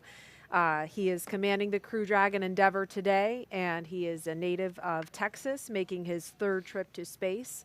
The retired U.S. Army colonel first launched aboard the Space Shuttle Endeavour on STS-126, then aboard a Russian Soyuz spacecraft for expeditions 49 and 50. Kimbrough has spent a total of 189 days in space and performed 6 spacewalks. Pilot Megan MacArthur will be making her 2nd trip to space, but her 1st to the space station. She was born in Honolulu. She was born in Honolulu, but considers California her home state. MacArthur served as a mission specialist aboard Space Shuttle Atlantis on STS-125, the final servicing mission of the Hubble Space Telescope. She operated the shuttle's robotic arm over the course of 12 days and 21 hours, capturing the telescope and maneuvering the crew members throughout 5 spacewalks to lengthen the telescope's life. And mission specialist Aki Hoshide is embarking on his 3rd space flight today. The JAXA astronaut from Tokyo previously flew on STS-124 aboard the Space Shuttle Discovery to deliver and install Japan's science laboratory Kibo. He also flew aboard the Russian Soyuz on expeditions 32 and 33 for a 124-day visit to the space station. And in the far corner of your screen is mission specialist Thomas Pesquet. He will be making his 2nd trip to space. Born in Rouen, France, Pesquet first flew to space on the Russian Soyuz as a flight engineer for expeditions 50 and 51. In that time, he worked on more than 50 different experiments and performed 2 spacewalks with Kimbrough to maintain the space station. He has logged 197 days in space. Pesquet will be the first European to fly in Crew Dragon, and it will be the first time a European astronaut has launched from America in more than a decade. Each of these 4 crew members will join Expedition 65 once they arrive at the International Space Station, with Aki Hoshide taking over as commander of the station right before Crew 1 departs. And as we're looking at a live view of the pad, again, fueling is underway. We heard a call out during those bio recaps that the RP-1 load is complete on the 2nd stage. And we have a really special treat if we could take a view of Bob Behnken's spacesuit. We have that in studio.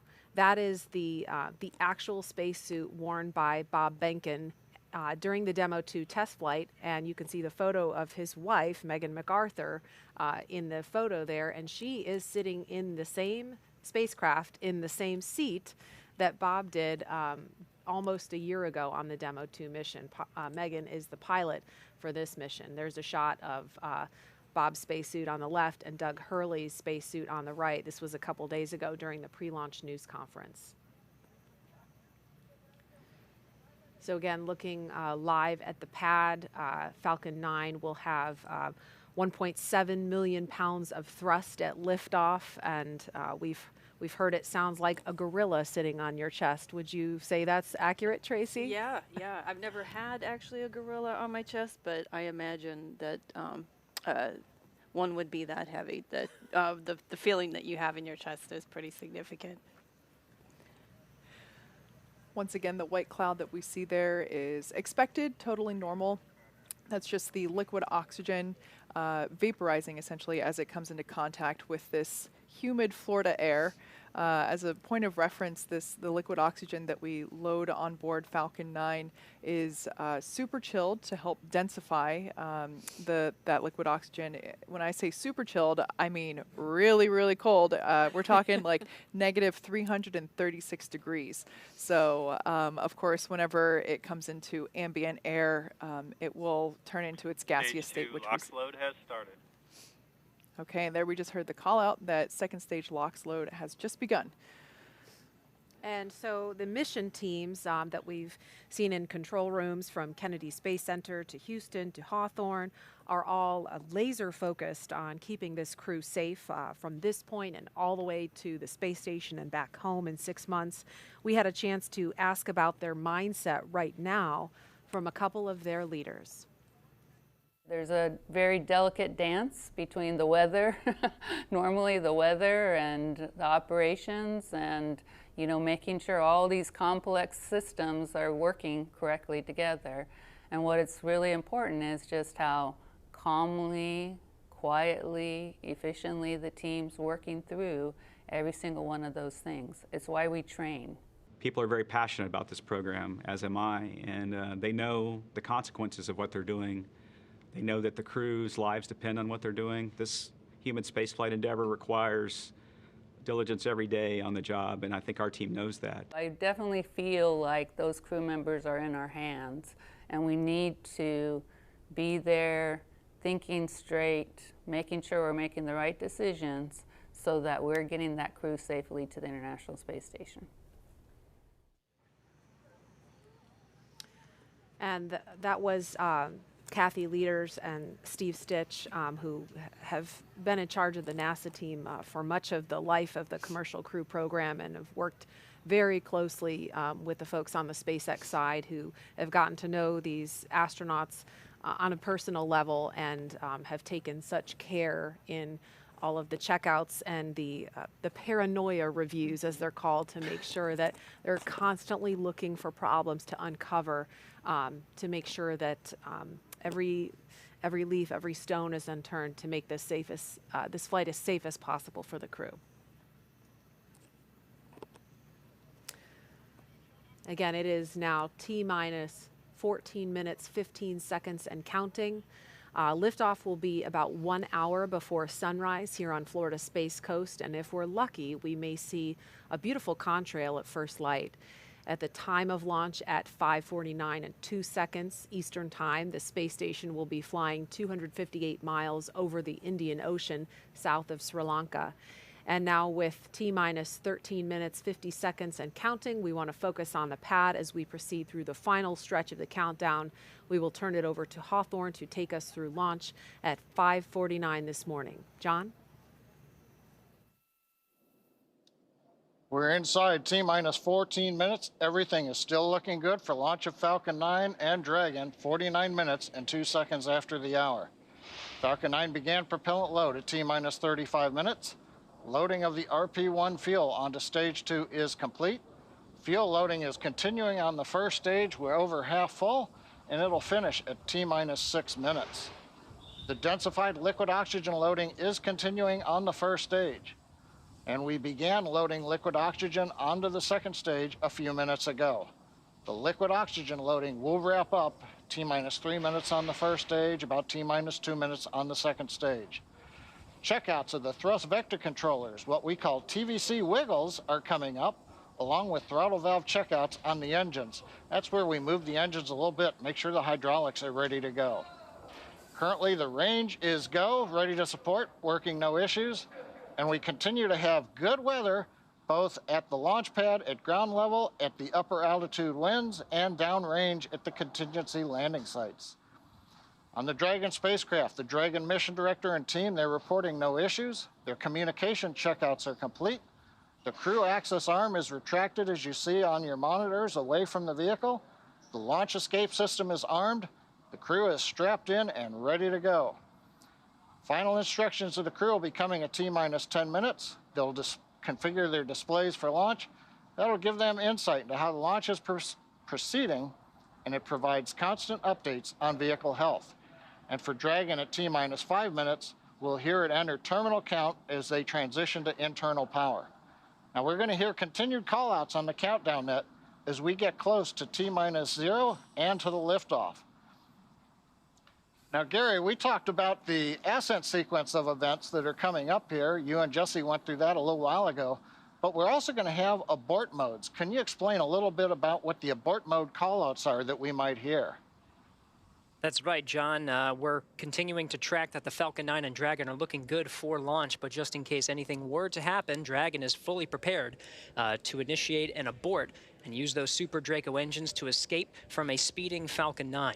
On the way uphill, you'll hear a series of letter and number combinations.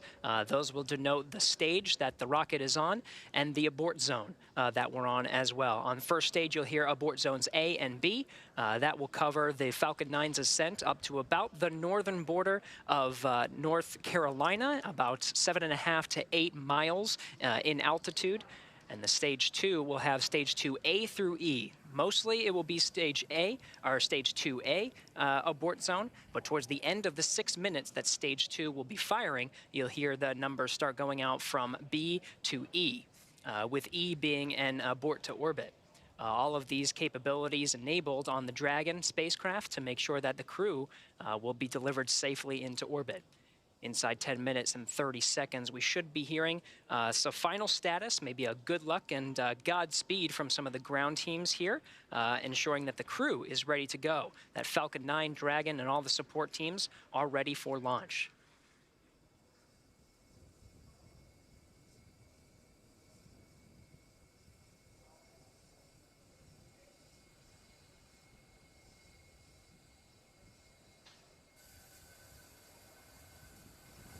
Dragon, SpaceX, confirmed crew displays are configured for launch. Displays are configured for launch. SpaceX copies. Shane, Megan, Aki, Tama. We're thrilled to have crew on board Endeavour once again, and truly honored to have you all at the helm. It's been a pleasure training alongside you ahead of this historic launch. We wish you a great mission, good luck, and enjoy the ride. Thank you, Chad, Christian, Frank, and all the teams who got our crew and vehicle ready for this mission. I want to say a special thank you to our families and friends. We're incredibly grateful for your support and sacrifice during our training and our upcoming flight. Our crew is flying astronauts from NASA, ESA, and JAXA, which hasn't happened in over 20 years. We're excited to represent our nations, agencies, and all of humanity. Off the Earth, for the Earth, Endeavour is ready to go.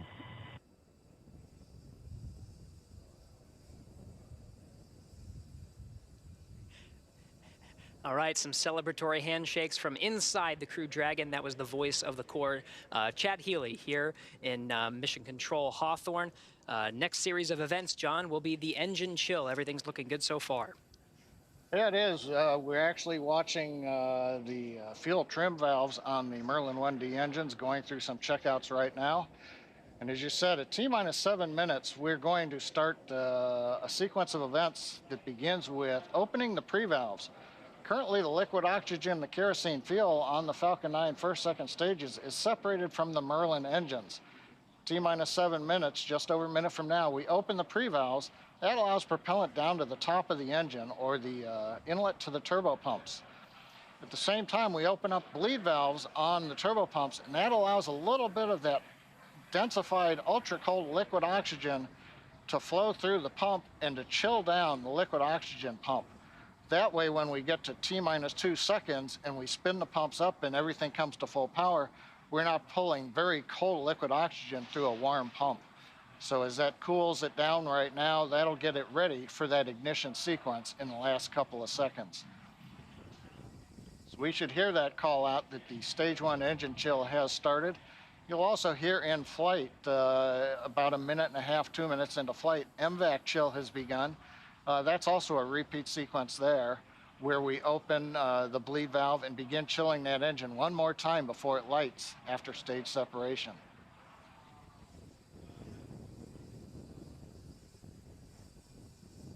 Right now we're waiting to see the pre-valves come open and the chill begin. Stage 1 engine chill has started. Yep, and there's the call out. We've got indication pre-valves coming open on the engines, and we have begun to chill in the Merlin engines for flight. That's right, John. Now inside 6 minutes, 40 seconds. RP1 rocket-grade kerosene is completely filled in the second stage. We're anticipating about 30 more seconds for the first stage to be completely filled with that RP1 refined kerosene.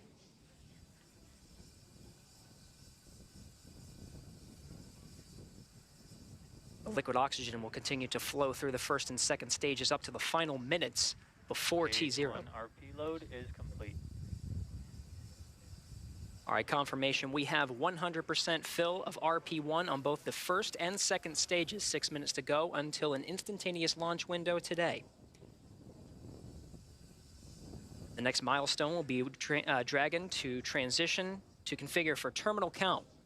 And this time, terminal count, the Dragon will be on internal power, no longer relying on the lines from the ground. And from there, the Falcon 9 propellant tanks will pressurize for strong back retract. That'll be another visual milestone. The clamps just below the Dragon's unpressurized trunk will open, and the strong back will tilt back just 2 degrees. Then right after liftoff, back to 45 degrees. Again, RP1 kerosene, both on the first and second stages. Liquid oxygen continues to flow through on the first and second stages. That very densified, very cold liquid oxygen. Dragon has transitioned to configure for terminal count. Falcon 9 propellant tanks are pressurizing for strong back retract. All right, John, good calls and right on time. Dragon is now on internal power. Okay, next major event coming up is going to be opening the clamp arms around the second stage in preparation for retracting the strong back away from the vehicle to get ready for liftoff. Strong back is retracting. We heard the call out. Strong back is beginning to retract. We're into the automated sequence. We should see the clamp arms that are just visible there around the top of the second stage begin to open up. Once they are open, then the strong back will begin to move away from the Falcon 9.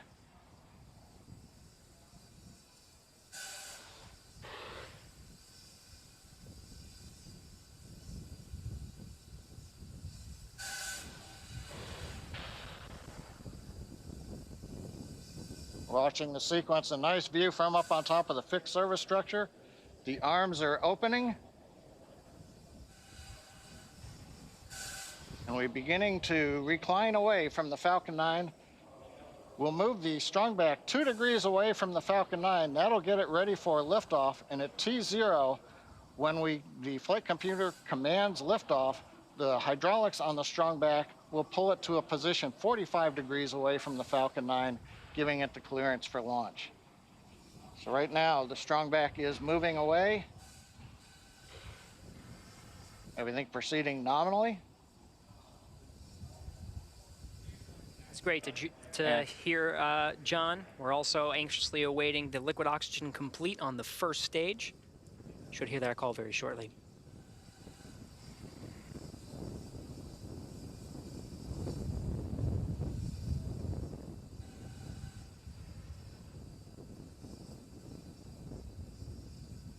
Dragon has transitioned to terminal count and is on internal power.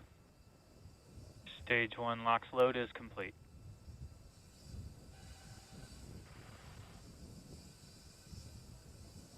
Okay, we've heard the call out. Stage 1 LOX load is complete. We're loading liquid oxygen on the second stage for about another 30 seconds or so. Once we get the liquid oxygen load complete on the second stage, the propellant line that runs up the side of the strongback that carries liquid oxygen, we'll vent that line down to make sure there's no liquid in it when we get to liftoff. When we do that, we open up valves on the strongback, and as Kate and Marie were talking earlier, when we vent off that very cold gaseous oxygen, it'll merge with the warm, humid Florida air, and you'll get a large white plume of condensation off of the back of the strongback. That'll be normal, coming about a minute and a half before launch. Everything continuing to look good. Stage 2 LOX load is complete. Dragon is in auto idle. All right, with that, the Falcon 9 is fully fueled. We have fuel on both the first and second stages, and both stages are filled with liquid oxygen. Gas closeout has started. Expect loud venting. Dragon is also in auto idle. The flight computers on Dragon, maintaining their calculations, standing by, waiting for the T0 mark. 1 minute, 15 seconds until launch. The 1 minute mark, Dragon will transition to countdown, and the flight termination system will arm the computers on Falcon 9. We'll be talking to the computers on Dragon and can issue an abort if necessary. FTS is armed. Falcon 9 is in startup and is now controlling. Dragon is in countdown. All right, 50 seconds to go. Everything is ready for an on-time launch today. Dragon, SpaceX, go for launch. Copy, go for launch. Ground teams are ready, and the crew inside Dragon is ready. 30 seconds to go until 30 launch. seconds.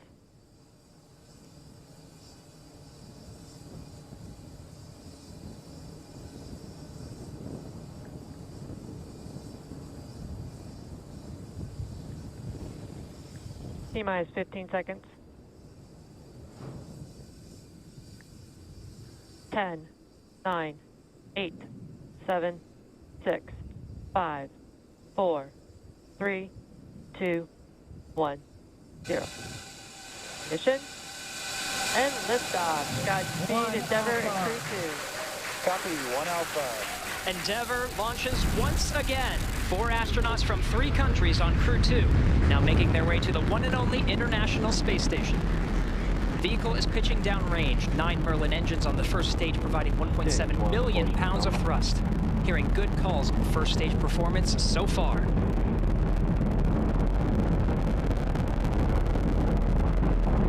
We are T plus 30 seconds into the second rotational crew mission on board Dragon and Falcon 9. Falcon 9 will be throttling down the 9 Merlin engines shortly here in preparation for maximum dynamic pressure.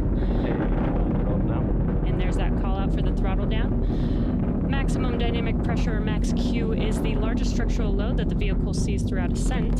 So throttling down does help us pass. Throttling down helps us pass through this period, which should be coming here shortly. Max Q. There's that call out that we have just passed through max Q. Stage 1 throttle up. And 1 we can Bravo. Copy, 1 Bravo. All right, 1 Bravo is the second abort mode on the first stage. The first stage continues to fire for 2 minutes, 35 seconds. 1.5 minutes into today's flight.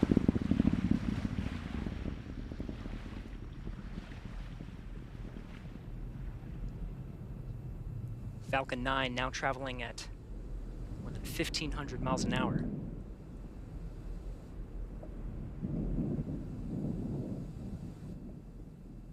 MVAC engine chill has started. All right, the engine chill for the second stage single Merlin engine has started. About 30 more seconds of the first stage firing to bring our 4 astronauts into orbit. Now from here, coming up in about 20-some seconds, we're going to have 3 major milestones. We'll have shutdown of the 9 Merlin engines. We're beginning to throttle them down. We will then get stage separation. Throttle down. And then we will get ignition of the second stage engine to propel Dragon and the Falcon 9 second stage into orbit.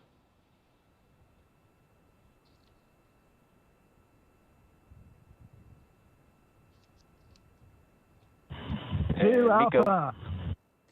Copy, 2 Alpha. Confirmed. Acquisition of signal, yes.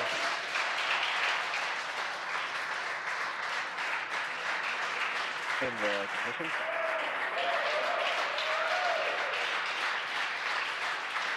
And we have ignition of the second stage.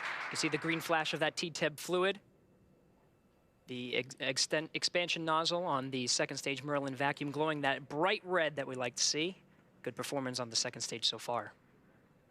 And on the left side of your screen, we saw the exhaust of the second stage engine streaming past the first stage as the grid fins are coming out. We also briefly had a view of the lights of Central Florida in the background.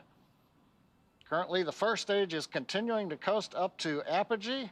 It's unpowered. It'll reach a peak height and then begin to descend back down toward the Earth's atmosphere, where it will light 3 engines to slow down in preparation for what will be a landing burn on the drone ship in the Atlantic Ocean. You can see the grid fins are deployed right now. The first stage Dragon, pulsing. SpaceX, trajectory nominal. We're pulsing the thrusters. Signal of Bermuda. Copy, nominal trajectory. And we hear a call out from the crew, nominal trajectory. So we're beginning to move the first stage into position so it can do the entry burn.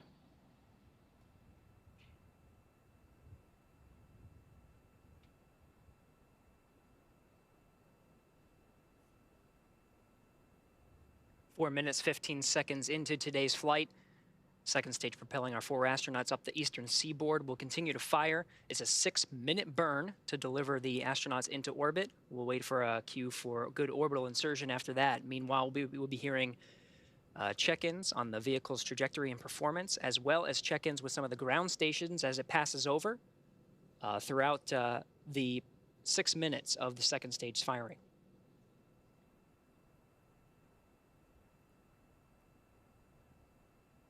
Dragon, SpaceX, trajectory nominal. Copy, nominal trajectory.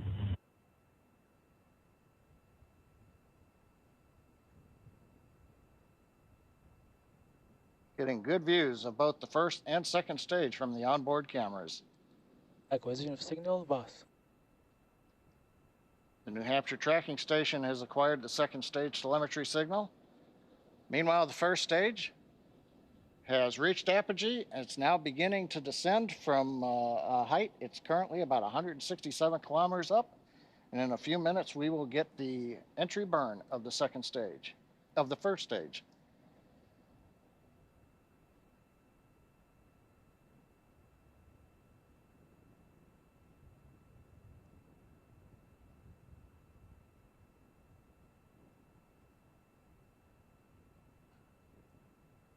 Dragon, SpaceX, trajectory nominal. Copy, nominal trajectory. Right on cue, those check-ins on the second stage performance. Once a minute, everything's looking good on that second stage. Propulsion is nominal.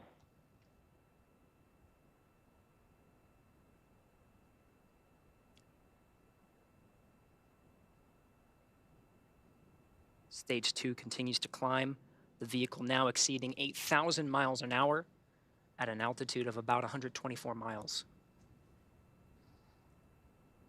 And just about 1 minute from now, we will begin the entry burn of the first stage. That'll consist of lighting the center engine, and then shortly afterwards, 2 more engines for a 3-engine burn to slow down the first stage in preparation for entering the Earth's atmosphere.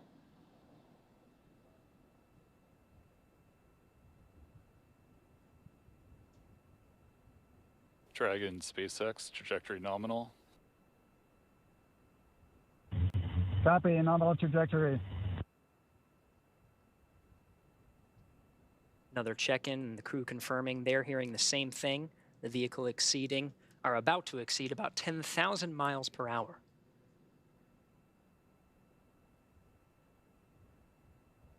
Meanwhile, first stage down at 90 kilometers, getting ready to relight 3 engines for the entry burn.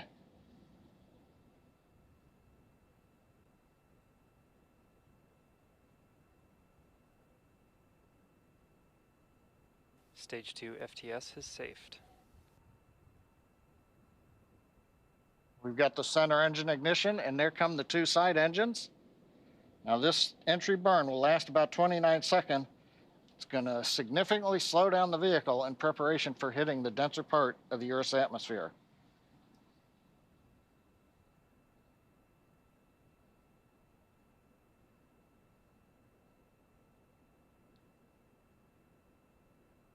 Entry burn complete. We're down below 35 kilometers, continuing to look good on the first stage, heading to the Atlantic Ocean for a landing on the drone ship. While second stage is less than a minute away from cutoff.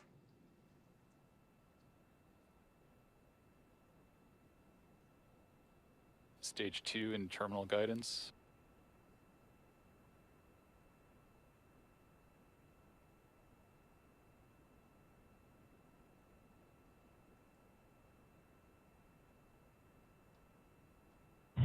Shannon. Copy, Shannon. Shannon called out at the back end of stage 2, a few seconds until cutoff.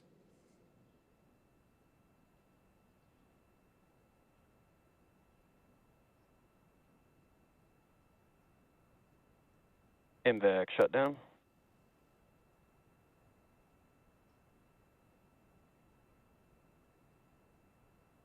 Dragon SpaceX launch escape system disarmed. Launch escape system disarmed. Copy. Dragon SpaceX nominal orbit insertion. Copy. Nominal orbital insertion. All right, the Falcon 9 second stage has done its job, delivering our 4 crew into orbit. You hear the applause here in Hawthorne. We're waiting to get a video signal back from the drone ship. Of course, I still love you. And the view from the onboard camera, we saw it just briefly. It looks like first stage on the drone ship. Getting views of the Dragon trunk. So the first stage is on the drone ship, successfully landed. And more importantly, second stage is in a nominal orbit with the Dragon spacecraft getting ready for some important events coming up, Gary.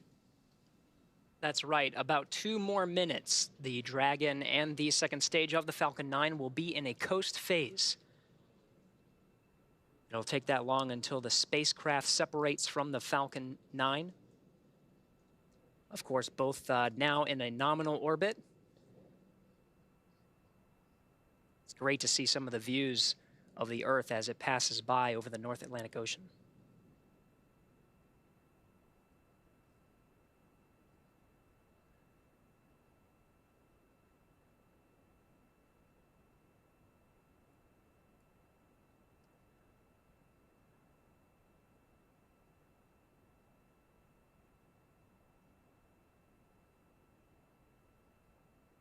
All right, we're getting shots of the crew in orbit.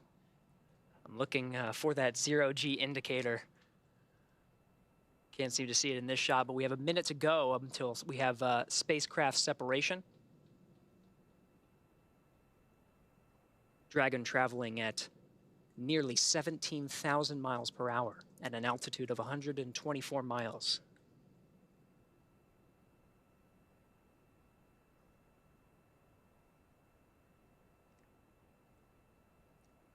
Again, the 4-person crew of Endeavour is in orbit right now.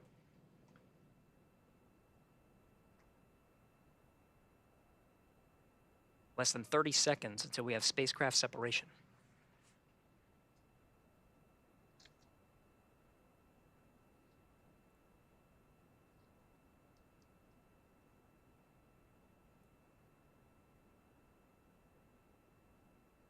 Ten seconds to spacecraft separation. We should hear words from the core here in Mission Control Hawthorne once we have successful separation.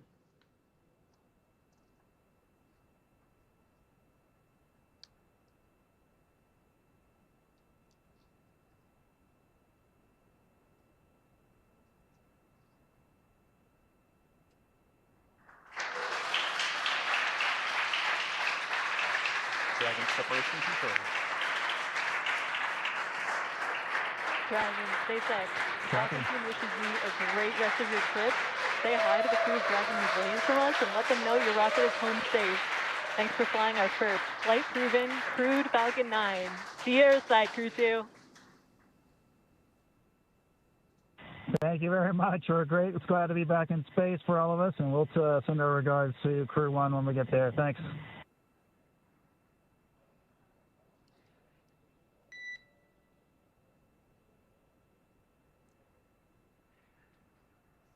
Absolutely stunning views from both inside the cabin, seeing the excitement of our 4-person crew inside Endeavour, and watching Endeavour drift away from the camera on the second stage as the Earth passes by on an orbital sunrise.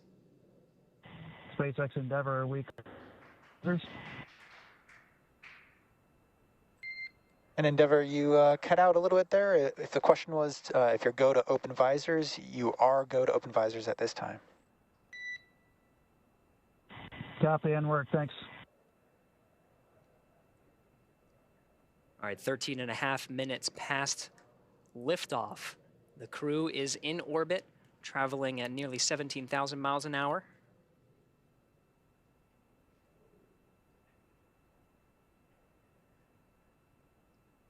Well, Gary, I don't know about you, but that was a great countdown. Everything sounded great. Right on time, Dragon, actually a SpaceX, little we ahead see of time. a nominal dehumidifier activation and service section Draco checkouts. Got a good orbit out of Falcon 9, and first Copy, stage great landed news, on the thanks. drone ship. And we're in the sunlight over the Atlantic Ocean with the Dragon spacecraft. All in all, a great day. I think everybody's jealous of the crew in orbit right now, John. These views, even just from the cameras, are absolutely stunning. It was great to see our crew members get into orbit. They already performed successful checkouts of the 12 service section Dracos around Dragon.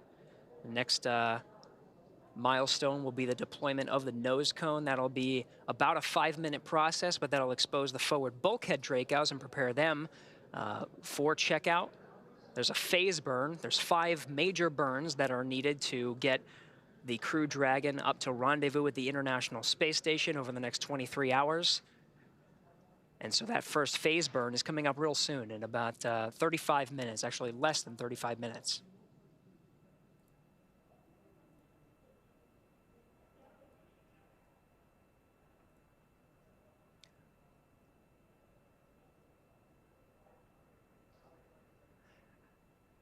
And Jesse, I don't know if you could see the 0G indicator, but I was told it's a penguin. I'm trying to look for it. I'm looking for it too. Keep an eye out on that left-hand screen. Meanwhile, the Dragon is configured for a nose cone deployment. We'll stand by for when that sequence starts. The nose cone itself opens just beyond 90 degrees, about 105 degrees, to expose the forward bulkhead Dracos. Those forward bulkhead Dracos, 4 of them at the very top of the Dragon, will do the bulk of the work when it comes to firing the Draco engines for minutes at a time to increase the Dragon's speed, altitude, and phasing to catch up with the International Space Station again over the next 23 hours. Meanwhile, we're still getting camera views from the second stage, looking at that expansion nozzle. Did its work beautifully to deliver the 4 crew into orbit. Dragon over the North Atlantic Ocean.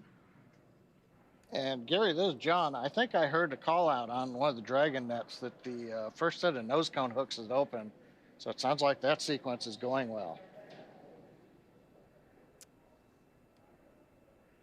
Very good. Well, from here in Hawthorne, it was very exciting to see the Falcon 9 liftoff and deliver our 4-person crew into orbit. We're going to be with you throughout the entire phase, the rendezvous phase, until Dragon and this 4-person crew docks with the International Space Station. That'll be over the next 23 hours. We'll bring you through some of those major burns that are happening. But I am so jealous of Marie and the group over there over at the Kennedy Space Center. You actually got to see the launch and probably feel it as well. Marie, what was that like? Oh, it was just spectacular. And, you know, the sun hasn't come up yet here in Florida, but, you know, we were able to just turn around and see the launch right behind us, and it lit up the sky, just absolutely breathtaking. It was so astounding to see the colors. I mean, it was not just your usual fireball, but there was the pulsating towards the end. And Kate, you're much more eloquent describing that sequence, which I appreciate you doing that while we were happy to help. staring. It was so fun, and knowing that those guys were enjoying the ride along with the sights that we got to see made all the difference. There's nothing more relieving than crew in orbit. Yeah. And of course, we were so lucky to have clear weather here, being able to see the re-entry burn as well. I was hoping we were going to be able to catch landing burn, but unfortunately clouds on the horizon did block that view. But it was also such a treat to be able to see the re-entry of that first stage as well. Let's go over to Jasmine to get some reaction. I think she's with the NASA administrator now. Jasmine? Thanks. Thank you, Marie. Yes, I am joined again here with Steve Jerzik. Thank you so much for being here. Thank you. So we just had the privilege of watching that spectacular launch in person. What was that like? Watching a launch, particularly a human space launch, will never get old for me. It's just thrilling to see those 9 engines light up and it lift off the pad, get to the main engine cutoff and separation, and get that second stage started. And of course, pre-dawn launches are always amazing, and we could see the vehicle pretty much through the entire trajectory up to Earth orbit. It was just spectacular. Right. No, absolutely. It was just stunning, and the sun is just now starting to peek over the clouds here. So do you have any final words of encouragement for our NASA team, our SpaceX team, and our international partners? Yeah, partnerships are key to what we do, particularly in human spaceflight. Our partnership with SpaceX has been tremendous. 3rd launch in less than a year, after almost a 10-year gap in human spaceflight, launching astronauts from American soil on American rockets. So our partnership with SpaceX and our commercial partners, other commercial partners, is critical, and our international partners. We could not do this without them. Very international mission with 2 U.S. astronauts, and one from ESA and one from JAXA, and obviously the ISS is the largest engineering international collaboration in the history of humankind, and it continues to amaze me how well we work together in doing all the research and technology on ISS.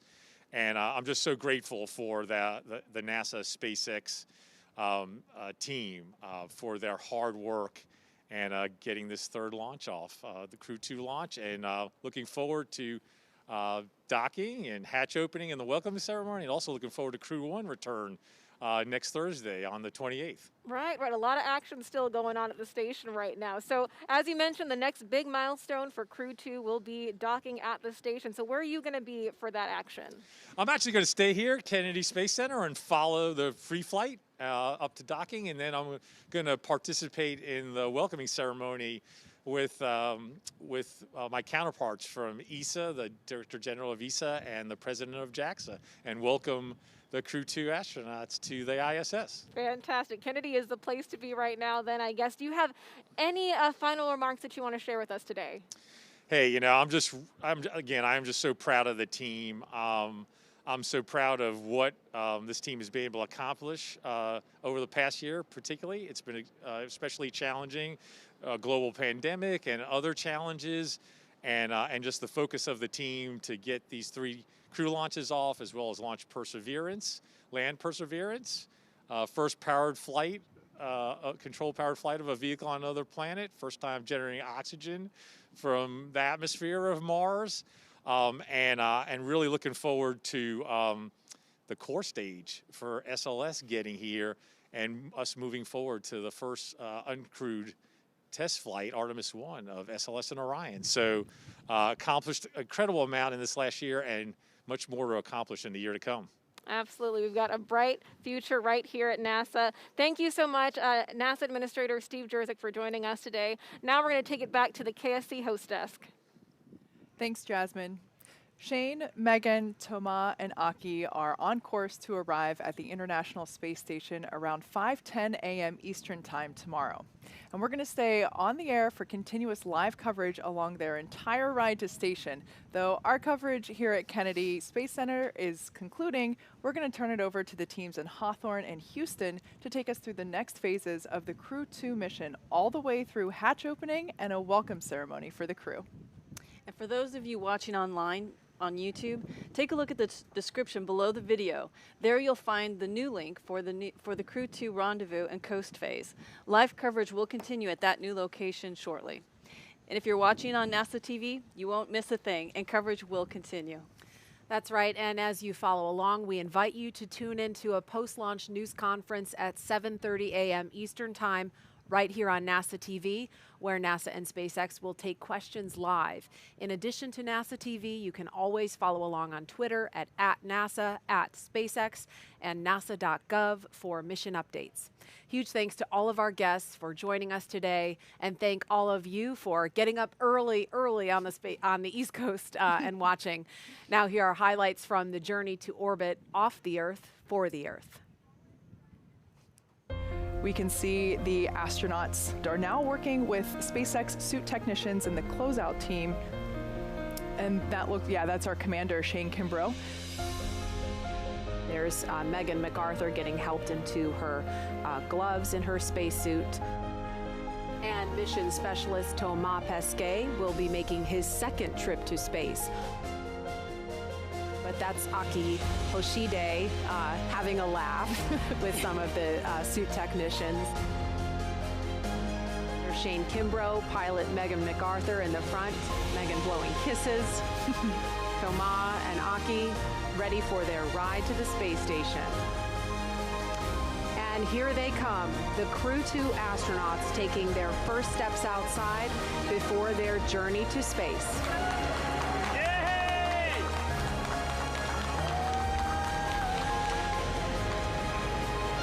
This moment, they're now going to have the opportunity to wave goodbye from a safe distance. And it looks like Bob Behnken is there with the son of he and Megan MacArthur. ONC departure on schedule. All right, so we just heard that announcement that the crew has departed the operations and checkout building on schedule. And we can see the astronauts inside the crew access arm. Commander Shane Kimbrough, here he is climbing inside Crew Dragon Endeavour. We call this process ingress. We now see suit technicians will help the crew members get buckled in. As you can see, the side hatch has just been closed. 5, 4, 3, 2, 1, 0. Mission and liftoff. Godspeed, Endeavour and Crew 2. Copy, 1 Alpha. Endeavour launches once again. 4 astronauts from 3 countries on Crew 2, now making their way to the one and only International Space Station.